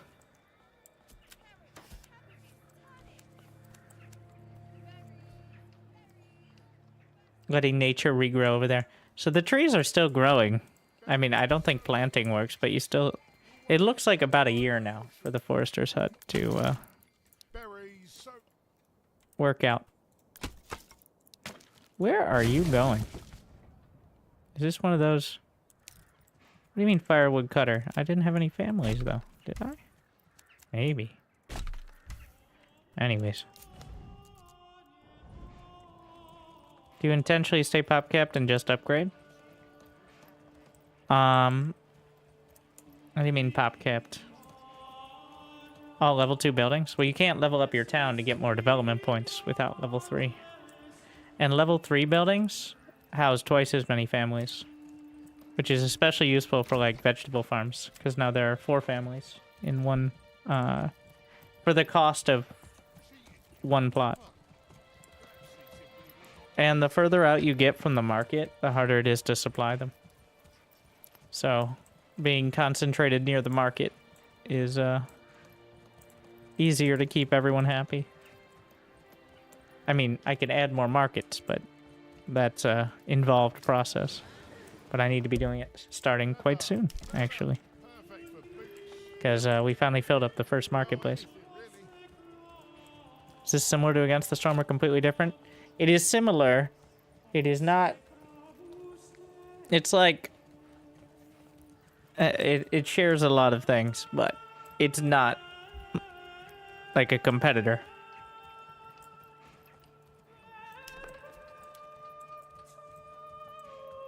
Alright, we gotta look at the mercenaries again.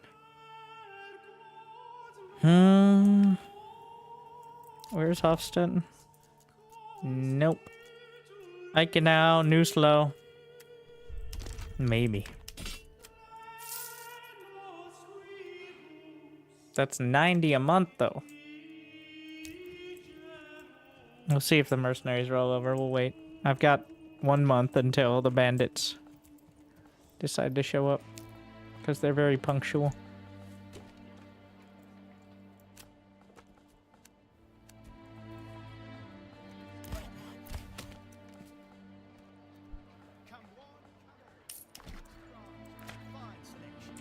Oh yeah, we need to start selling those, we got shields now?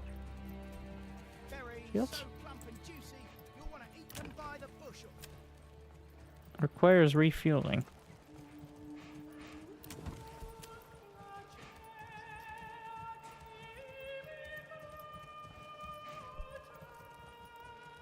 Why is there an issue with that? Ah, I got it. Nobody lives there. Genius.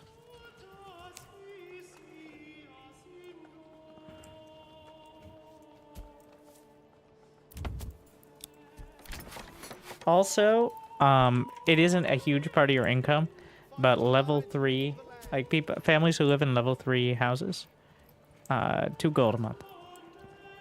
Or 2 wealth a month. Level 2 is 1 per family. Level 1 is none. So, it's not usually the majority of the income, but it's not nothing.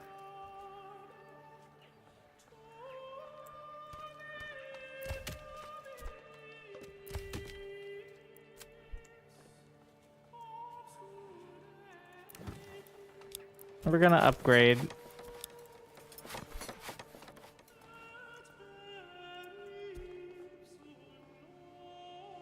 As we go in now.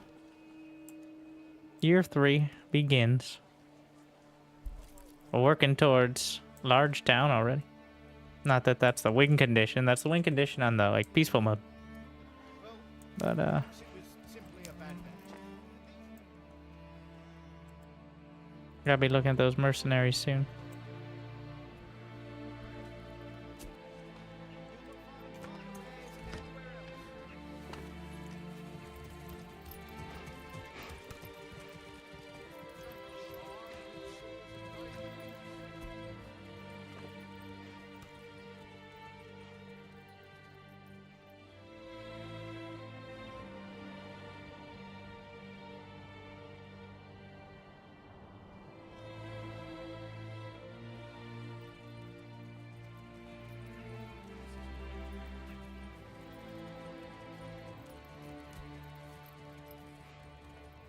I got 50 housings now.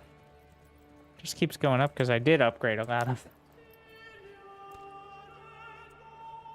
You actually need more plots in order to get to level or the large town.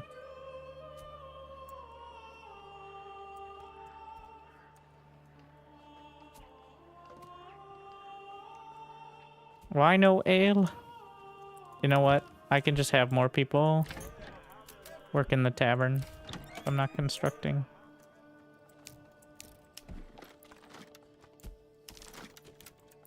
Can have another logging camp that is essentially just log storage.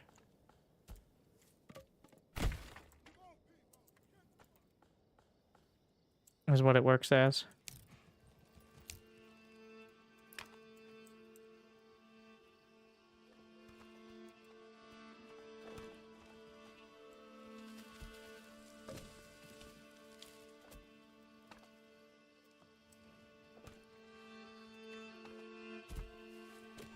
Those vegetable farms look kind of weird in the winter. On new mercenary companies, now's the time to look. Where's Vio? Pretty far. That's the best we're gonna get, I think. Yeah. We gotta hire them now so they can get here.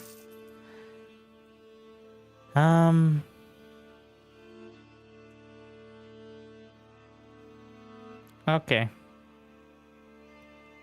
Outlaws sporting fashionable green hats for which they are known.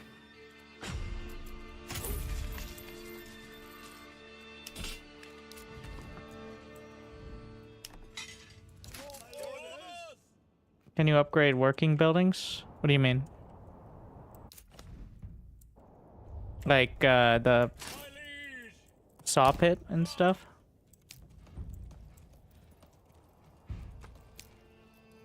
The only things you can upgrade are the storehouse and the granary. Two large versions.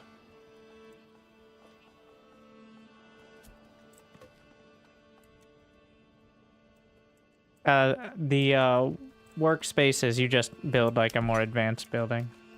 Church too. I guess the church counts as a working building, yeah. But not like a production one. Where are my troops? There. He'll be here eventually. The raiders attack in 22 days, but they don't like just show up at the town. They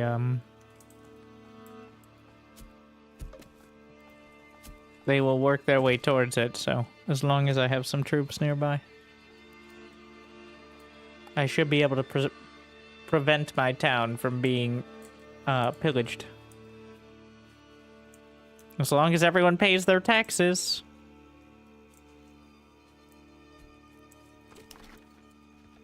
I'm just saying, guys.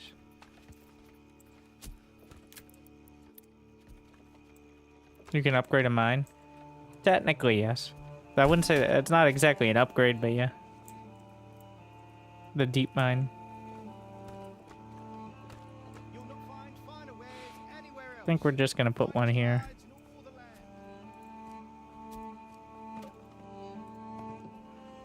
See what we get. 19. That's actually too many. Because they'll try to fill it up before anything else. Is why I'm trying to limit the space.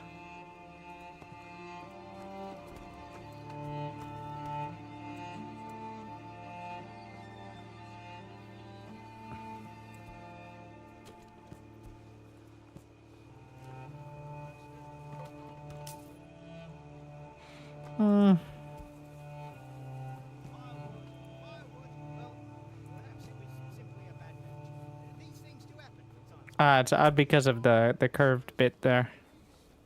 That's what's throwing it off. Wait, can I put any here? Will it fit any in this little gap area? Really? Nobody can fit a stall in there? I bet I could. You guys are useless.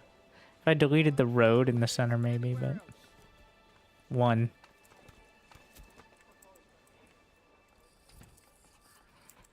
These useless ass peasants. Didn't they teach you geometry in school? What do you mean there's no school?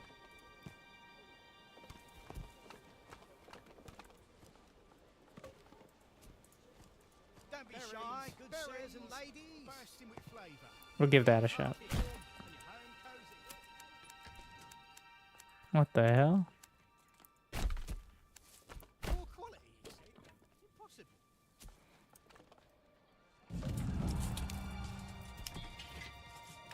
Raider spawn were destroyed by the Baron sources. Yeah, that is not unheard of.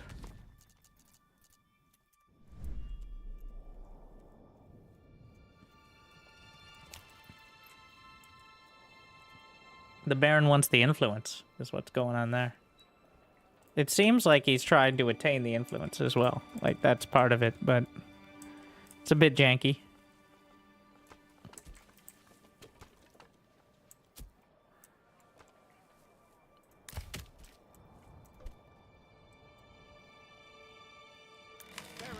Berries, bursting with flavour. How much charcoal?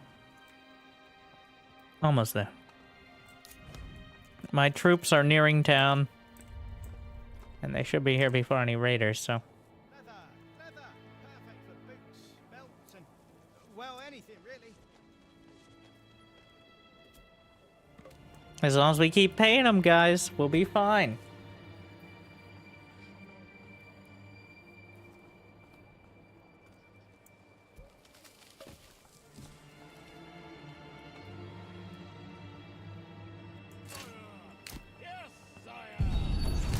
Enemy unit spotted. In my lands? I don't think so.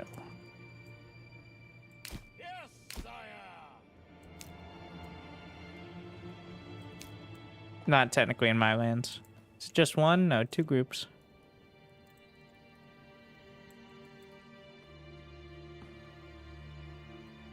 Mission completed. Raiders near. Kind of an odd statement.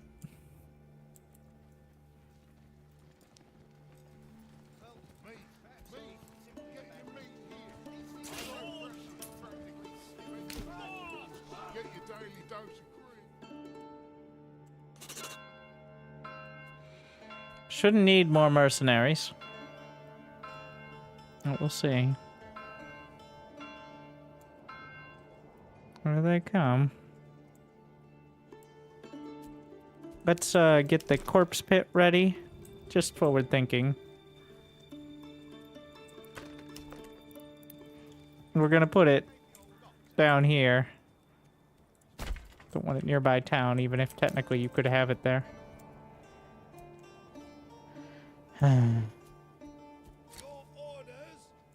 This is a good time to test whether the archers are actually working. Get your meat here. So fresh it's practically still mooing.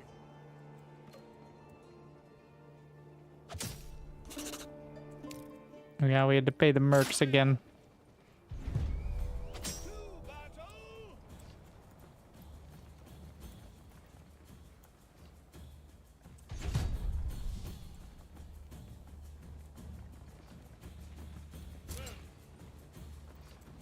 There's bandits in them trees.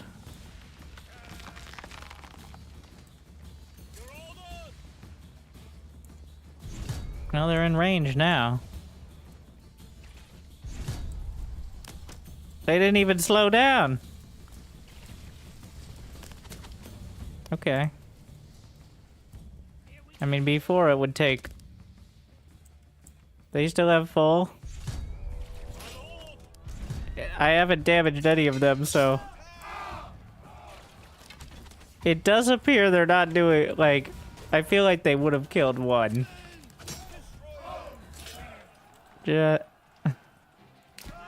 It does seem you may be right. Like, they weren't doing a ton of damage before, but they definitely would have killed more than none. Alright, great job, guys. Let's see how we go with the battle.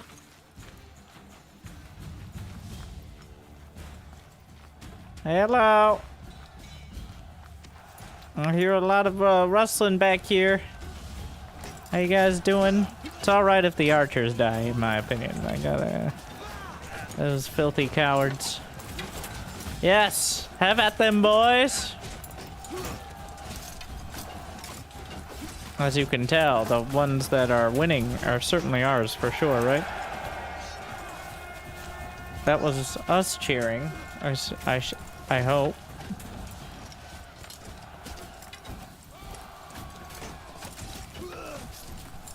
Yes. Ah, yes, we broke one of them. Wow, the archers are almost dead. To the bandits. How weak is that? Push forward!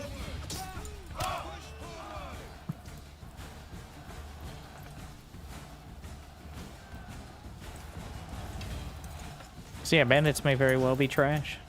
I mean, archers. Seems so. Influence gained. Do I have enough to press the claim for the nearby territory? I don't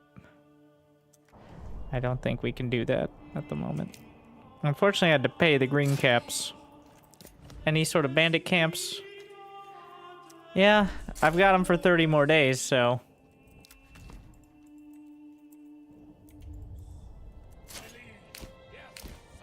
Let's go.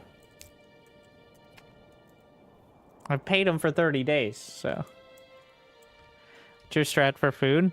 Vegetable farms, chicken coops, and then wild animals, and when we have them, berries. We're still a little light on that fourth thing, and I don't quite have enough chicken coops for it either, so... The ruler's army was sighted. Is he gonna try to take out the bandit camps before me? He bought some of the other mercenaries.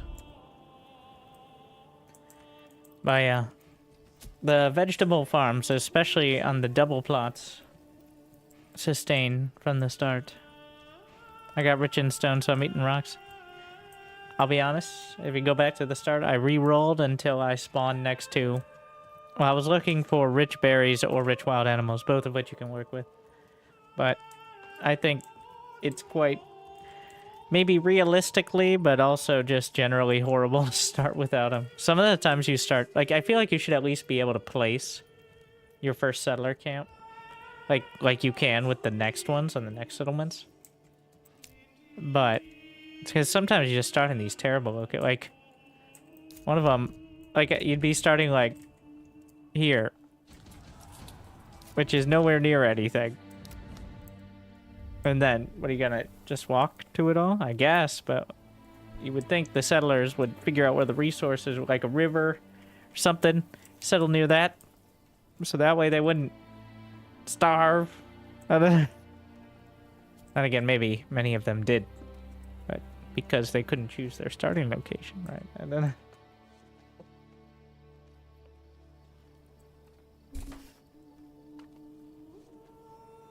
Oh, we can go pick up the corpses over there.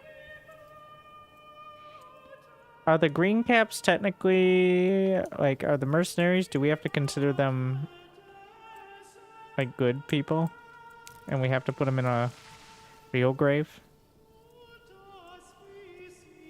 I think so.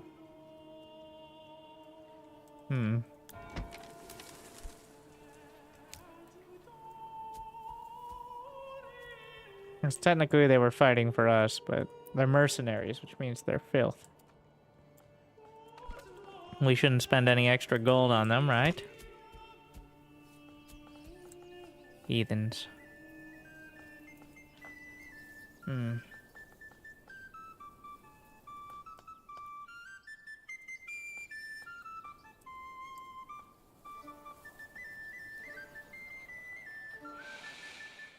Yeah. Villagers require the hallowed ground Raiders may be dumped in the corpse pit, which leaves mercenaries in like a weird middle ground. So they are digging graves and collecting. I think the mercenaries are technically supposed to be in. It's a big deal to them. Yeah. Fortunately, we can't collect their equipment.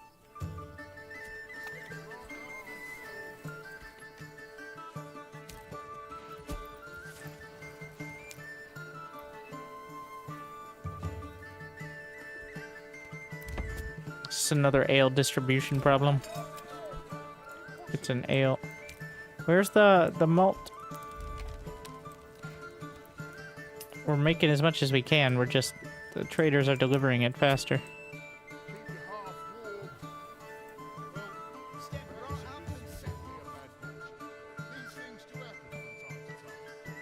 It's spring, so the berries should be growing. Yeah, let's put one over at the berry hut. How do you make them double plots? So just generally having a certain size. Like, a larger one will be a double. But you can also do this. Reduce plot divisions. But you can finesse it a bit too.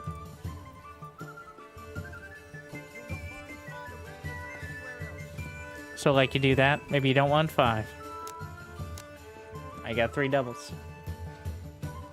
Technically you could make it 1, but it wouldn't be much benefit in that. It doesn't go past doubles. Does the carrot yield depend on fertility? It does not.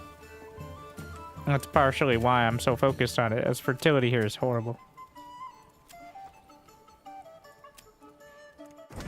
So we like our dirt plants.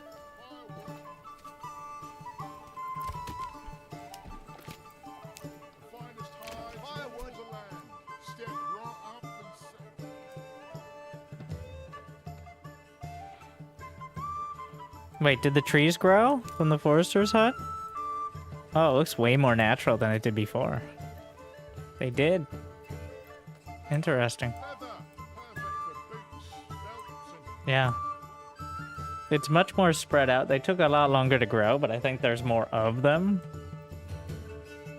But we're gonna alternate, I think.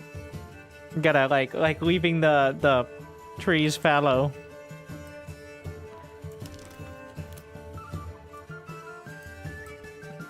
How do you deal with the brewery? I don't know how to produce them. Well, the process for ale is barley into malt, into brewery, into ale. The only way to turn malt into ale is the brewery.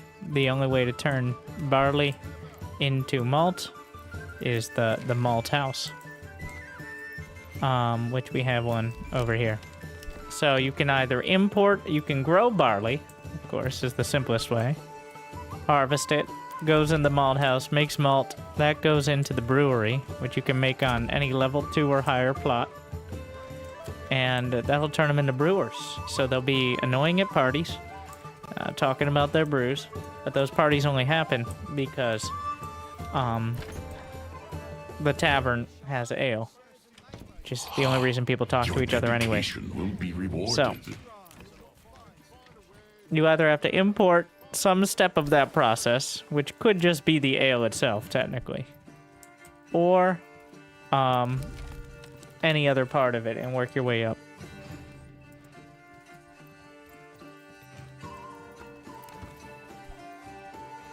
It really depends. Like, I don't have the fertility, really, for barley here, and that takes labor and time, so I'm importing the barley, which is... The reason I'm not importing malts is because they implemented a trading system that now, when you buy or sell too much, demand plummets or skyrockets. Like, now I have 100 shoes, been selling... Everybody has shoes, so there's literally no value in shoes. Great. I gotta work that shit out. What are you exporting for money? Right now? That's a good question. I was exporting rocks. I still am. There's almost no demand. But occasionally there is. And it can't go lower than 1. It starts at 1, so.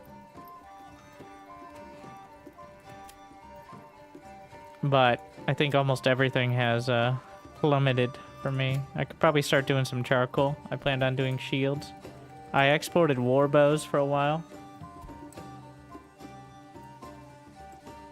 But then it got oversupplied, so.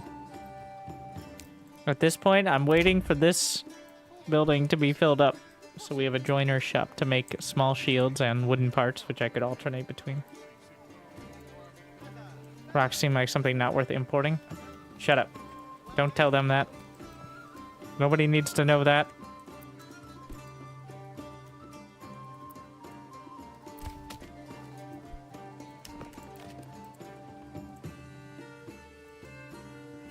You'll not find finer wares anywhere else.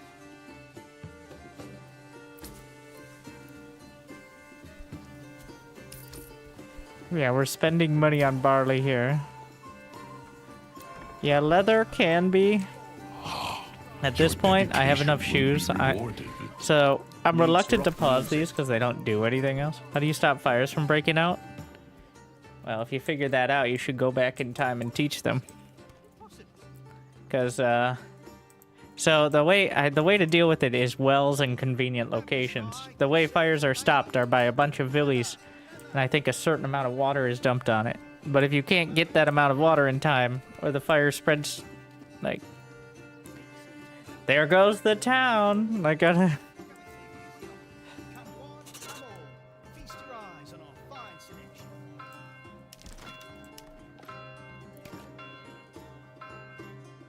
how did the mercs do? So the archer's literally, not figuratively, useless. I think actually bugged at the moment. But the light infantry did fine and slaughtered everything. So most of the archers just died, which is fine by me, but...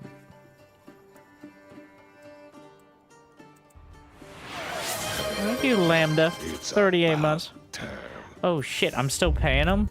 Oh, fuck. Yo, have a good stream less than 3. Damn, I forgot. They're still on the payroll. This belongs to the treasury now. There's the payroll. Again. Gotta pay for it somehow. Does the starting area always have super ben? So, not always, but I think most of the time. So if a zone has 2 rich deposits, I had a rich stone deposit. It has poor fertility. If it only has 1 rich deposit, the other rich one is the soil. Which I don't like how that's like balanced like that, but... So, like for example, over here there's only the berries. So, the soil fertility. It doesn't seem to matter which rich deposits they are. Just that they, whether or not they exist.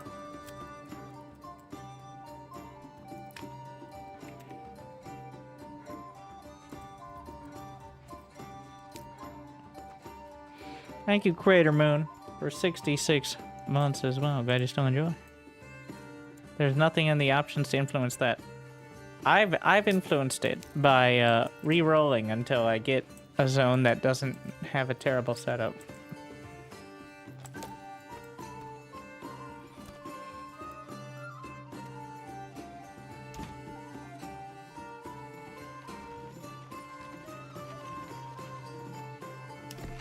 Not exactly the ideal. Like, I do think a lot of that would be solved by being able to choose your starting location in the zone. At least within a certain range. Are you just sticking with 50 houses? I only have 39 families, so...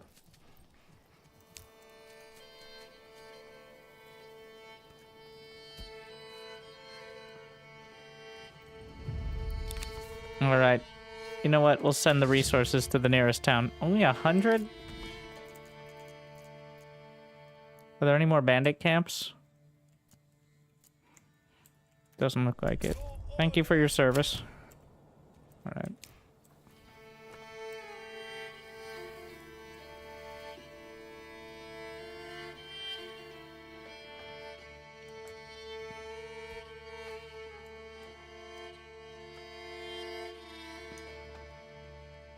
They're still struggling for ale. Need to employ one more in the tavern, I think. We have the ale. It's just not getting into the tavern. That is the issue.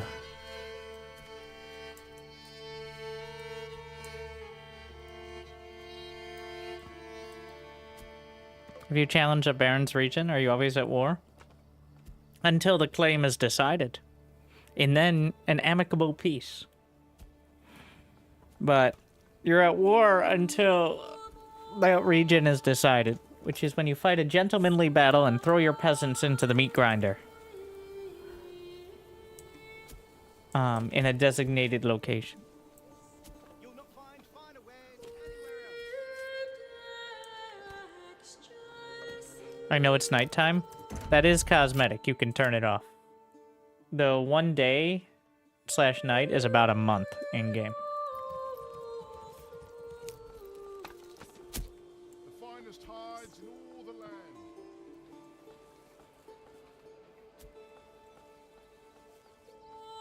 You could have it always be daytime if you'd like. Get your fresh meat here. I do like the lighting in general, though, and I think it's really impressive, so I like the switches from day to night. Was highlighting it. You recommend double veggie plots? Yeah, I think to start off. No, I just one. And then one extra ox for construction. And then making sure you have at least 15 silver left. That puts you out 35. It leaves you 15 to start a trade route of like stone or something. So you can get some money. That isn't like the trickle from level 2 stuff. Never go to 0 before you have any sort of trade. Otherwise, it's going to be a real pain because you're relying on trickle income from the level 2 and 3 houses.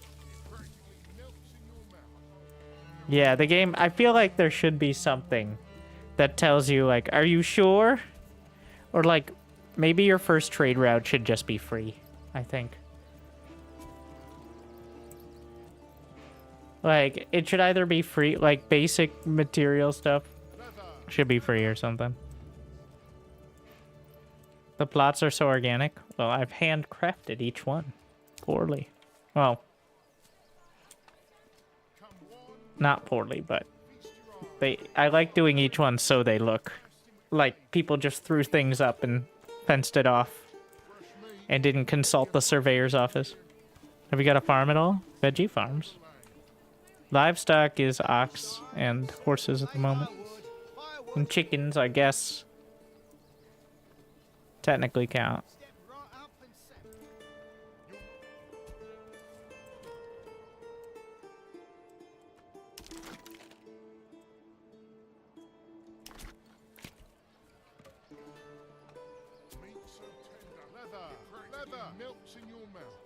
I mean, people are moving in, but I'm still a long way off needing more. Or being able to use it, even.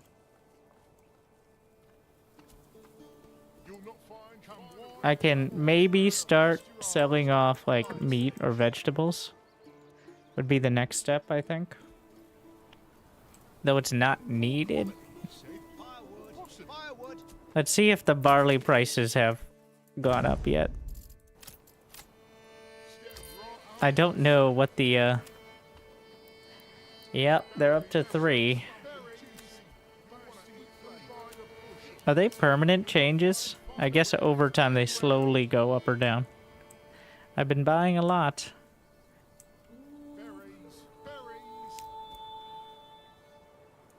You mine gold? Even better. Iron. Speaking of which, I should get a bloomery for making iron slabs.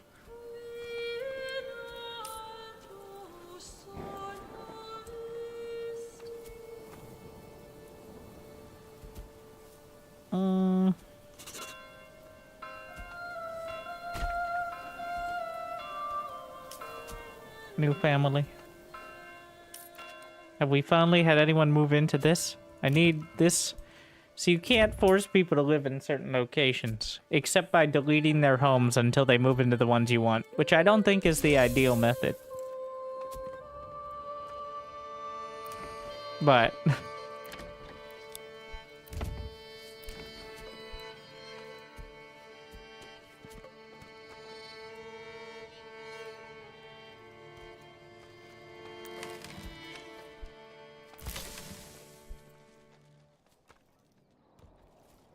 Have we turned all the firewood into charcoal? We're working on it.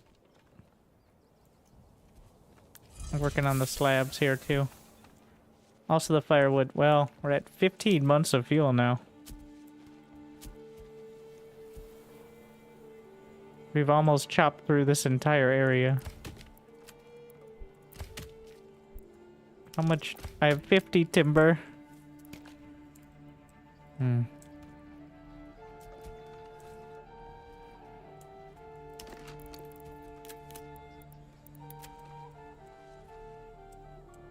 I guess there's some more water over there. Oh yeah, I wasn't foresting. They'll figure it out.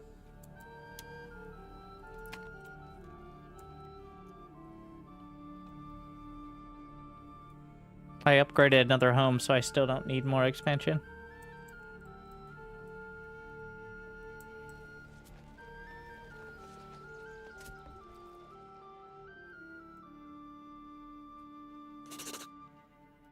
What are you upset about now? Should be another family. Tell me somebody's moving in finally. I think they moved into this one. Their family members and stuff.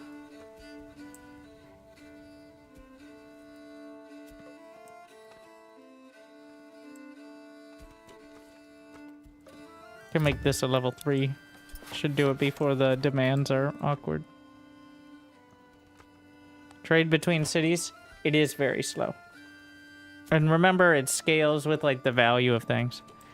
I usually needed, in order to transfer meat and bread between 2 cities before, I had 5 pack stations. And they were right next to the border. And it was still kind of unreliable. What's the purpose of having house backyards so big? Plant more carrots. It's only relevant for the vegetable farms and the apple orchards. But it's literally just a bigger farm there. Whereas for everything else, it just needs to exist. Does pop size matter? So your town increases based on how many plots you have, which each one houses a certain amount of families. So your total pop there is made up of these families, which are by default 3 apiece. So yes and no, but it's just an indicator of how many families you have.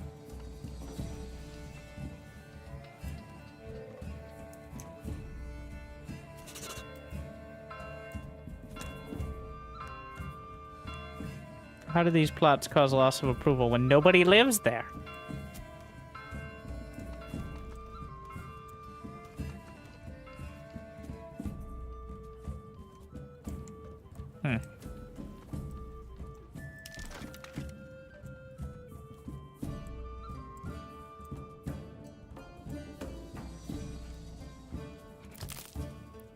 Are they actually planting?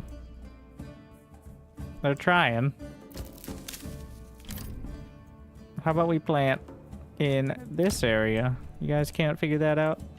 I think they usually work out from the radius of the forester's hut, is what's happening.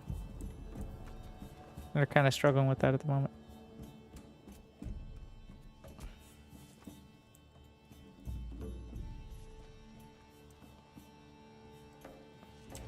I feel like the logging is getting so far out here. Are these both full? Yeah. We're actually going to drop out of logging. 15 months of fuel. Plenty of firewood. We're going to drop out of firewood as well. Mining pit exhausted. Which one? Oh, the clay? Alright. Let's just work on the clay furnace and get through all that then. Maybe we can use it. I still have some berries. Gonna work on more hunting.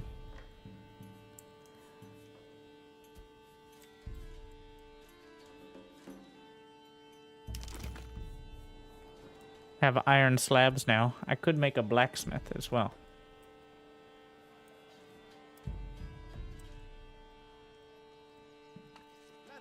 Leather!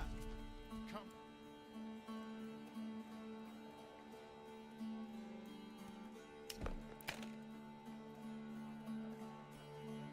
Alright. I mean, we're gonna move this over, but not using it quite yet. We have the logs stored. Here are your wells. Got one over there. Your dedication will be rewarded. Thank you, Cromplex, for joining us. Glad you enjoyed.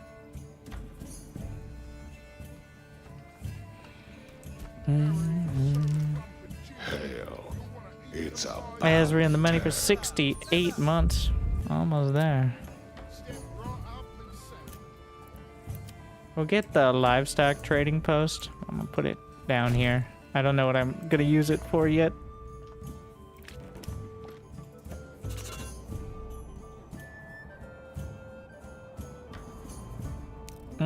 Do I care about that one? That does make sense for him to claim. That's a nice territory. There's only one territory I care about for expansion right now, which is Nuslo. But he's so aggressive on the claiming. I will fight over Nuslo.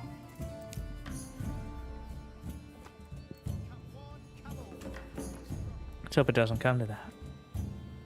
It will.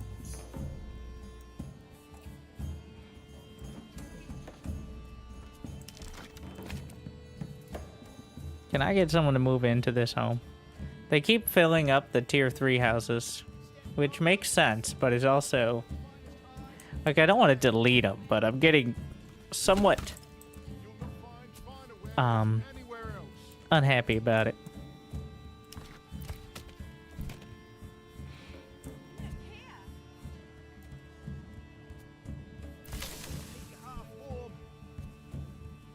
Let's see. Storehouse. Gonna upgrade that.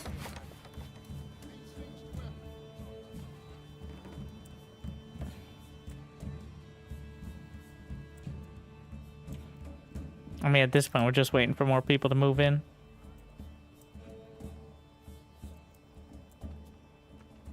It's gonna be next year. I think I'm gonna press the claim next year. Make sure I have as many mercenaries as possible. I might have to keep some on retainer before they get bought out forever.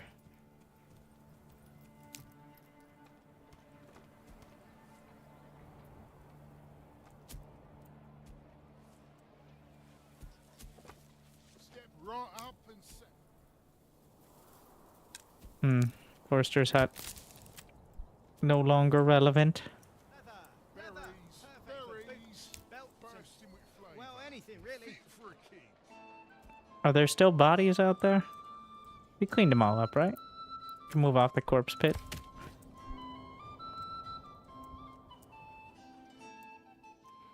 So, what are people missing? What is the price of barley now? Am I getting ripped off? Not entirely yet. Is this a malt house issue? Guess so. Wait, what is it? Why does that have a exclamation point? Sick.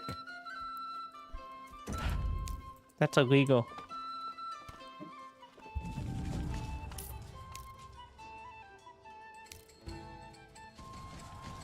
No, you trying to get that bandit camp, bro? I don't think I can get to it before him. Just instant. Gets the email. There's a bandit camp. Comes running.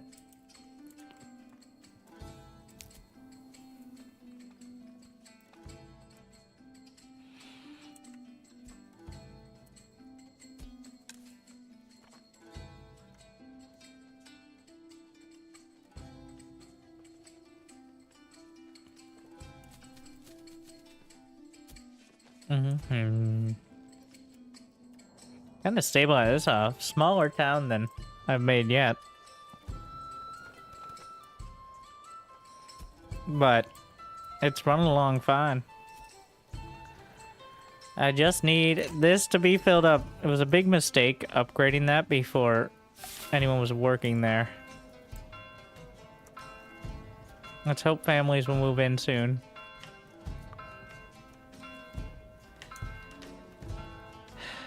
Like bees. Firewood.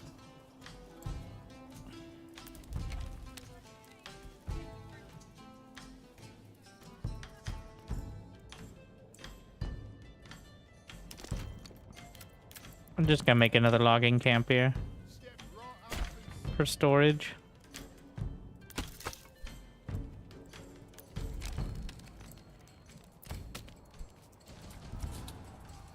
Yeah, they're working their way to the bandit camp. Vegetables so fresh, you'll swear they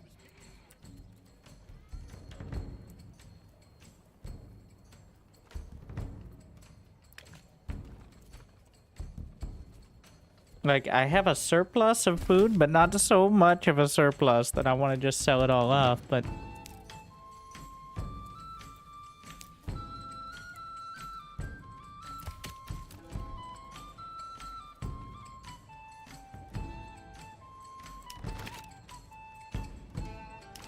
$250 planks.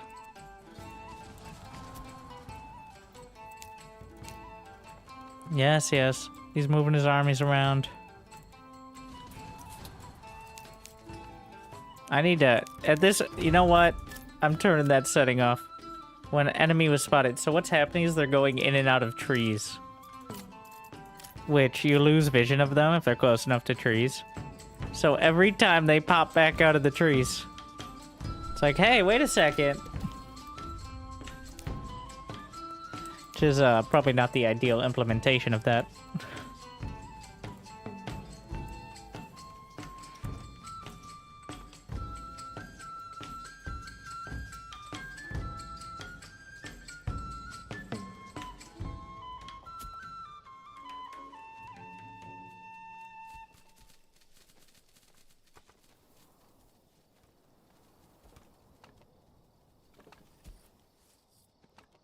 Ah, yes.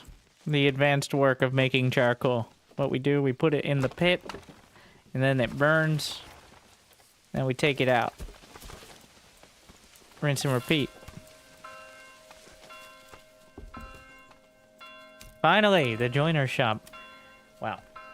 Because I really was avoiding deleting houses, but I really thought it would be faster than that, but it only took like 5 months. But now they'll make small shields, which I can sell. And then rotate around the market. Also, maybe trade has... The market has restabilized for war bows as well. You'll not find finer wares anywhere else. Well, So we can restart both of these. And potentially sell them. I like the game so far? I do. Obviously, there's a lot to go, though, for it as well. I will not make another mistake and put another artisan building before I have people there. Not again. Oh yeah, I could have added more to the trade post. Would have been an obvious choice here, or these or these storehouses.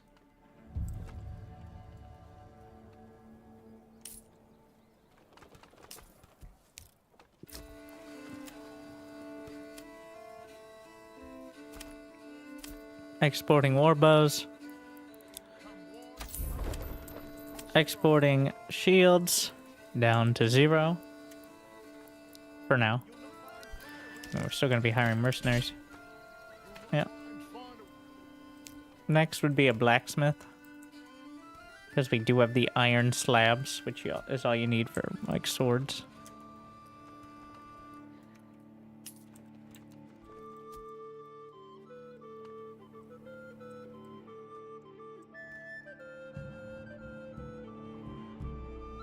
Lack of the ale's going to be the problem constantly.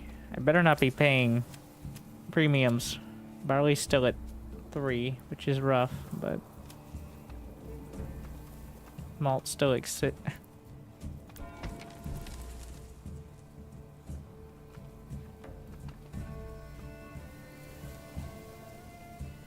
I think we can finally do some residential expansion soon without it kind of screwing things over.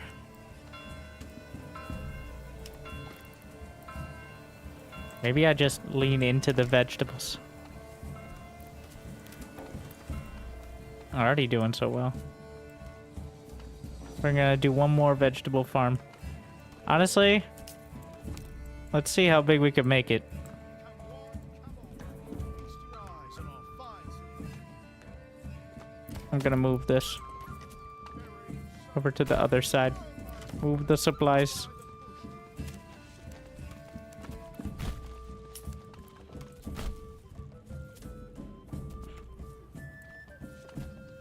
How do you acquire spears and shields?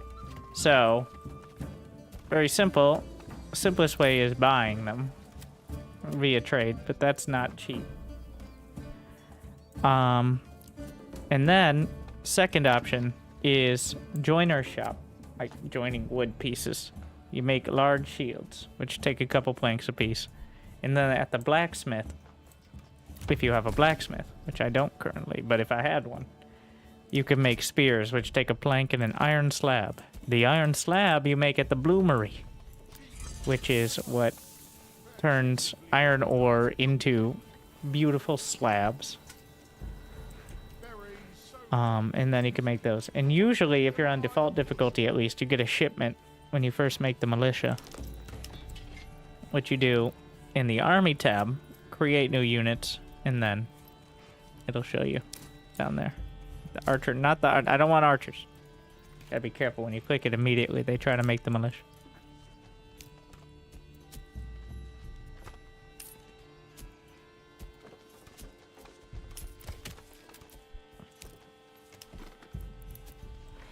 Alright. Let's see what this abomination looks like.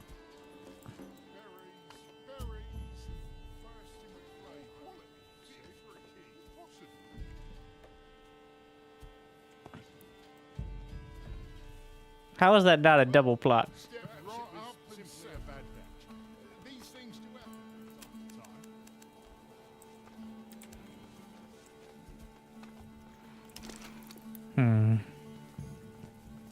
I could just do this.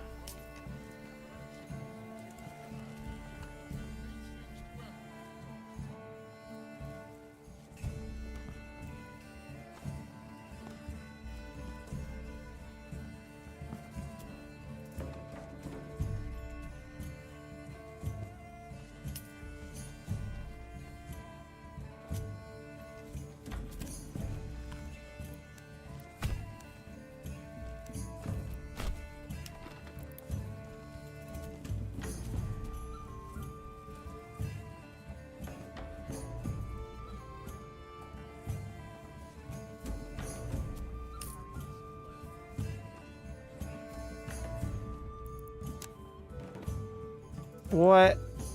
Wait, is that all backyard? And like the house, like over... Looks super janky though. I hate it. I mean, we could border it with that. And then... I could also turn off snapping the roads, but I've created monsters with that I would rather not replicate.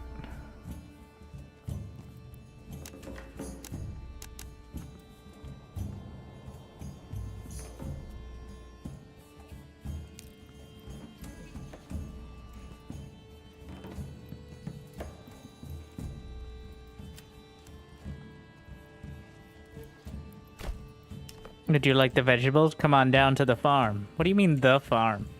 Oh, you'll know.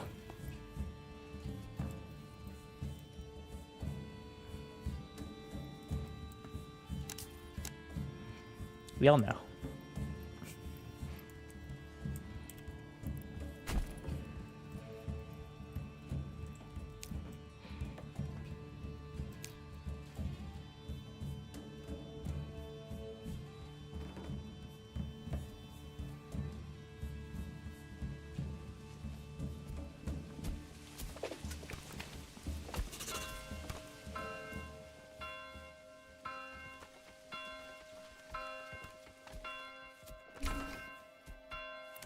Probably not the best time to start a vegetable farm as winter begins, but... well...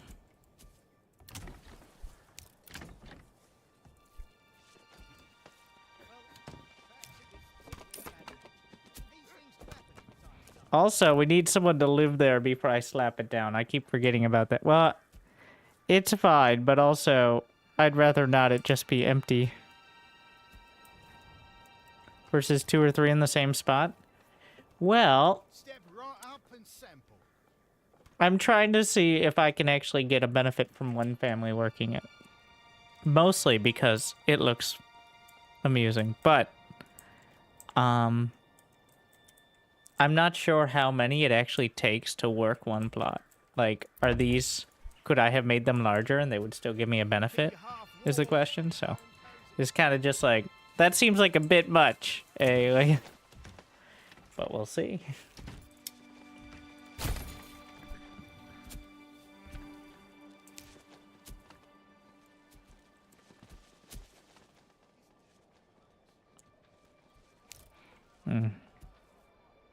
If anybody... Where'd that woodcutter's camp go? Get where I put it. You can move out of the forester hut during winter. Put it somewhere.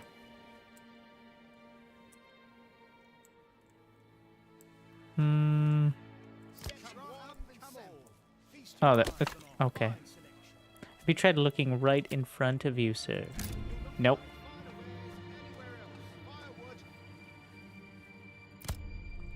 Why would I do that? Vegetables.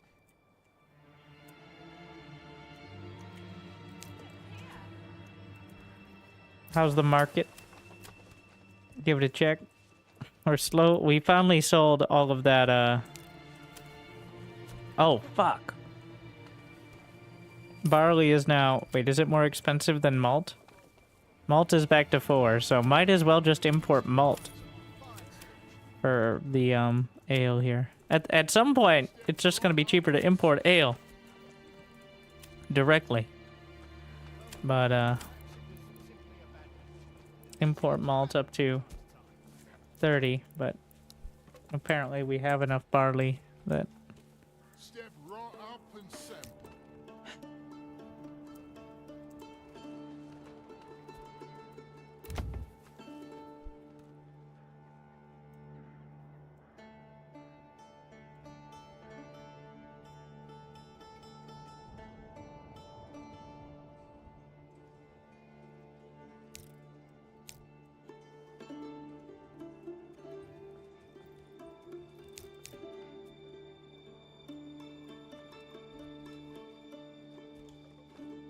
We have the approval, we have the houses. Everything's going great. How mundane.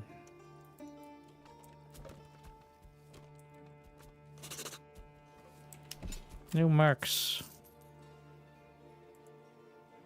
So how much per month?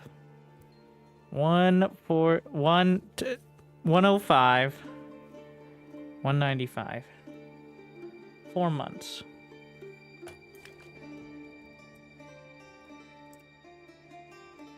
I'm sorry to hear that your taxes went up, my people. But I had to fund my war effort.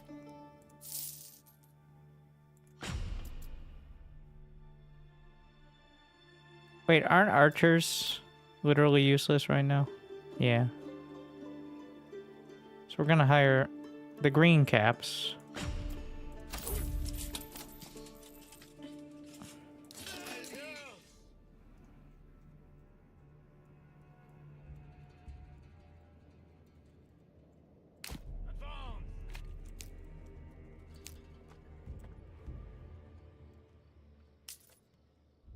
But I have to decide whether I'm going to I'm gonna lay claim to Nuslo, and I think the battlefield will be like around here, because it seems to choose an area that's kind of like in between my territory and theirs, and you can't change it. It's the awkward part there, but.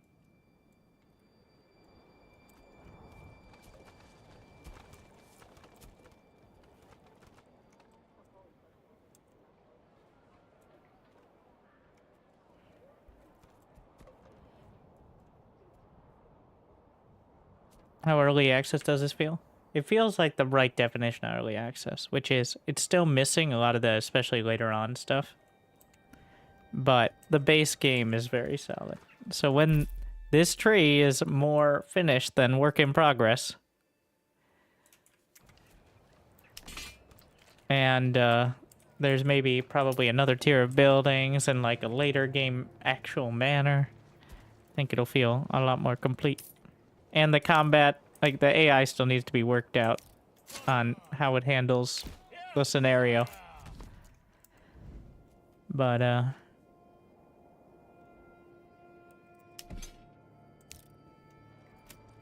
I can hire. Well, I'm gonna hire them. Even if they have some archers, because need to keep them out of enemy hands.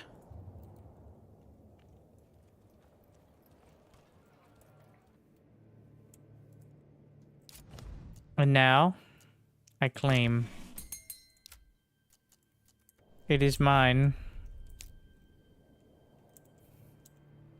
for Alathronionius 4, the 4th.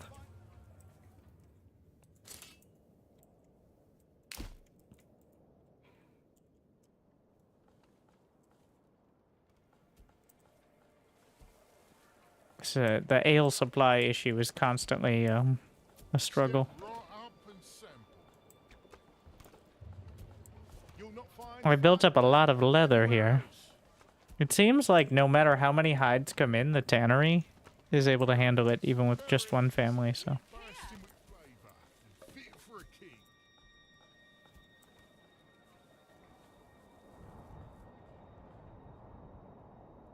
I mean, he may just let me have it. You attack AI towns? Only bandit camps. There are no AI towns at the moment.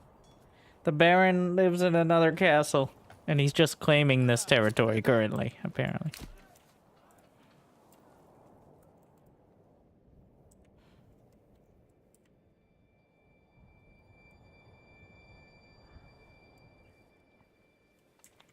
Don't be shy, good sirs and ladies.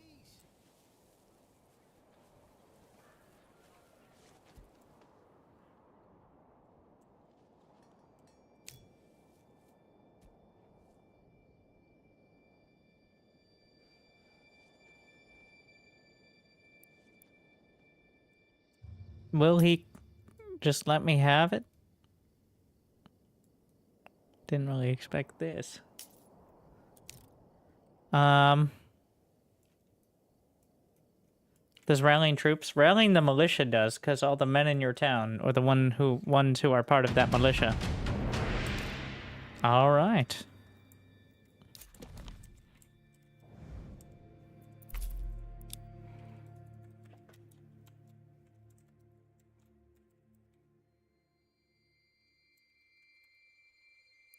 Jimmyland. It has been acquired.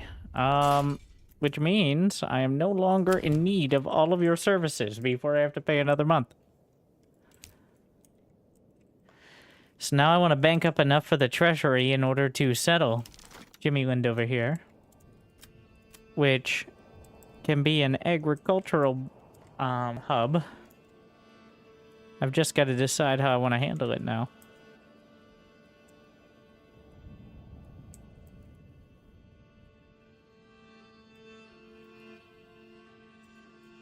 Which is, like, where do you want to settle is the question, really. And probably near the berries. Honestly, if I settle near the border, it's a lot easier to trade with my original town.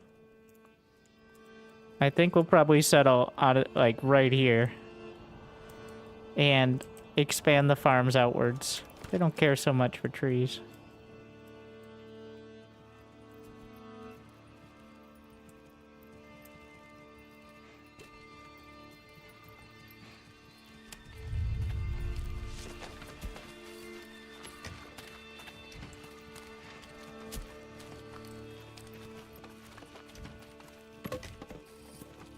Alright, make sure my peasants are working hard. I'll be right back, one moment. And then, expansion. Hello?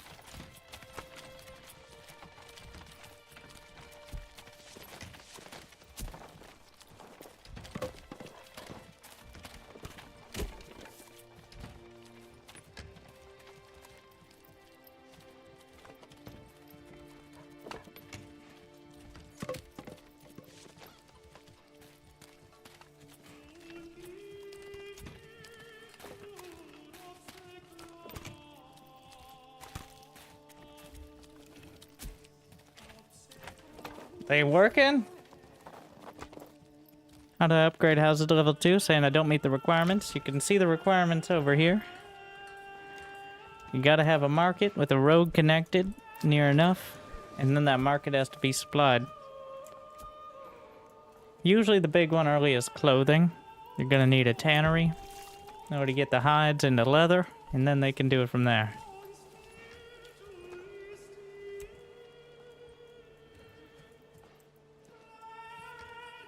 Why is approval at 51%?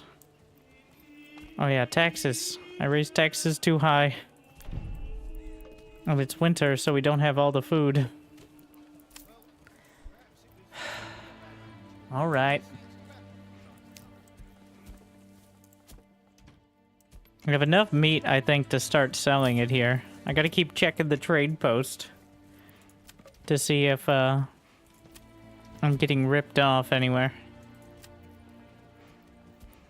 Can I go back to the shoe trade? Yes, it's back to full price here. Oh god. No, no, stop exporting. Wait, war bows are at no trade. I can export shields, though. No foreign exports. I'm really gonna need some sliders or something with this. It's like, if war bows drop below 3 wealth, then please, my god.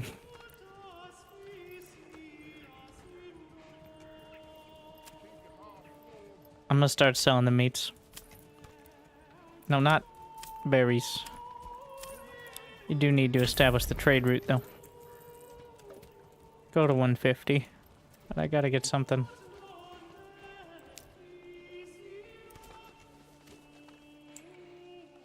Alright. Only a lord would have Kirkland brand sparkling water. A lordly drink.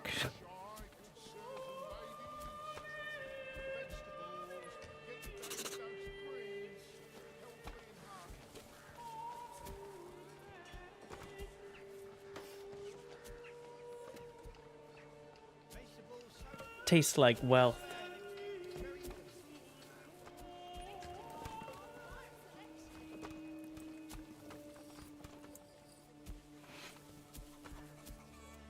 Oh yeah. We were preparing, so I needed more in the treasury so I could afford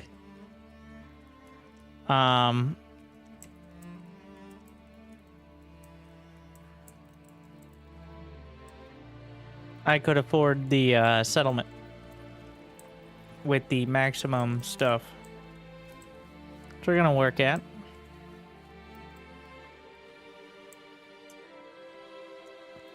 I can turn this into a blacksmith now to construct spears and general tools. The tools aren't actually used for anything at the moment, but Don't be shy.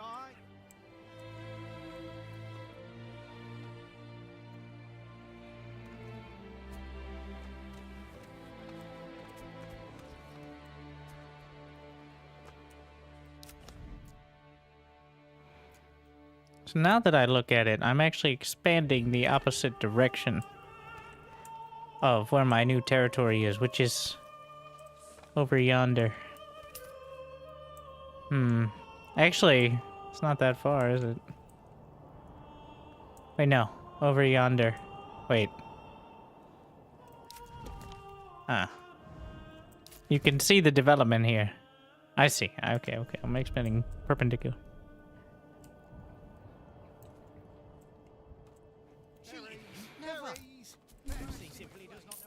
But with spring... Oh, bandit camp. Can I get some... Oh, it's right in the middle. Yeah. Don't worry, the Baron will deal with it. I'm gonna do the max with 750 to start out.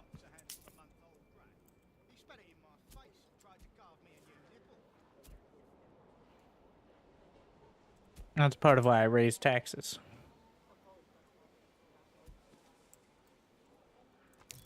Wow. I started selling meat.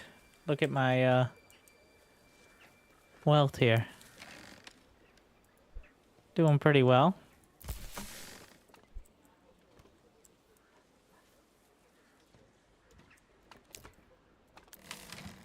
So the troublesome part is going to be keeping up with the trading trends.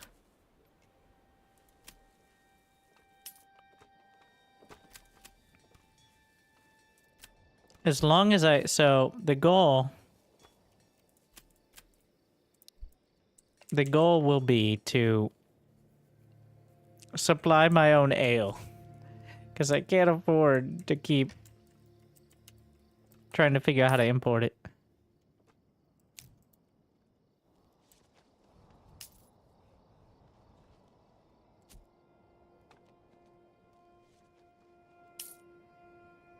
Park the retinue in town. For what purpose? They don't work, do they?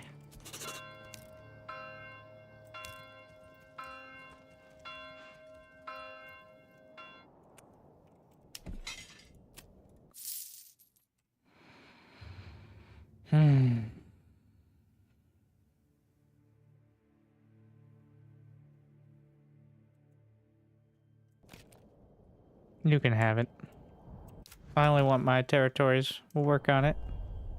New colony for raiders. People will raid it? I guess timing was off.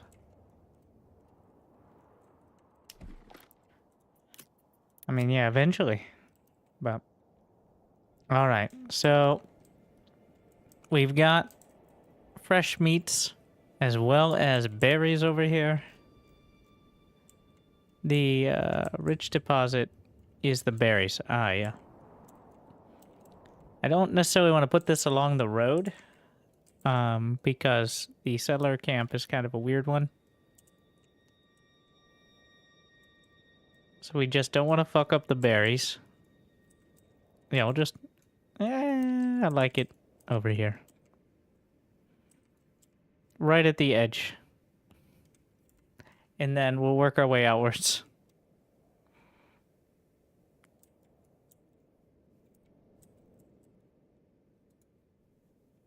Plentiful. 750.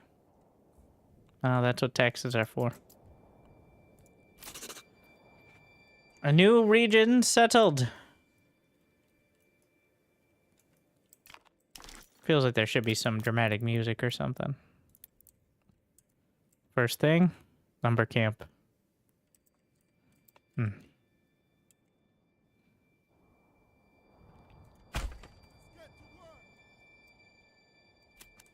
Gonna get just a road around this area.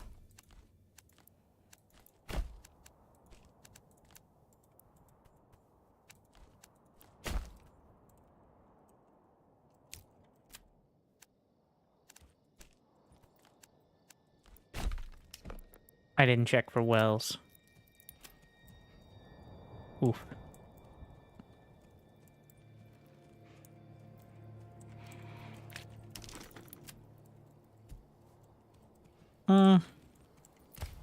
Yeah, we're not putting it there then. I'm gonna need that.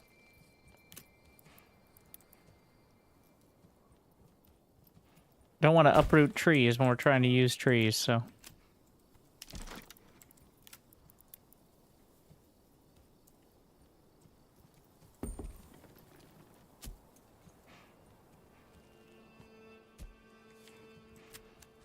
The King's Road is kind of in the way of things here. Classic move.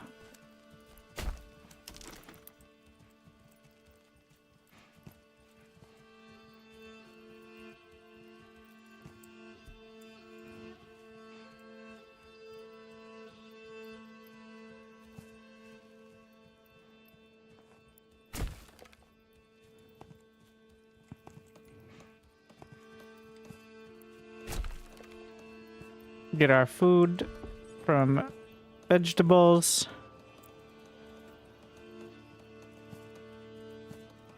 And from everything nearby.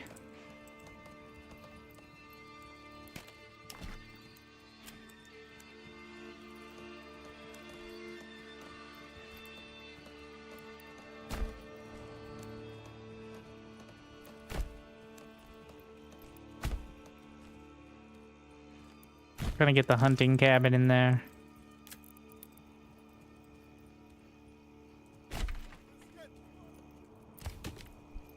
No, prioritize the logging camp, guys. See what's happening back home. Food? Okay, whatever. They're fine.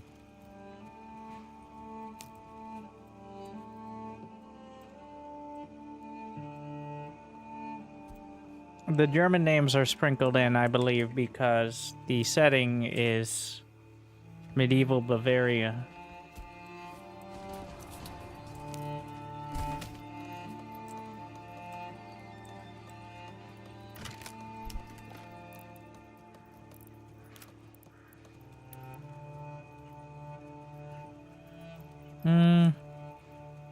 I think we'll put it right on the border. That's what I've had the most success with. Will this technically be... Wait, no, that's in Brandenburg. This is technically in Jimmy Land, right?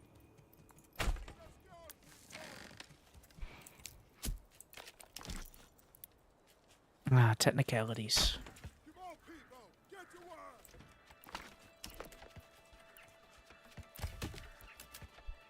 Ah, yes. We're gonna need another ox as well. Get to work, man.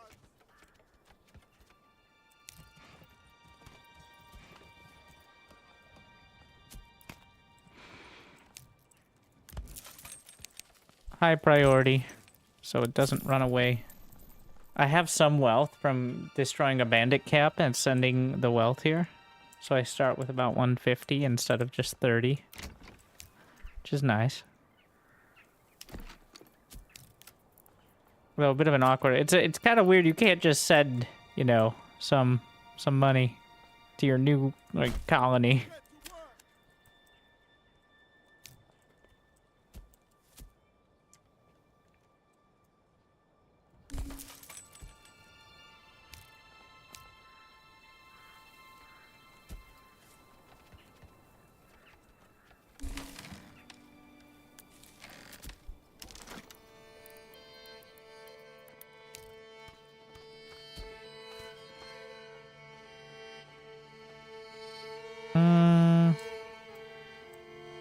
Okay, it said here. Quite an advanced market. We're gonna start with smaller one. We can always expand it later.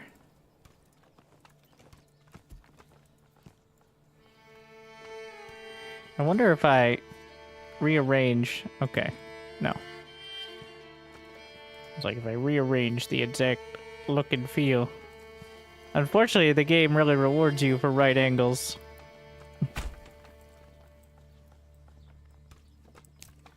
Just kind of boring, but...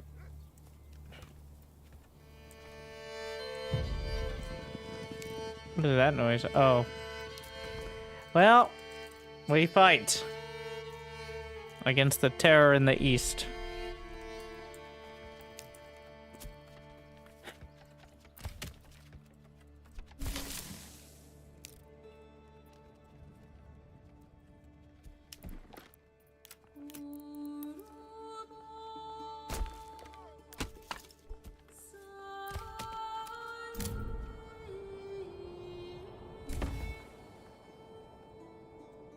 Just make sure it does not cover. Are you enjoying it? I like it a lot. It's definitely early access though. If you like these kind of games, you'll definitely like it, but it's not... I don't think it's great as like an entry into the genre kind of game.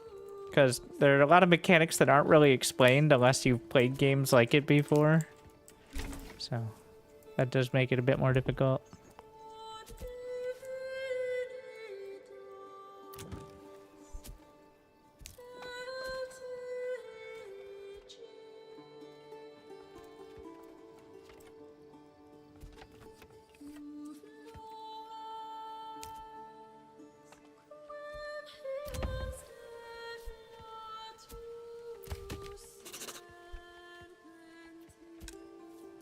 Do we not have anyone working in the granary?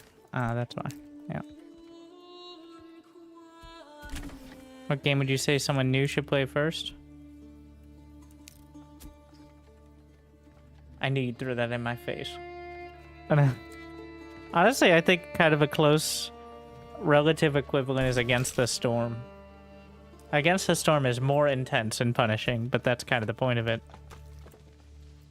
But the way kind of like you move labor around and like you set up housing and stuff, like it's not as in-depth in that part of it, but it's a similar kind of feel. I haven't played too many pure city builders. I usually play the stressful ones, like Against the Storm. So I guess like Anno 1800 is pretty close as well, but I'd yeah, it's a pretty solid one. That one's also pretty difficult, but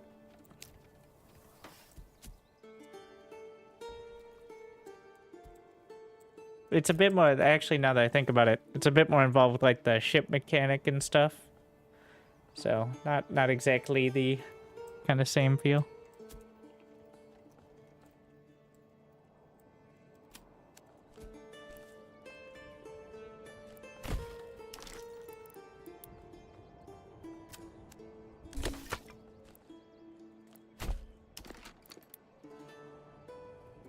Too steep. Well, that's close enough there. We'll get there.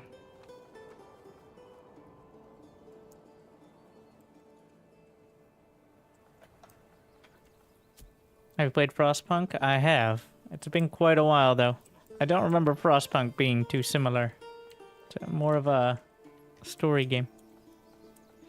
A lot of people compare this with Banished. I've never played Banished, so, but I'll take their word for it.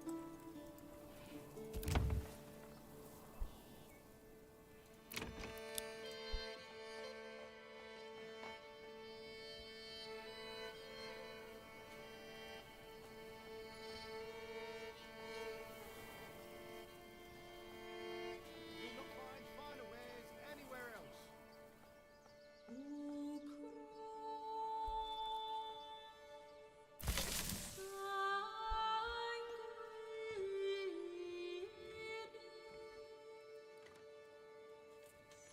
Are we wood cutting? Wait, we still have... I don't know why I put that down. We have 10 months of fuel.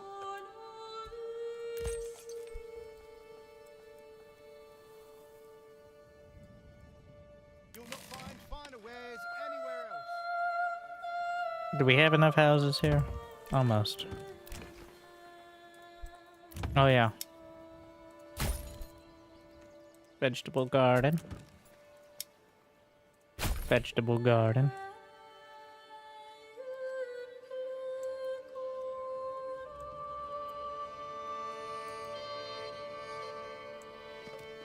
How are we doing over here?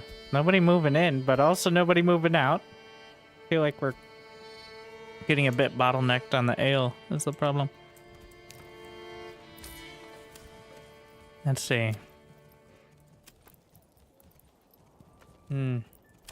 Stop trading away the shields.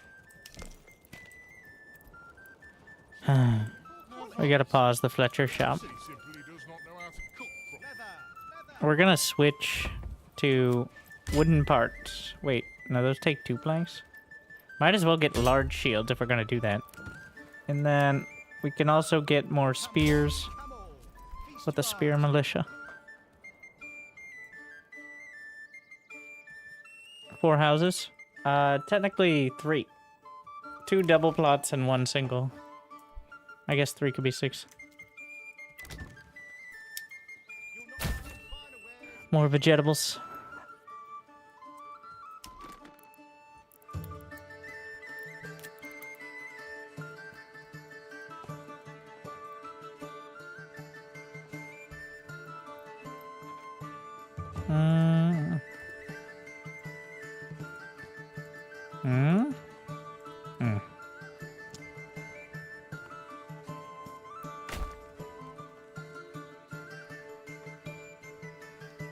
That should be enough for now. Did we build the forager's hut? Not yet. We'll work our way through the trees. Gonna move this over.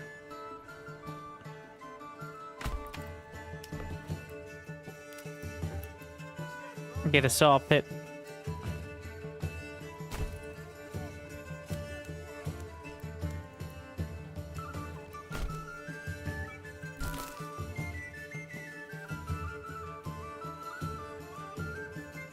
And the one in the forager's hut. Forester's hut? No, foragers. Two different things. One in the hunting. Just to get that started. I'm not investing in pack stations or anything yet. Why is the ox just sitting around? We want to do agriculture, but we got to get established. So it's going to be about a year.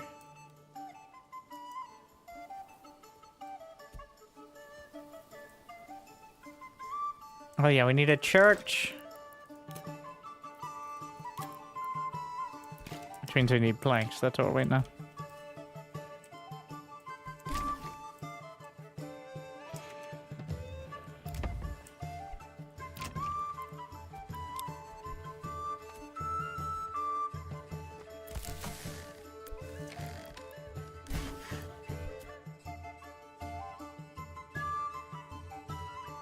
Who is this? Oh, it's a trader. Yeah. Anywhere else. Not enough food on the marketplace. Ah. Berries are in season.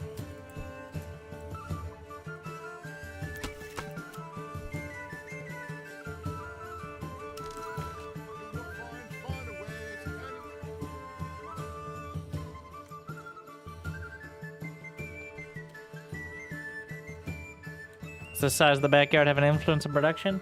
For vegetables and apple orchards, yes. Everything else, no.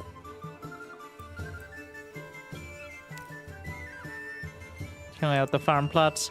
Kind of want to see how much the city progresses before I decide on that. Also, we should be looking at the barley for... yeah, it's probably going to be over here. The entire zone is rye fertility, so...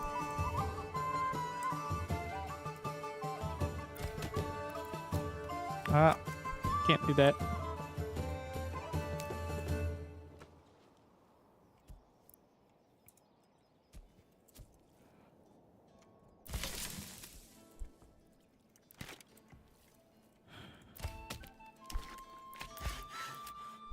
Working on the sawmill.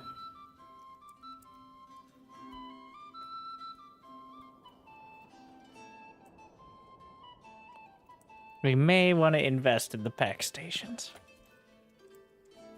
I'd rather avoid it, if possible. Do we have enough houses? We totally do. Nobody's moved into the super vegetables yet. We gotta check trade. Okay, still going okay.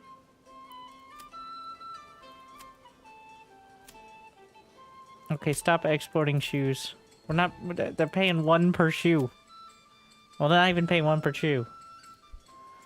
They're just paying 1 per pair. I assume it's a pair. Hell, it's Thank you, Image 43. time. Glad you enjoy.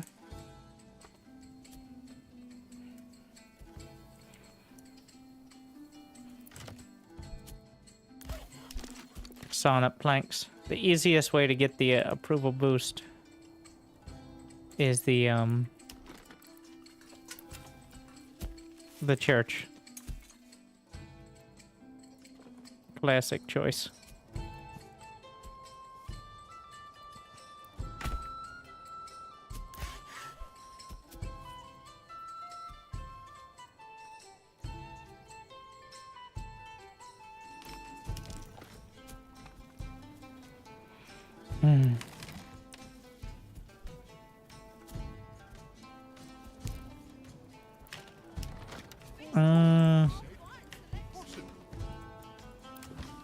I'm making the secondary spears and shields, right? Yep. Oh, we have enough for the entire militia here. So that means I can switch the blacksmith. We could go for sidearms. Jimmy Lind is now level 2. I'm going to make a footman militia, which require sidearms and small shields. Yeah. Can go back to small shields for a bit. Come one, come all. Feast your eyes on our fine selection. Sidearms, essentially just like short swords, I guess. Am I gonna have enough slabs? How much is left? Yeah, I think so. Is it worth it to farm if fertility is low? I haven't. Not sure how else to get ale. You can import barley or malt, which is what I'm doing. It's a struggle, and it's the major strain on my economy, but I preferred to expand to a new settlement to farm barley before trying to farm in like the red areas.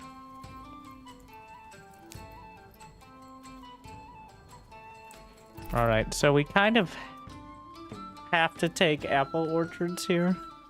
So I might as well try it out on the backyards. I didn't love it when I tried it before. It seemed like there's so little benefit. But we'll throw a couple apple orchards in. And they're also 50 wealth.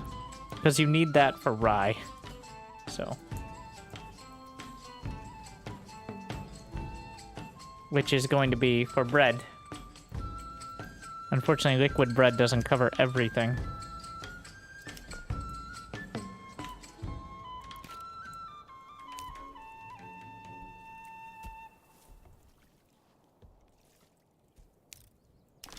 Do we have enough planks? No, not yet. Wait, what? How do you not have a... What's wrong with you? Wish you could pay for more settlers to start. 5 is just so low.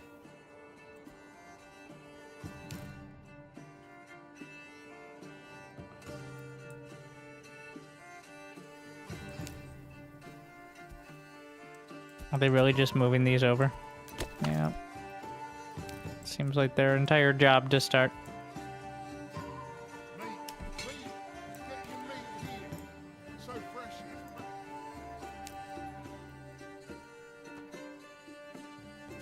When you move the lumber camp, they move all the logging, the timber over there before doing anything else. And then they bring it to the saw pit. And then it says generic storage full, but what it really means is it brought a log.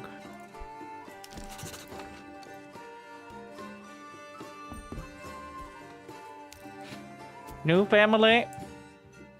Finally. Now that we got things going.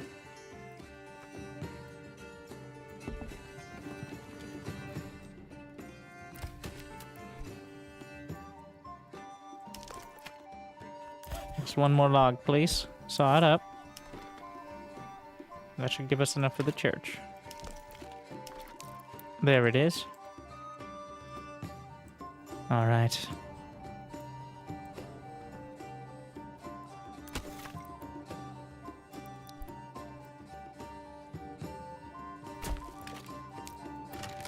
We'll have them move this out of the way.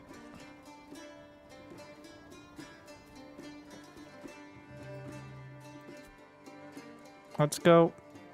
Unfortunately, you can't force them to move. What is that pathing? Okay.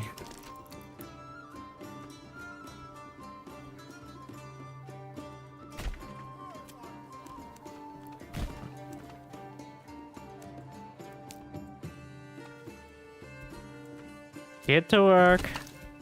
Something need doing?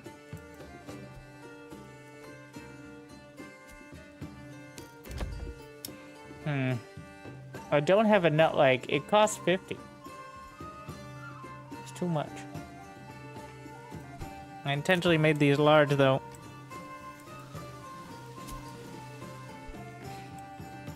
The problem is, if I exhaust, like, the trade in the other territory, I don't know if the trade is still going to be problematic here. I don't think it's region dependent. It's global, it says. Well, probably not global, but, you know, close enough.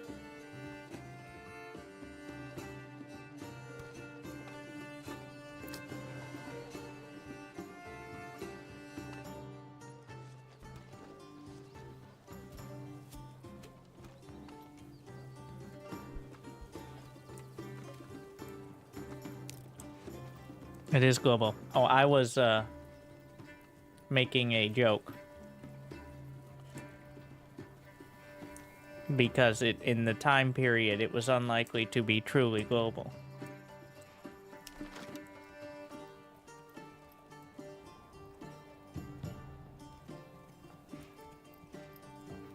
Sure, someone had shoes somewhere.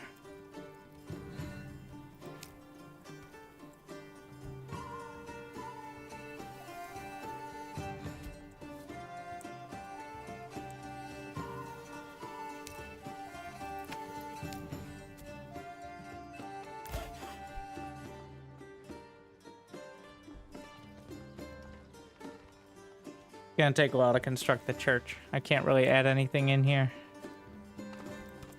Otherwise, it'll slow it down even more. They already... All the berries? Wait, what? Oh yeah, I guess so.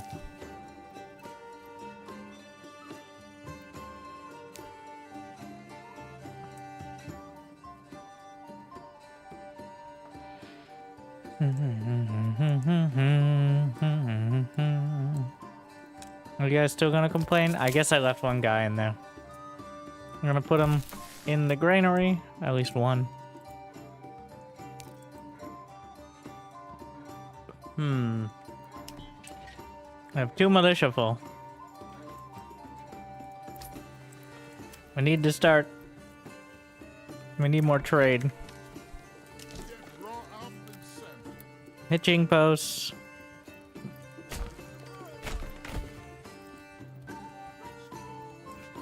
Put them down, stable lane. Healthy and hearty.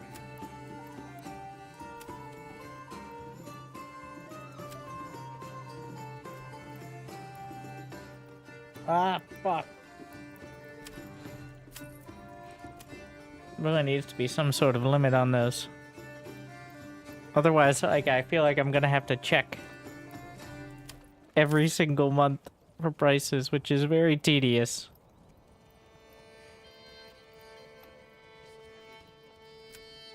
I'm like, why am I running out of money? It's because I'm paying double price for malt.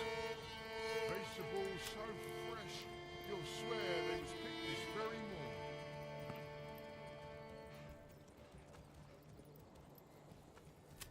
Let's see. I have enough leather and charcoal. We're gonna export down to like 150. I might as well export some charcoal, I guess. How much is this? Oh, 27. Okay, I was 300. Keep your hearth warm and your home cozy. Hopefully that'll keep it going.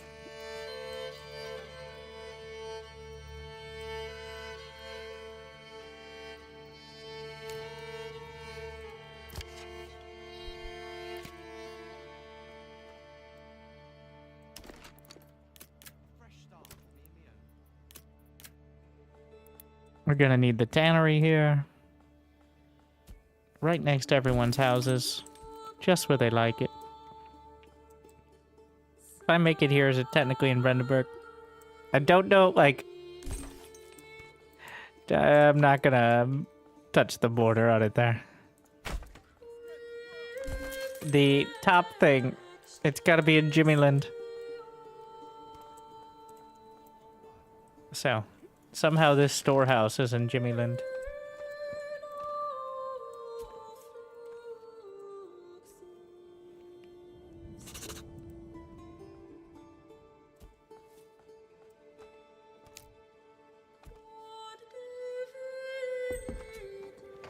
New families? We actually need to expand the residences now. Oh, wow. I'm rich! They finally, well, we finally got the trade. Wait, did they move into the vegetable garden? They did. Which I would like to upgrade, but apparently we don't have the food stall supply. The market's right there. Can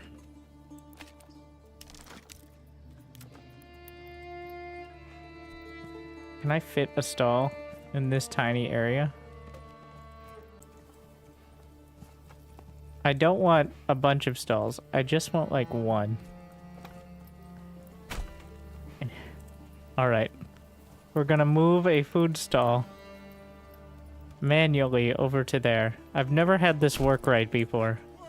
Because it gets abandoned the moment you move it away. Because the game's like, what do you think you're doing? That's not the free market.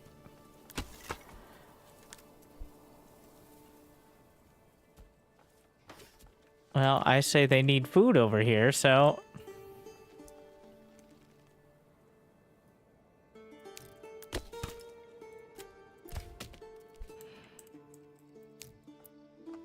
Yeah, it immediately gets abandoned the moment I try to move it. I don't know why you can move that. It's a bit odd at the moment.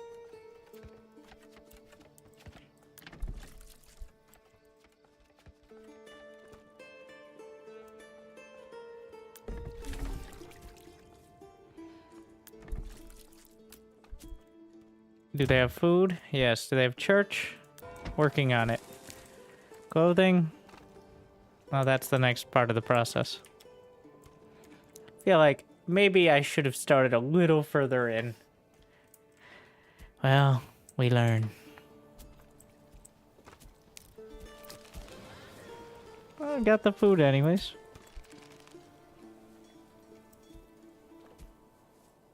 I need eggs.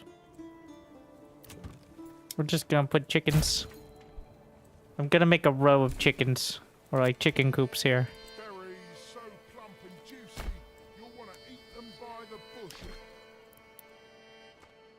Just like minimum size. What is wrong with you?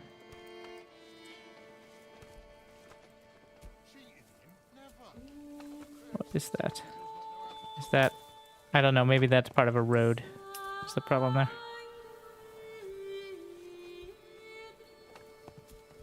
I think I can get 5.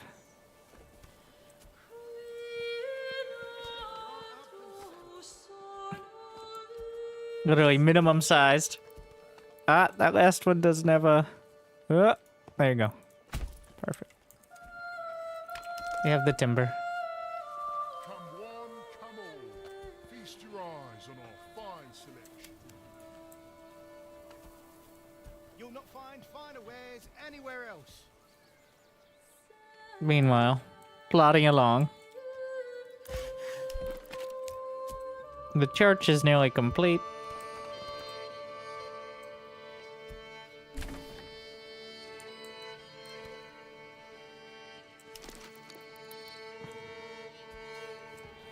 Kind of want to do the same thing over here, but we don't actually have the money at the moment.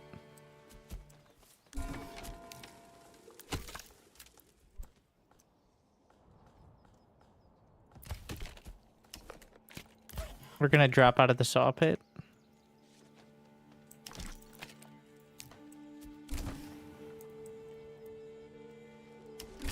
And wait, where is this territory? Oh, there's actually a trader right over there. Trade post looks so small from here. Bread, freshly baked, still warm from the oven. We're gonna start with the trader there, though. Wait, let's see. Let's make it look natural. A road that just so happens to lead almost directly into the trader zone. Oh, look at that. How convenient. Can you show your world map? Not pictured is me owning all of the rest of the territories off to the east.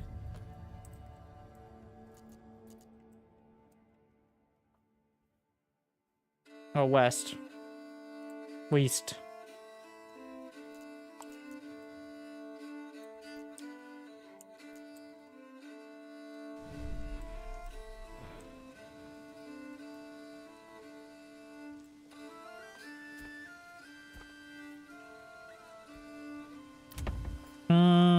Upgrade. Oh, I didn't have anyone in the forest or hut. I can't be microing all this now. Too much micro. Do we have any more clay? There's no point of being in the clay furnace then.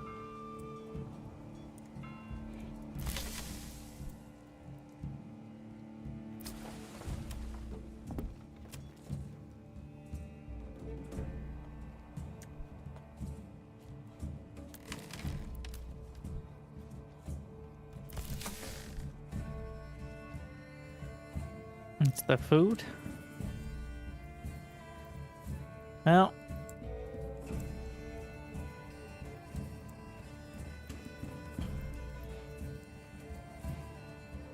There's also no point of being in the malt house when there's no malt. So there is no better choice than pack stations here now. Is the situation.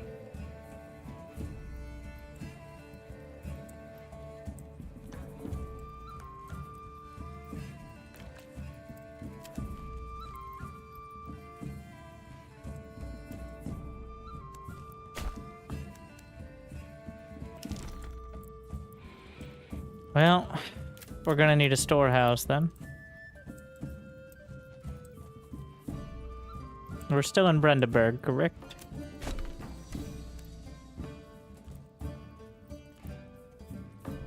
It does appear so. That's the most important part, which we'll learn momentarily.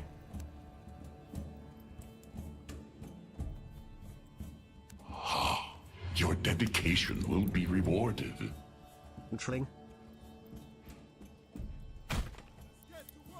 And a granary here.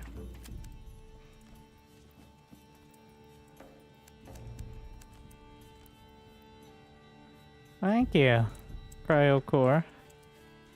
I just don't enjoy it. Just take an alternate route around the corpse pit. What happens if I delete the corpse pit? I don't want to know, actually.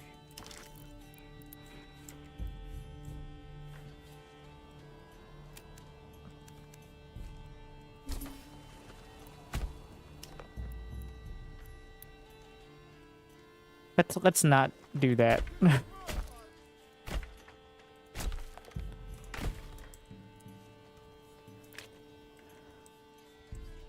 They don't bury at the church? Not bandits and raiders, no. They deserve nothing of the sort.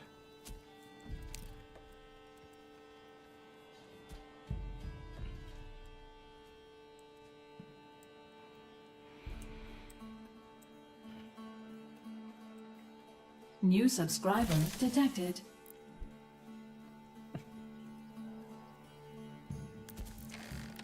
We're gonna upgrade this storehouse.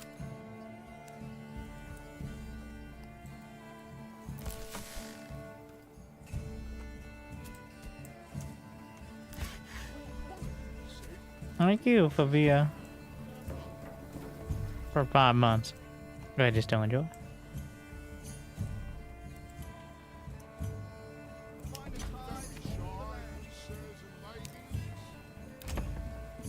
We're gonna hold off more of the joiner's shop because I want to transfer some planks.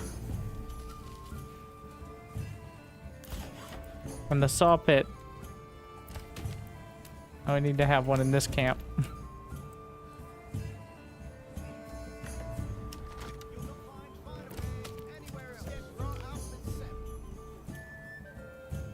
As we build the trade station and do inter-region trade here, which is quite an involved process.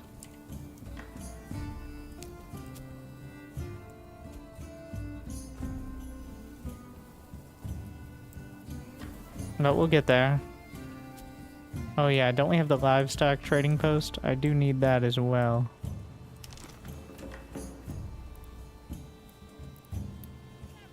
More on the hitch lane. I have a lot of construction.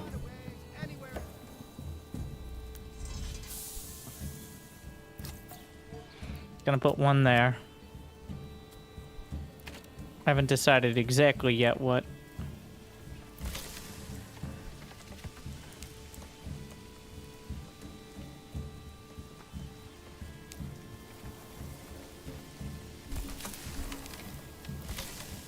Okay, what are we putting here?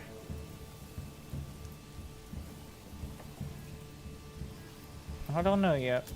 We're gonna have at least one person in each of these for now.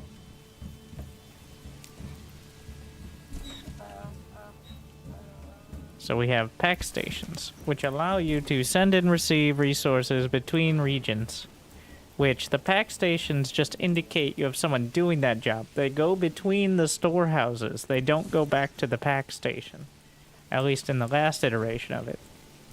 So that is the kind of more confusing part. So what do we need in Jimmy Land? Alright, what are we struggling with? Construction. When, you know, if I could remove people from needing to cut firewood, that'd be a bonus. Not having to do planks, that's another bonus. What do we have in Jimmy Land? Got a lot of berries. That's what we got to start.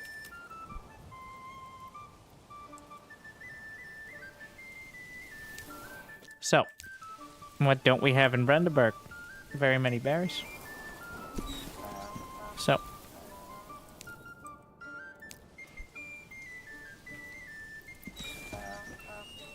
First things first. We trade meat.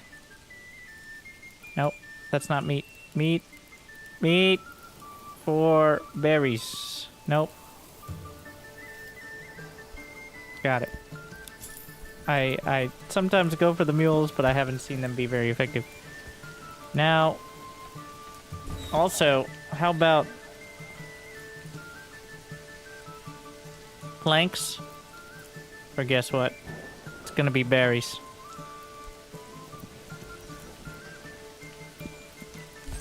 And the barter rate is... So in this case, for every plank, I get 0.7 berries. I think they bring back like a actual whole unit of it, but... And now, what else do we got? How about some charcoal for berries? Eventually this will be bread, ideally. And then... The thing is, you can't just send it, so you need, like, something to trade, which is the awkward part here. Even more berries. Let's hope we have enough berries to trade all this. We definitely don't, by the way.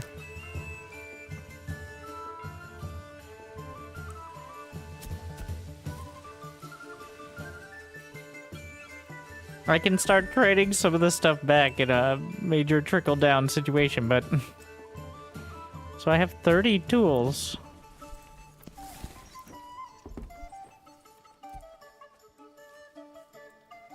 Well...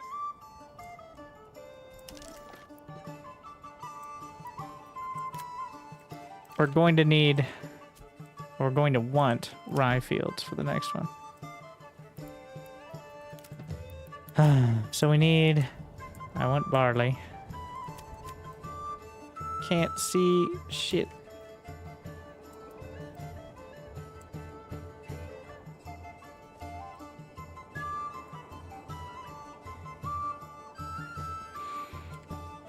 I'm gonna try... I've tried small farms with different plots. I'm gonna try massive farms instead. And like the entire town working them.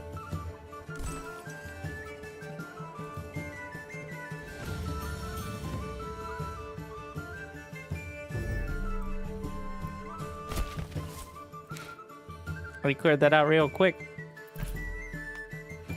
So I could go heavy plow or just rye. You kind of need heavy plow, otherwise it doesn't get done though. So we're gonna go straight for it. Our first harvest will be barley. I don't know why I went for apple orchards if I wasn't gonna go rye, but...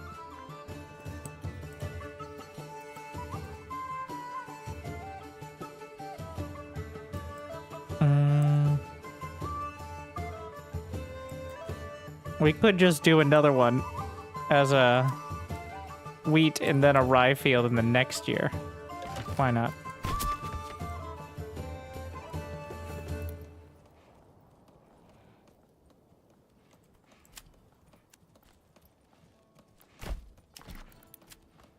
Once I get that set. I don't like how that angle's gonna work. If there's not enough space to put it along the King's Road, we're just gonna delete the field. The trees won't come back, it just looks horrible. Price we pay.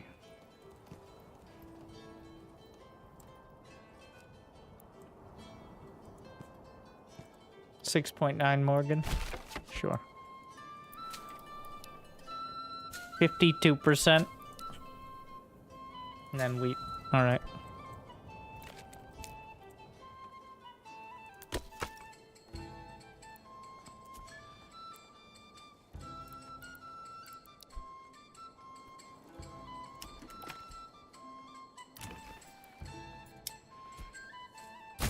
Chicken. And more chicken. And more chicken. We're gonna need some money at some point. Didn't I get a trade post? What can we trade here? I have planks now. How's the trading going? So here's how it works. Let's see the people. So they go get the goodies from this storehouse. Well, in fact, the people working here apparently work at one of the vegetable gardens. And then they notice how they're not going back to the pack station. They carry it from the storehouse to storehouse. Well, in this case, apparently they're not carrying it to that storehouse. They're carrying it to the granary, but because I'm trading berries for everything. But that's the idea there. To limited success. The pack stations are only there as like a... These exist. Well.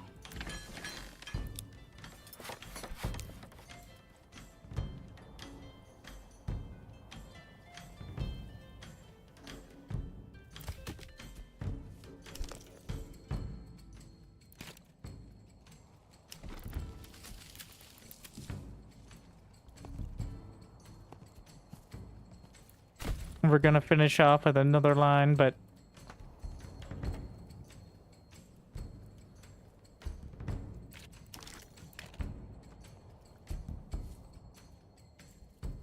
do we have any charcoal? We do now. Do you get all the wood? No, it's gone. Whoa, whoa, whoa, Brandenburg. Lack of entertainment, not enough food variety. What do you mean? We have so many egg. Lack of entertainment. Well, I keep trying to go through, jumping through hoops for the ale. It's not going great.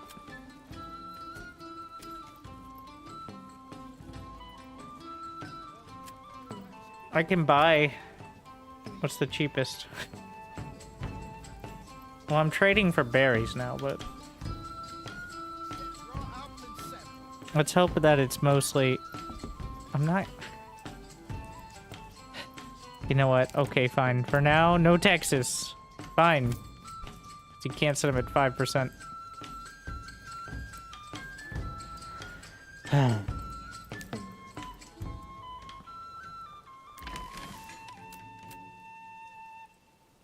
I have just enough. No, no, no. I can't do one more ox.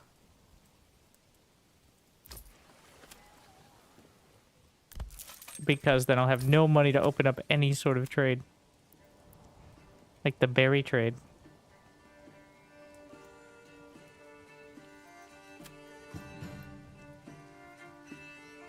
Oh my god, market prices for... I'm finding out from my other territory that market prices have plummeted. No. Stop exporting for one apiece. So that, yeah, they are global market prices.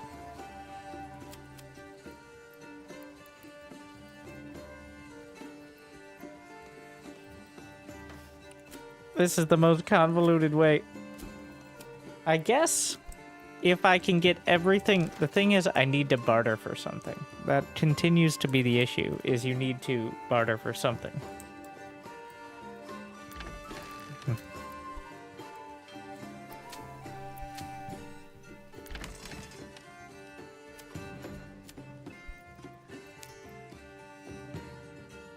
They're plowing by hand.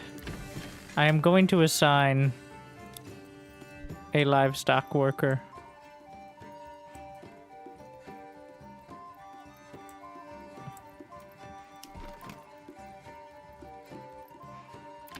We can upgrade. How many do I need? Just need timber.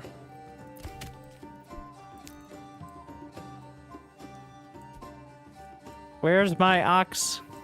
Oh my.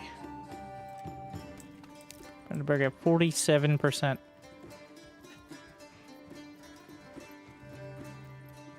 This is the problem without agriculture. It gets, well, once again, I could buy food. But I'm scared of the trade prices. Apples are 2.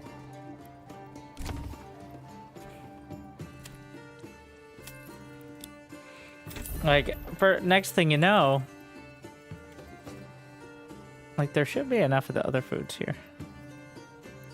I'll pay for importing eggs, but I may regret it.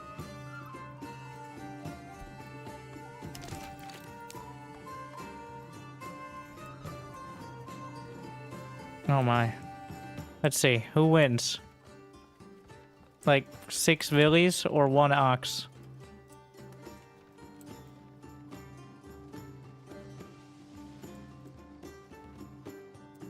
Though it doesn't look like the ox is... Well, that's a lot of land. I may have overdone it a bit.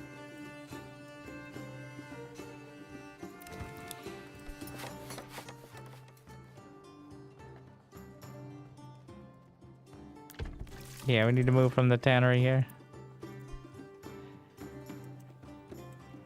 There's still berries over there to gather.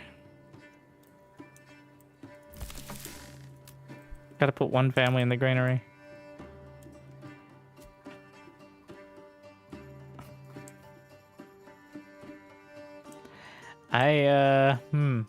That's optimism.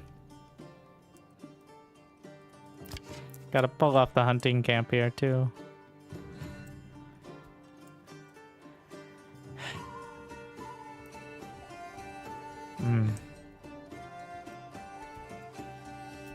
Alright, with no taxes up to... Jimmy Lind is increased. We now have rye fields. Yeah, we're doing rye fields. So, this is actually a 100% rye field. Who knew?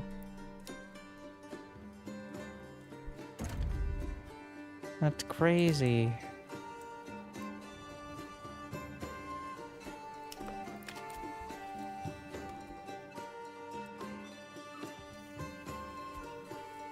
I don't think it matters so they actually start planting things.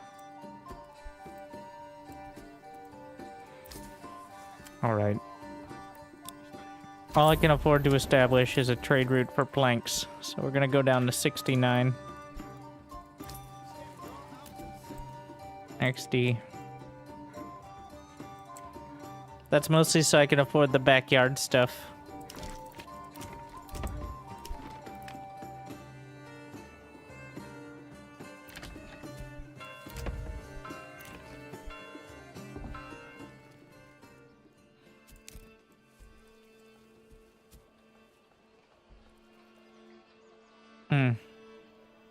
Buying the eggs helped, but we're gonna have to even out the economy at some point.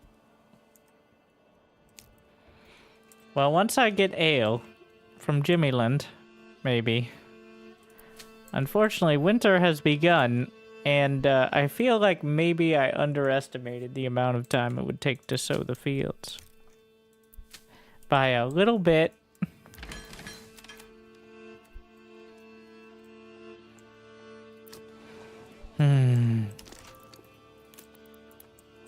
I didn't think it would be finished, but like, wow.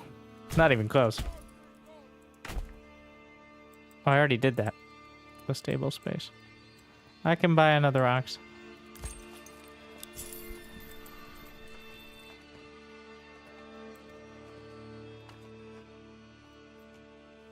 And I'm gonna try to chop down as much timber as possible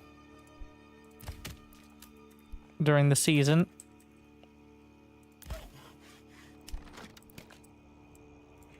And we'll try to upgrade the homes.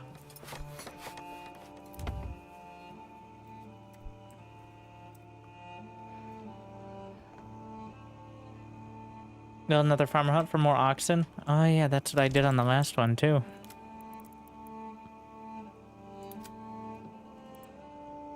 For that explicit purpose as well.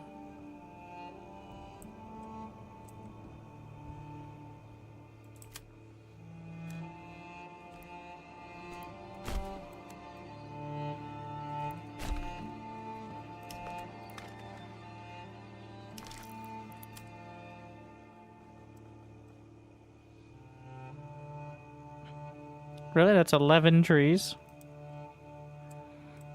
Feels bad, man. Think of the lumber. Oh yeah, I'm upgrading a bunch of stuff as part of why it's all tied up right now. Well, somebody...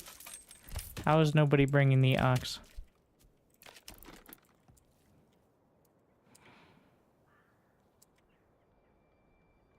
$15! I refuse. Put another one up there, too. If your field is not perfectly square, the oxen bug out.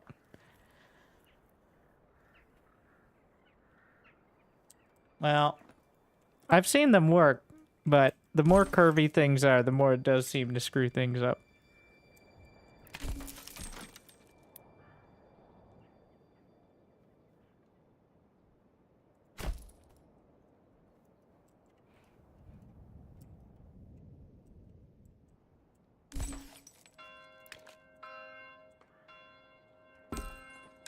Oh, yeah.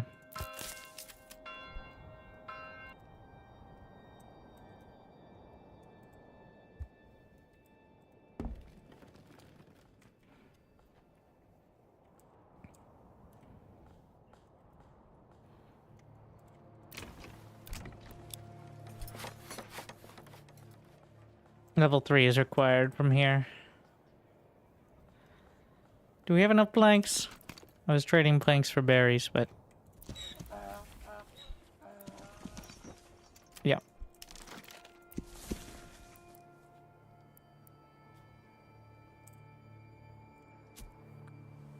That'll have to be enough charcoal. I'm just unemploying them. It's the easiest way I found to disable the pack stations. Just nobody works there anymore.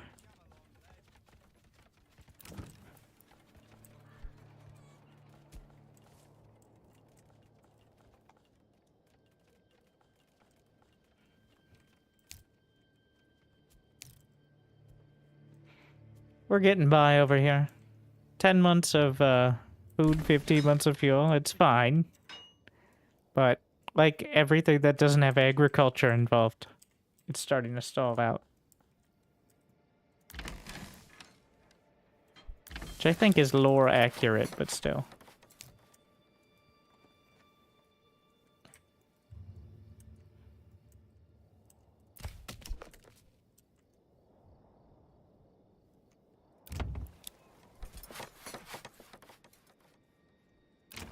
More chickens. And more chickens. We're just gonna keep up with the chickens. Maybe I can try, like, eggs are, well, if you get a huge surplus of eggs, they can be really good for bartering, so.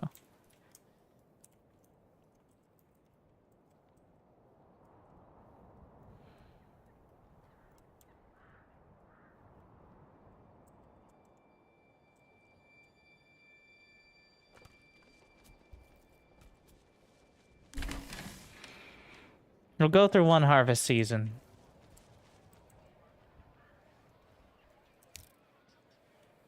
See if things work out.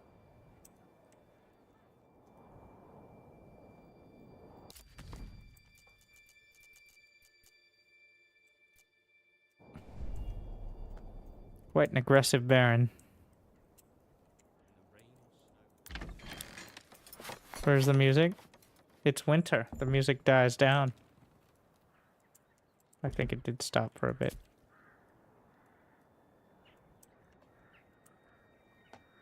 Winter has its own depressing tracks. Not even the flutes are excited to play.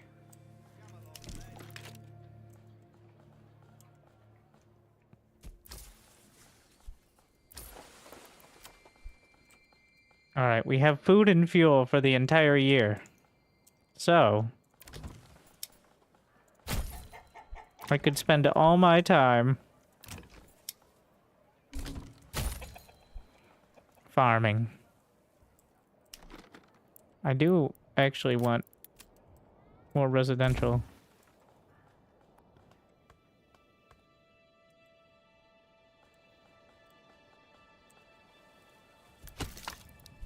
Move this somewhere that it's out of the way, please. You know what? I'm gonna move the logging camp as well. Come on, come all. Feast your eyes on our fine selection.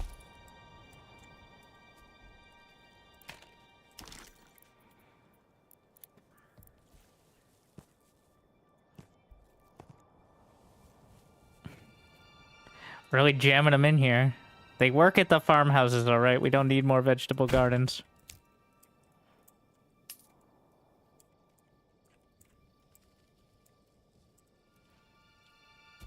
Let's get it done.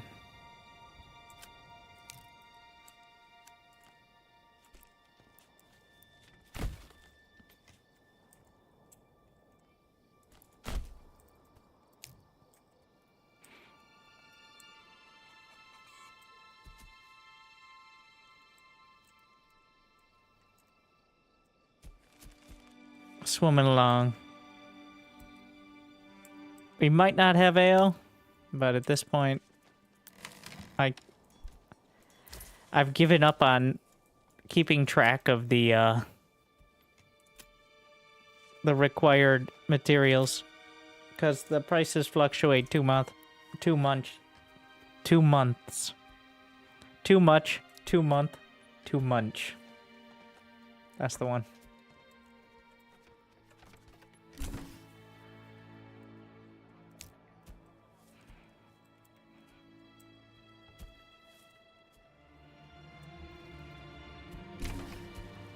Alright, it's almost time. Oh yeah.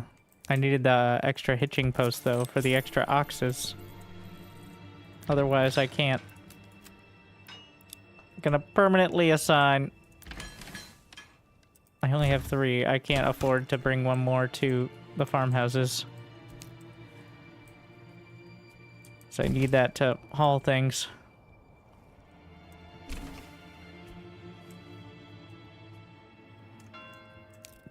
It time.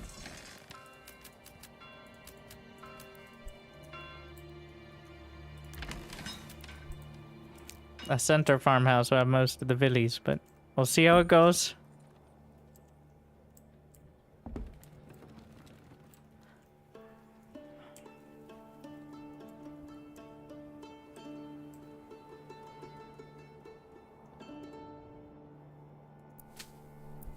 Oh, they gotta restart sowing the field? Where are the rest of the villies? Hey! Just because there's an ox doesn't mean you don't need to sow the field. Or plow the field. Yo!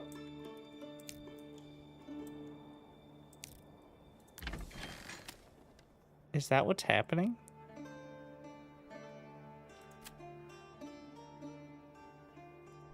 Can they do it all in one season? Well, there's one way to find out. Like, all these farmers are waiting. Sign them to one without an ox? That's what I'm about to test. Yeah, this one doesn't have it.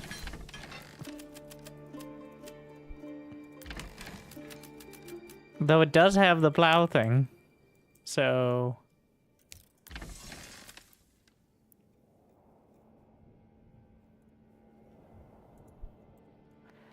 Okay, well now we'll try a new farmhouse.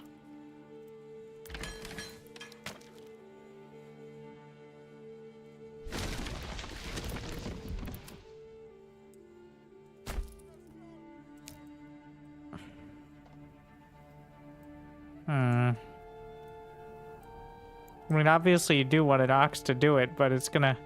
So this is why you make a bunch of smaller fields. Well, that's a learning experience, isn't it? Because it doesn't seem like the villies are figuring it out.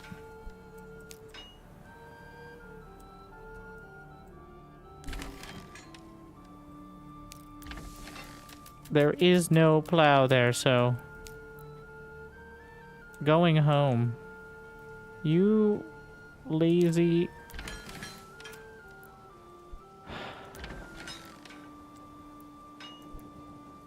If I unequip... How many Morgans? Like 7 Morgans, bro.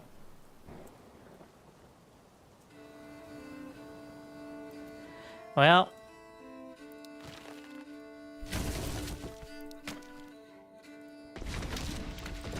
Harvest season begins mid-March. It's going to be a tough year, but we'll get through it. By eating Billy. Right, Billy? What? I don't...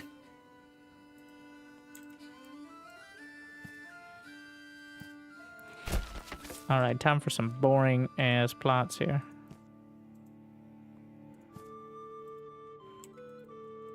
You know what? If we're gonna do it all...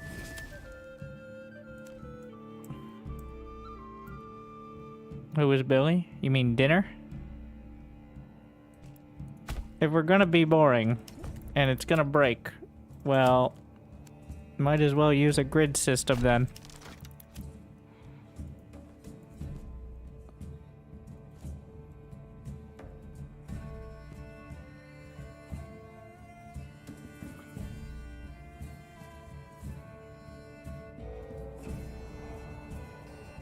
It doesn't need to be one exactly, but I'd like to keep it consistent.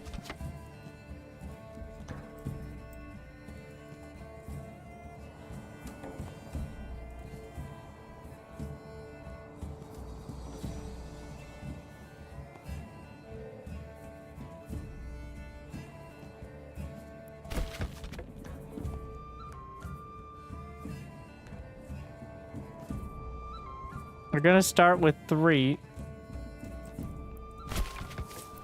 So, barley, rye, fallow. We'll have them all be the same.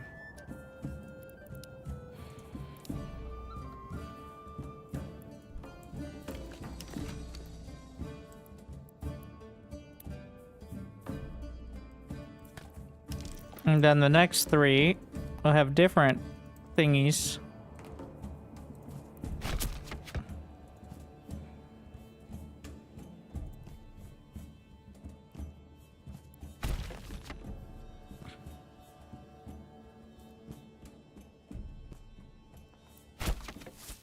Which is barley, fallow, rye, barley,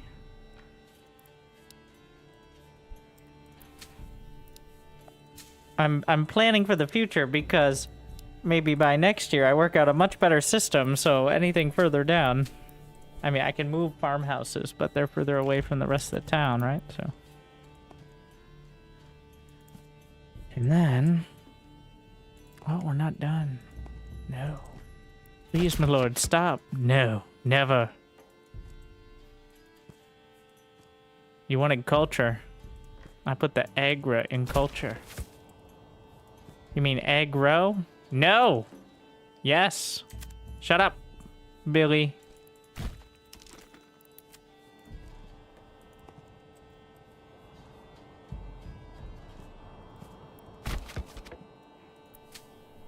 Fallow, barley, rye.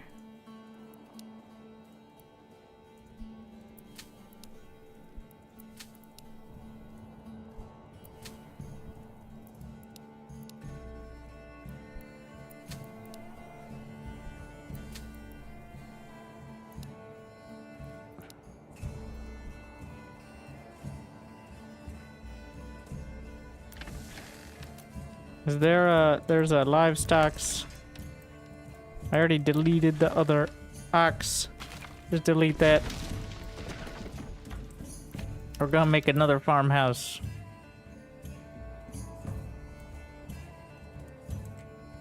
We can't make it along the King's Road there. But we're gonna... No, we don't need that.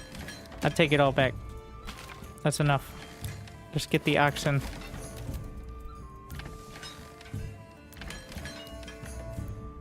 You know what? I'm done with that. We'll make another farmhouse, but we'll start the harvest season first. Perfect. First try. Is that the plowed part of it? Does that count? No, it's just a grab.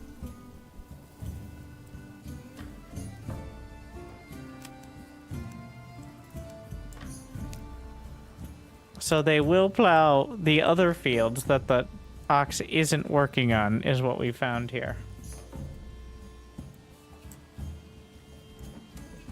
Alright, good to know.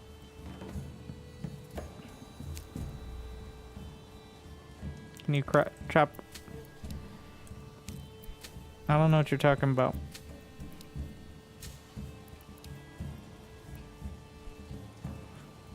I wouldn't have noticed momentarily when there was clearly one field that should have been.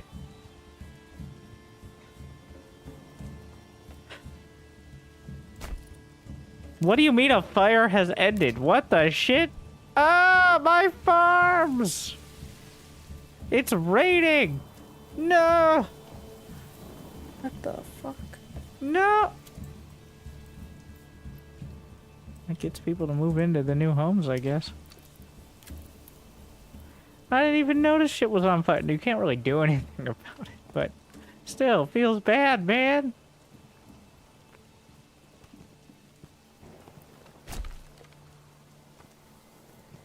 Wasn't a whole lot of firefighting opportunities.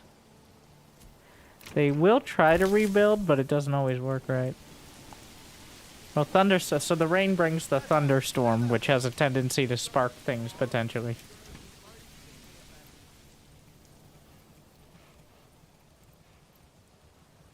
Well, that's the situation there. What y'all complaining about?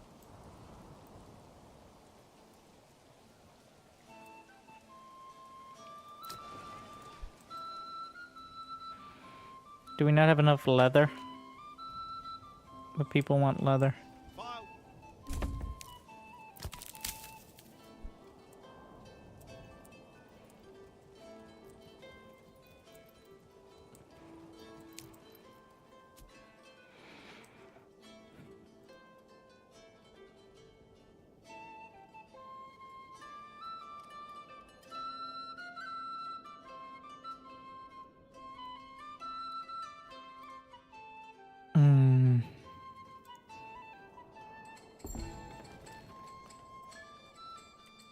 So the ox is going faster than 6 villies.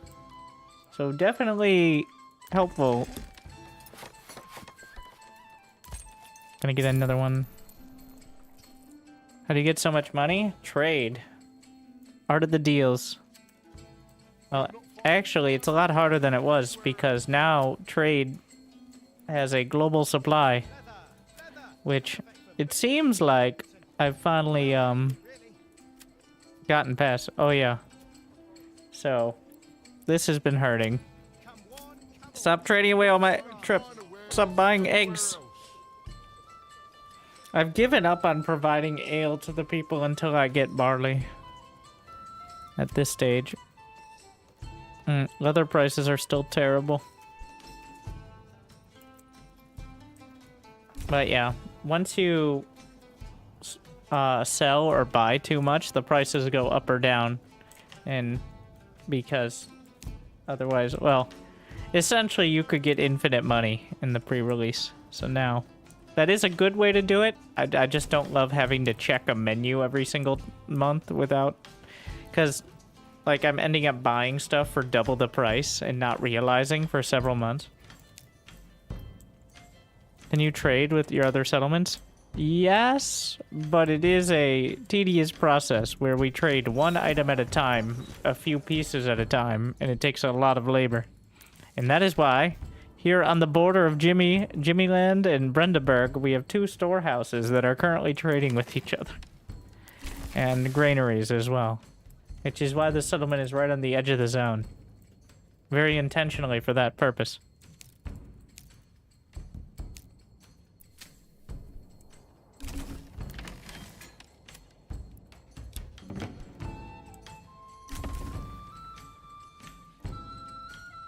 How's this sewing itself? Release?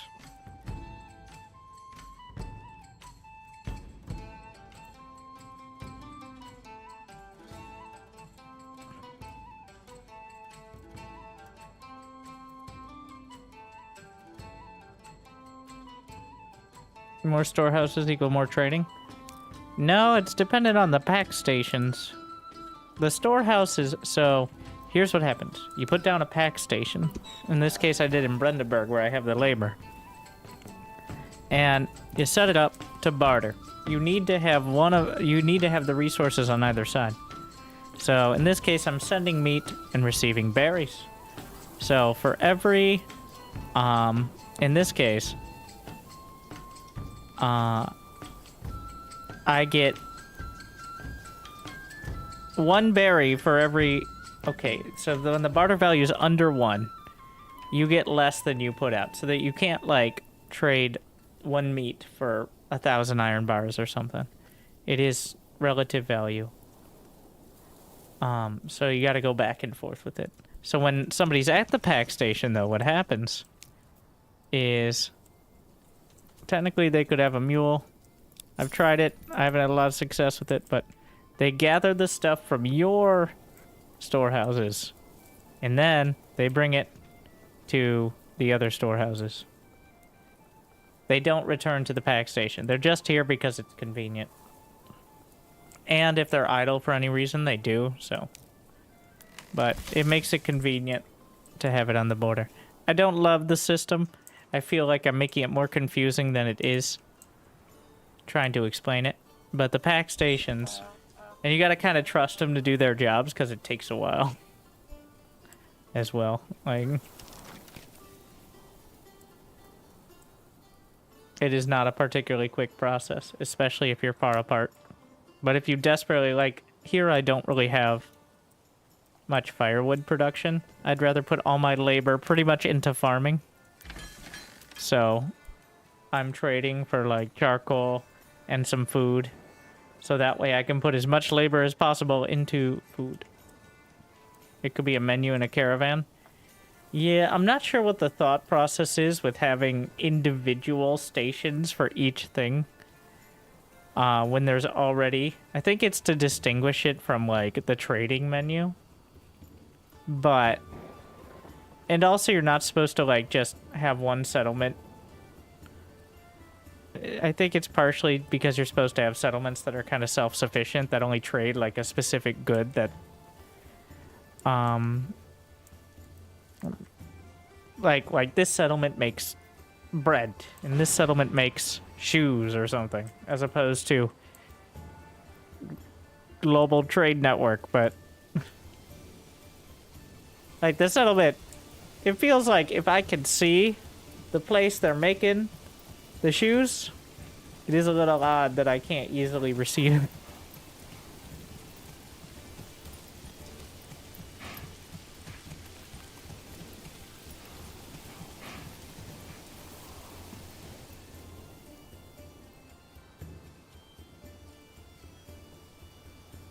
Though I don't need to upgrade this town any more than it is, technically. I could leave it as, like, a low-tech agricultural area.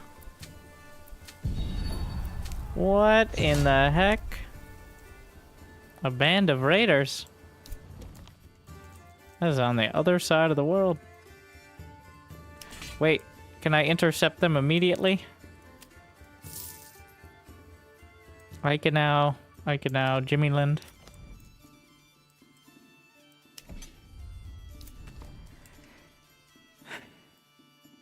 Not exactly.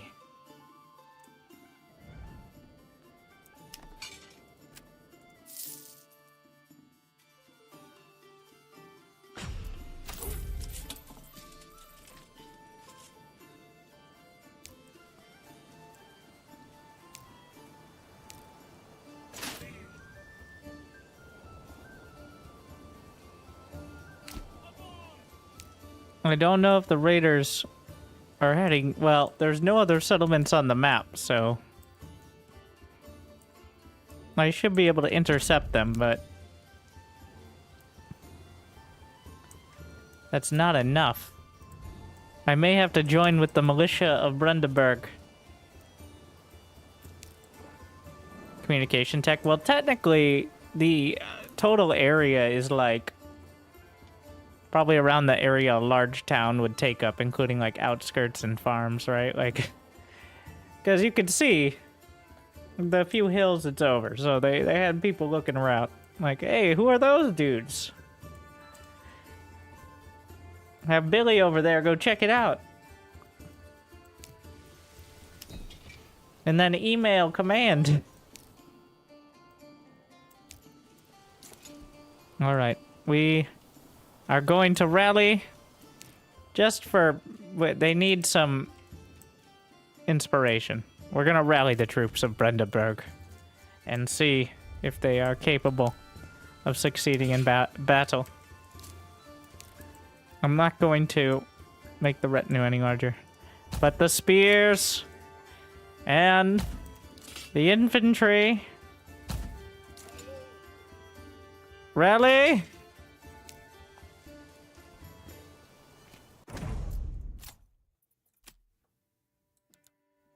I like the battle music. I'm having the retinue not run because they run out of stamina so ridiculously fast.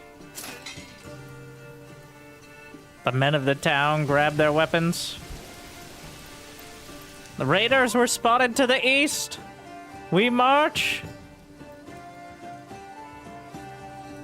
for Brandenburg.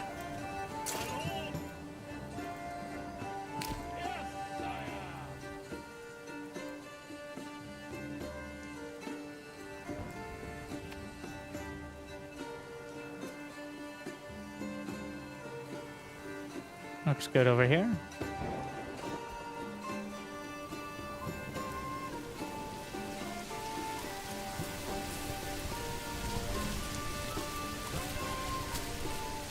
To war!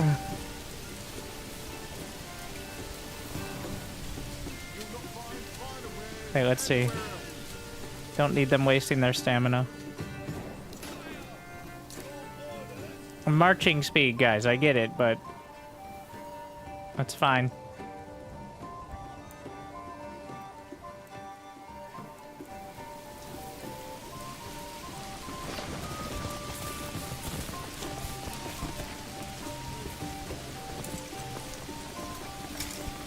We rally at the broken windmill.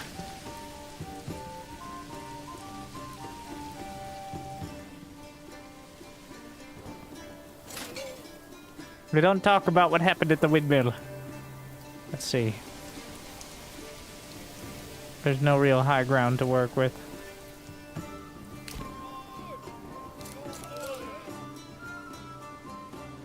The mercenaries will be in front because, of course, they will.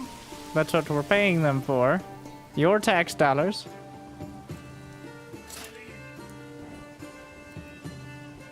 A fire broke out. No! Oh no. Oh no. There's no wells anywhere close. Uh-oh. And all the men are away at war!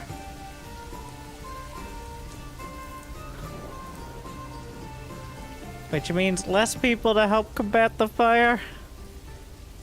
Uh-oh. This line of houses that I made because people needed houses after the last fire.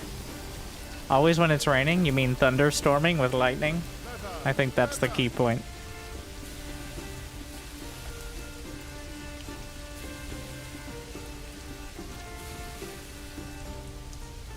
Yeah, they have to come all the way. Well, this is a well indeed. That's a well-learned lesson.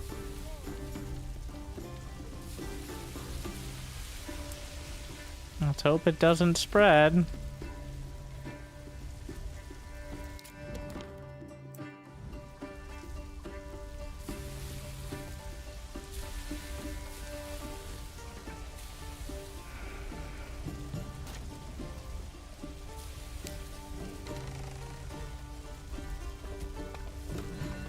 The rain's keeping it. Ooh. It's not going out very quick. But seems like it's mostly handled. Anything untoward in Jimmyland? Not at the moment, it seems. The troops still marching.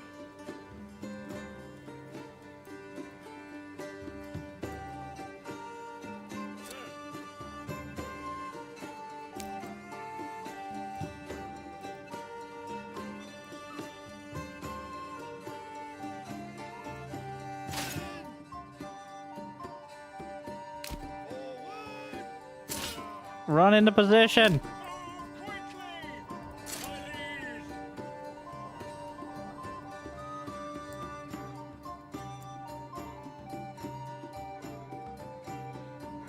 Where are they going? Are they running from us? Hey! Retinue's useless. It's so slow. Only good on defense and for intimidation.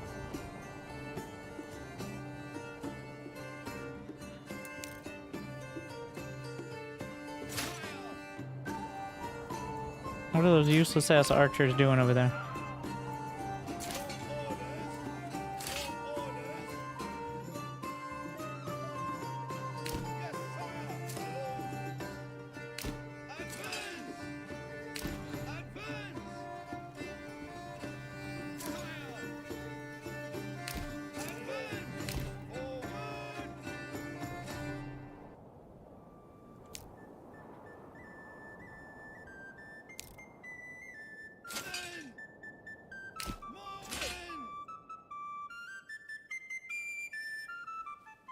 All right, men.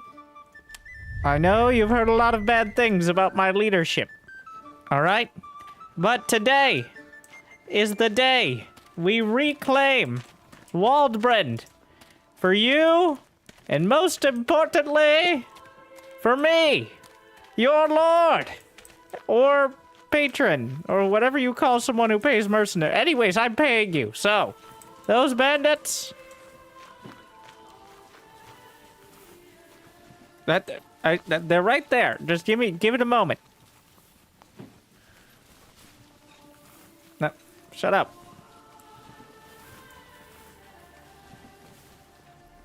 Those bandits.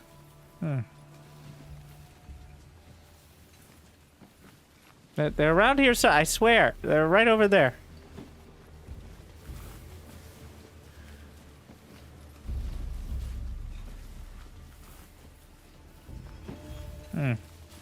Well.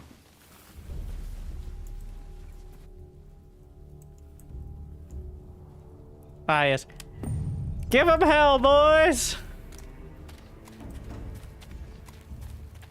No matter what comes through those trees, you will protect me with your lives! To war! No, sir, this is a war zone. Sir. No, I don't want to know about CrossFit. I don't... Sir! You know what? Good luck, sir. Okay.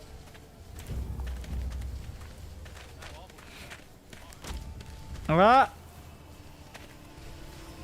that's... Yeah, I see. That, I told you. You didn't believe me before, did you? Oh, shit.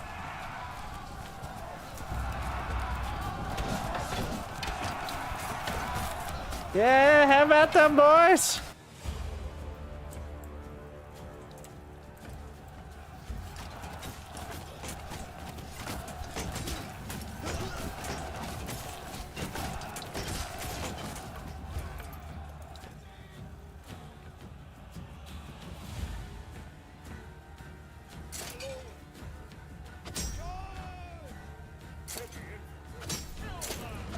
They're gonna go for the retinue. Stand your ground.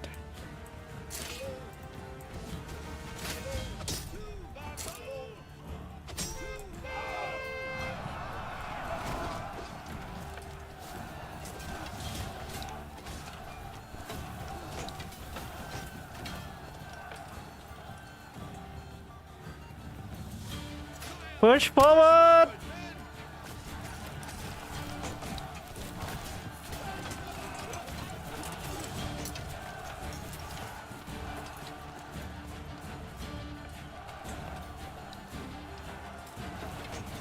How's this going? Let the mercs take all the damage.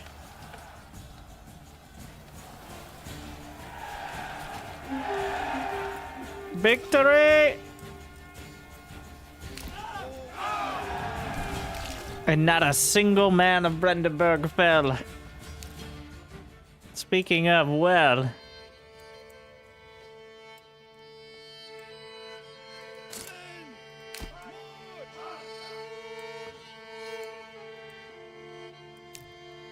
Another decisive victory for your lord and people.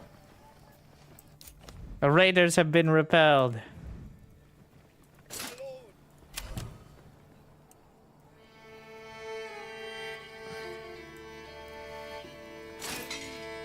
Let's see, is anybody running?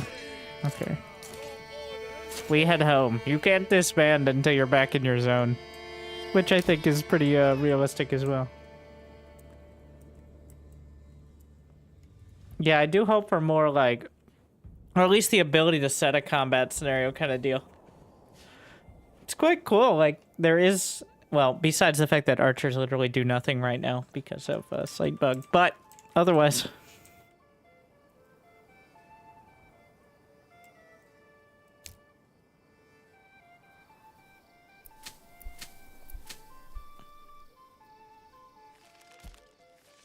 Archers are cowards anyways. Did they rebuild the home, or is it... Oh.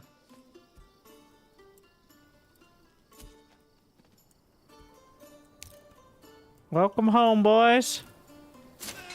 Disband the units. You guys can walk home when you want.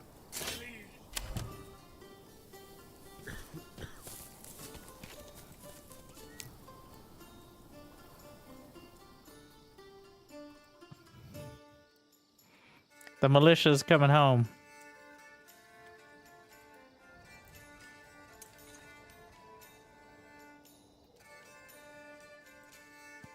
A successful victory, as most victories are.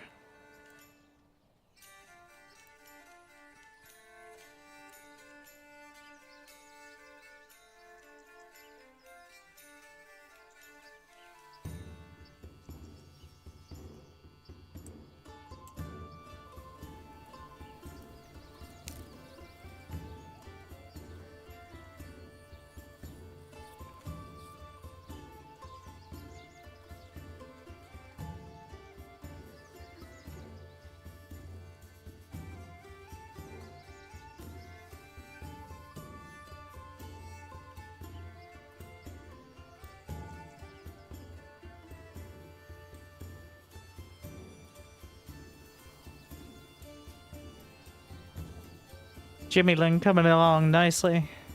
Brandenburg up to 200 people. Didn't quite get... Actually... Alright, we can get... to...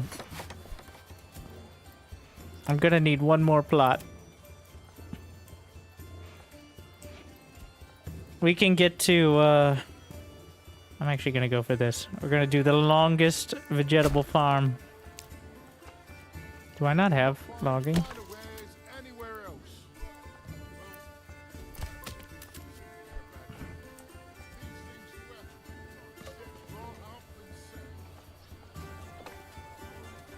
Not enough stalls. We'll deal with that momentarily. Is the game good? Yeah, for like the base game is really good. There's clearly a lot of room for development. Literally sometimes. I don't know what the difference is between locked in early access work in progress and just work in progress, but Anywhere else, swear they was picked this very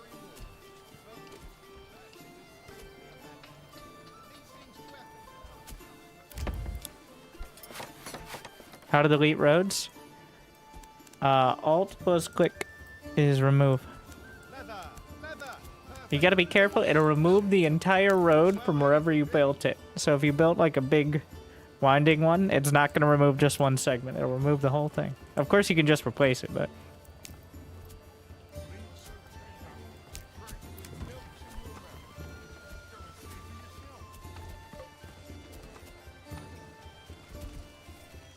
But if anybody else has questions, started with one guy. From what I understand, it's one guy who built the base game. Like the soundtrack and the voice lines and some of the designs and stuff. Like, it's not like he sat in his basement or wherever and built the entire game, doing all the voices and stuff. But from my understanding, the vast majority of the actual, like, gameplay is one guy. But obviously not every part of it. And let's hope since apparently it took 7 years to get to this point, let's hope with, you know, the small amount of regional wealth that he's gained for his treasury over the last day will allow him to hire a few more laborers to help with his project.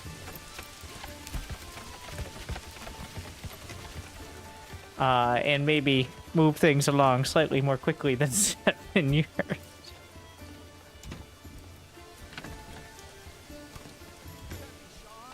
If you guys have any questions, I mean, I'm not an expert, but I was lucky enough to play some of the pre-release, and it's mostly the same, besides a few tweaks to trading.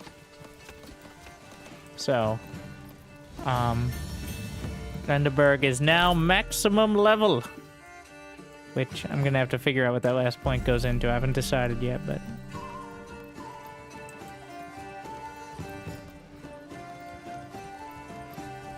But I do think the game is... If you like these kind of games, you're gonna like this. No question about it. If you're not sure, I don't know if this is the first game to get into. There's not really much of a tutorial. And there isn't that much to do compared to other games. It does those things very well. Like, the look, the soundtrack. The soundtrack is amazing. It's a very convincing version. How many hours? It's about 50 now. How many you have left? Honestly, if I wasn't a content creator, I think it'd be one like, maybe I'd come back to, or I'd play a few days and then I'd put it down until another update or something. Like, past this point, I would say. Because I have beat the scenario. I've done the harder scenario, which I didn't outright beat because you have to do every single zone, but I got to the point where it could be done, it would just take longer. Yeah, I do think, like, it's a really solid city builder, but people are going to be somewhat... I mean, it's hyped to the extreme, right? Like, the most wishlisted game ever. And it's really good. But it's not, like, everything. It's not Total War, Age of Empires. But also Banished Frontier. It's a really solid city builder that still has a lot of gaps to fill in.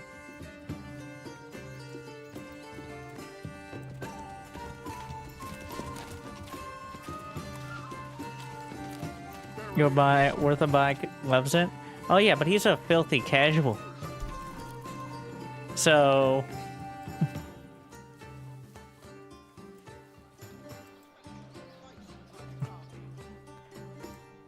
with a lot of potential. Oh yeah, every part of it has potential.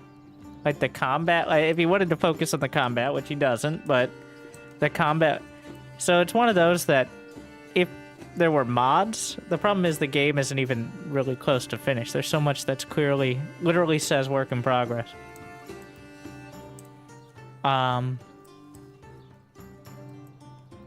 like, I could see...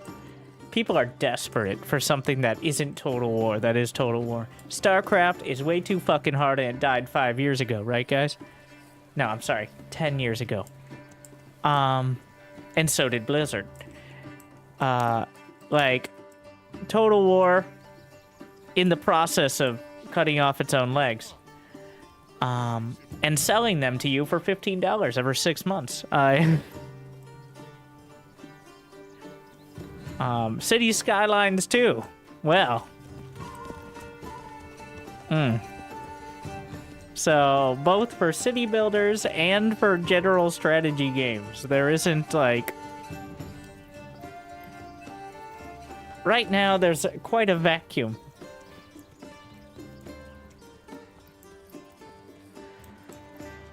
So, I think this is coming out. The thing is, I think this makes sense for early access. You have every part of the game that I think will be... Every part of the game is at least acknowledged that I think would be in a final game.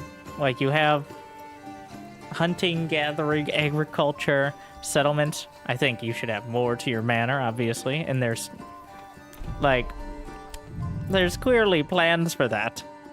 But they're mostly cosmetic right now and don't really serve a purpose. Like, as for the map and diplomacy, like, for the outlaws...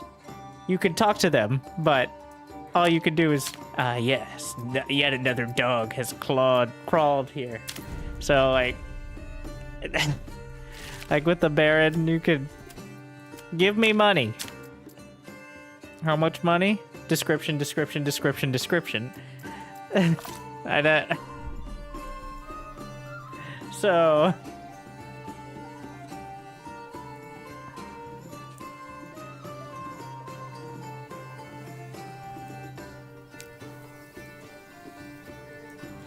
I'll give it a minute. I watch my literal wheat, well, barley and rye grow.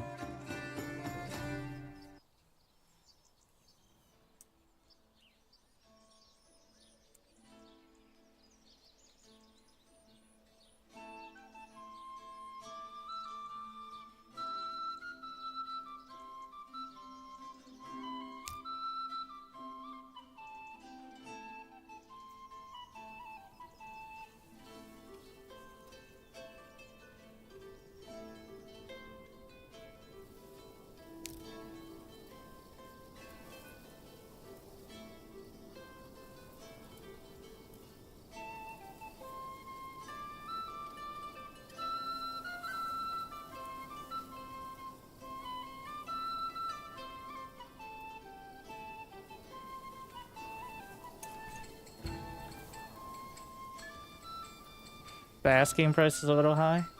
No, I think so. I said this is like $40 and then maybe like on sale. I think past that, I mean, Hooded Horse hasn't really released games that are over 40, but...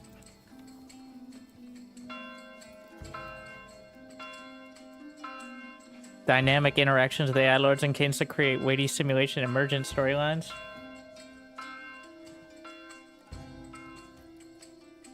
Yeah, that'd be cool.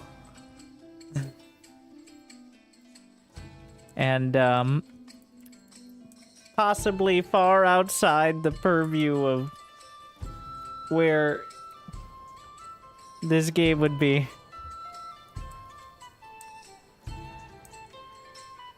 I think, like, well, if there was mod support, maybe something like that, but... That right now, it seems like the development track is more settlements, like more settlement development. You fill out the tech tree, you can specialize more trade, farming, stuff like that. Better interaction between your settlements to make it more, less friction there, but yeah. No, I think the $40 is reasonable, but like, again, early access. It is on the highest side of what I would say. Like, past that is... It's a bit much for... It is very early. Like, it's really good. So I think they were right in the price point. $40 with on sale plenty of times. And then, yeah, Game Pass and all that.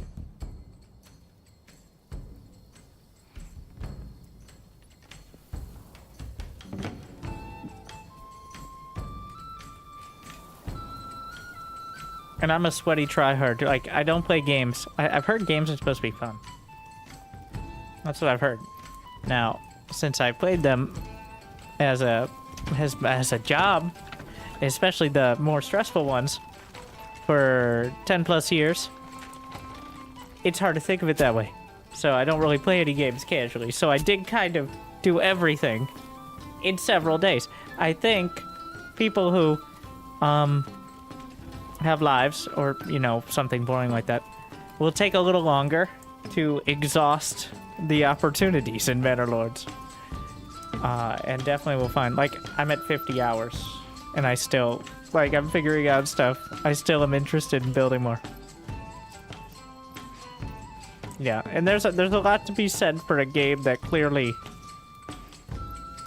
is well loved. Which is, it feels more rare than it should be. But, that much is very clear. Like, it's made by someone who likes these kind of games.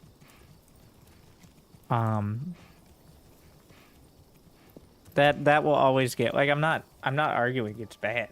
I'm just saying, like, there's so much more to go. This is mostly for people who aren't sure, like, if they want to literally buy into the hype. It's not going anywhere. Like, it's only going to get better. You're not going to miss out. Like, there's no co-op or multiplayer, so... Like...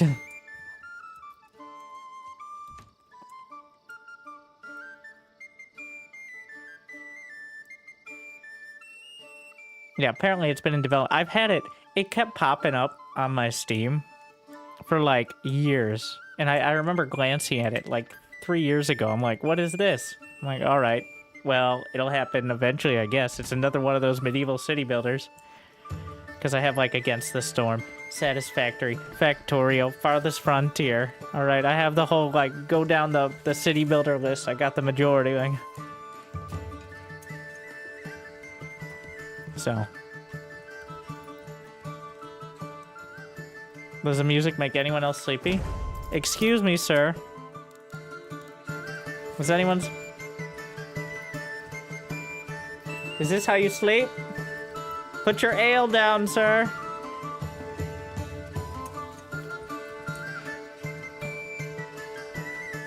That's the ale tide. I don't even have ale. The supply lines are a mess. I don't even know what your problem is.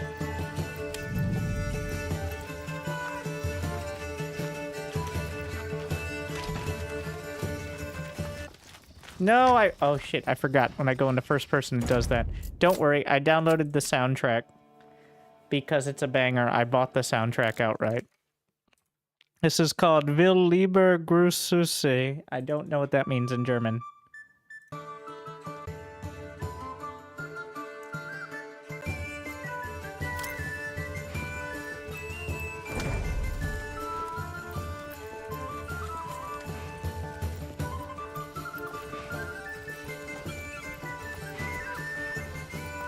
Yeah. If you guys have any last questions, I'm going to be calling it. If you want to watch, I did a lot more explanation on the start of the playthrough on the second channel, on my second channel. So many of you just follow. I usually play StarCraft 2.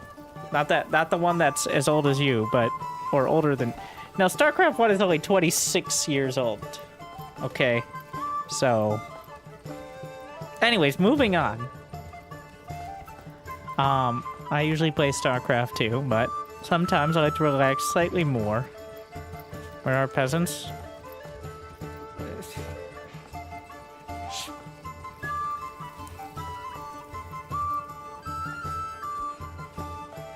Just occasionally. But yeah, you can use the second channel command. If you're not already there, if you're already there, well, you found it.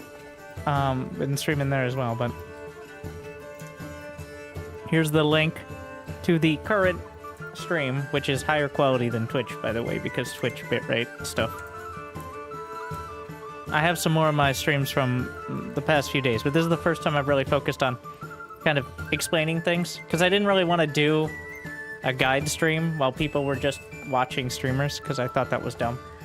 But now that you can play it and have real questions, hopefully it was helpful. What is emmer? That's wheat in ye old crop speak. Or German, I don't know. Apparently. I had to have someone tell me.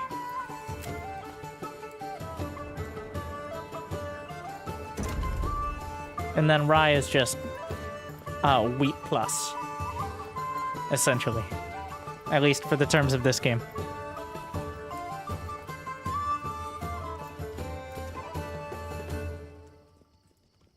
I also love the Blood and Manor is one of the best. Like, this one's going on the playlist of like chivalry songs. I haven't heard this song in the game yet, by the way.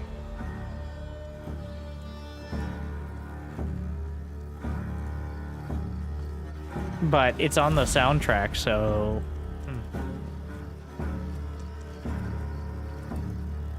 Maybe doesn't fit the morning vibe here, but...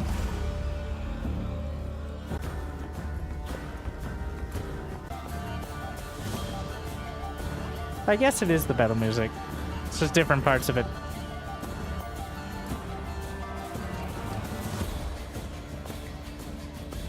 Usually there's a combat happening. Okay, it doesn't fit.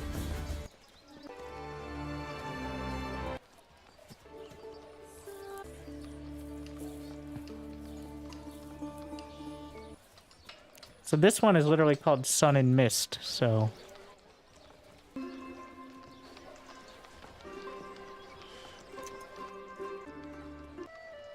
Boring. How about the peasants? Why do they name a song after them?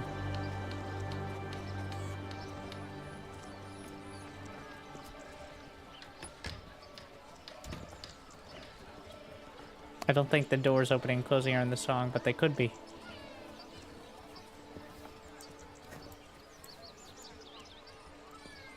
Anyways, back to my jam. Alright, well...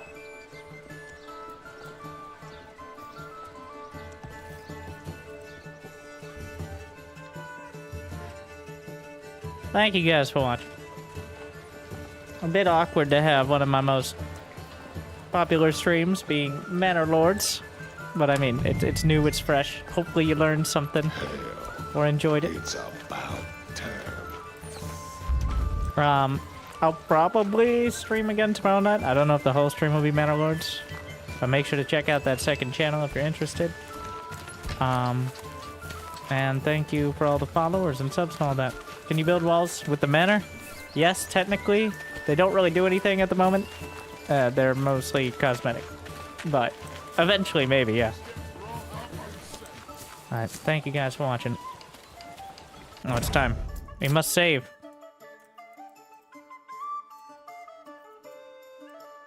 So we can progress. And I won't play this off stream at all. I played some of the other ones off stream to test game mechanics and learn them. Mostly for this purpose of being able to, at least with some authority, say something, but where we're leaving off here after having one settlement at max size and then really leaning heavily into near industrialized agriculture because the oxen don't like it if you do otherwise. So we'll see how the great grid of farms go in Jimmyland. Well, thank you for watching. Well, Jimmy. God damn it. So incompetent. Well, hopefully you enjoyed. I'll see you next time. I'll see you soon. I'll see you tomorrow. Hope I made your day a little bit better. Thank you for watching. Good luck, have fun. Stay chill.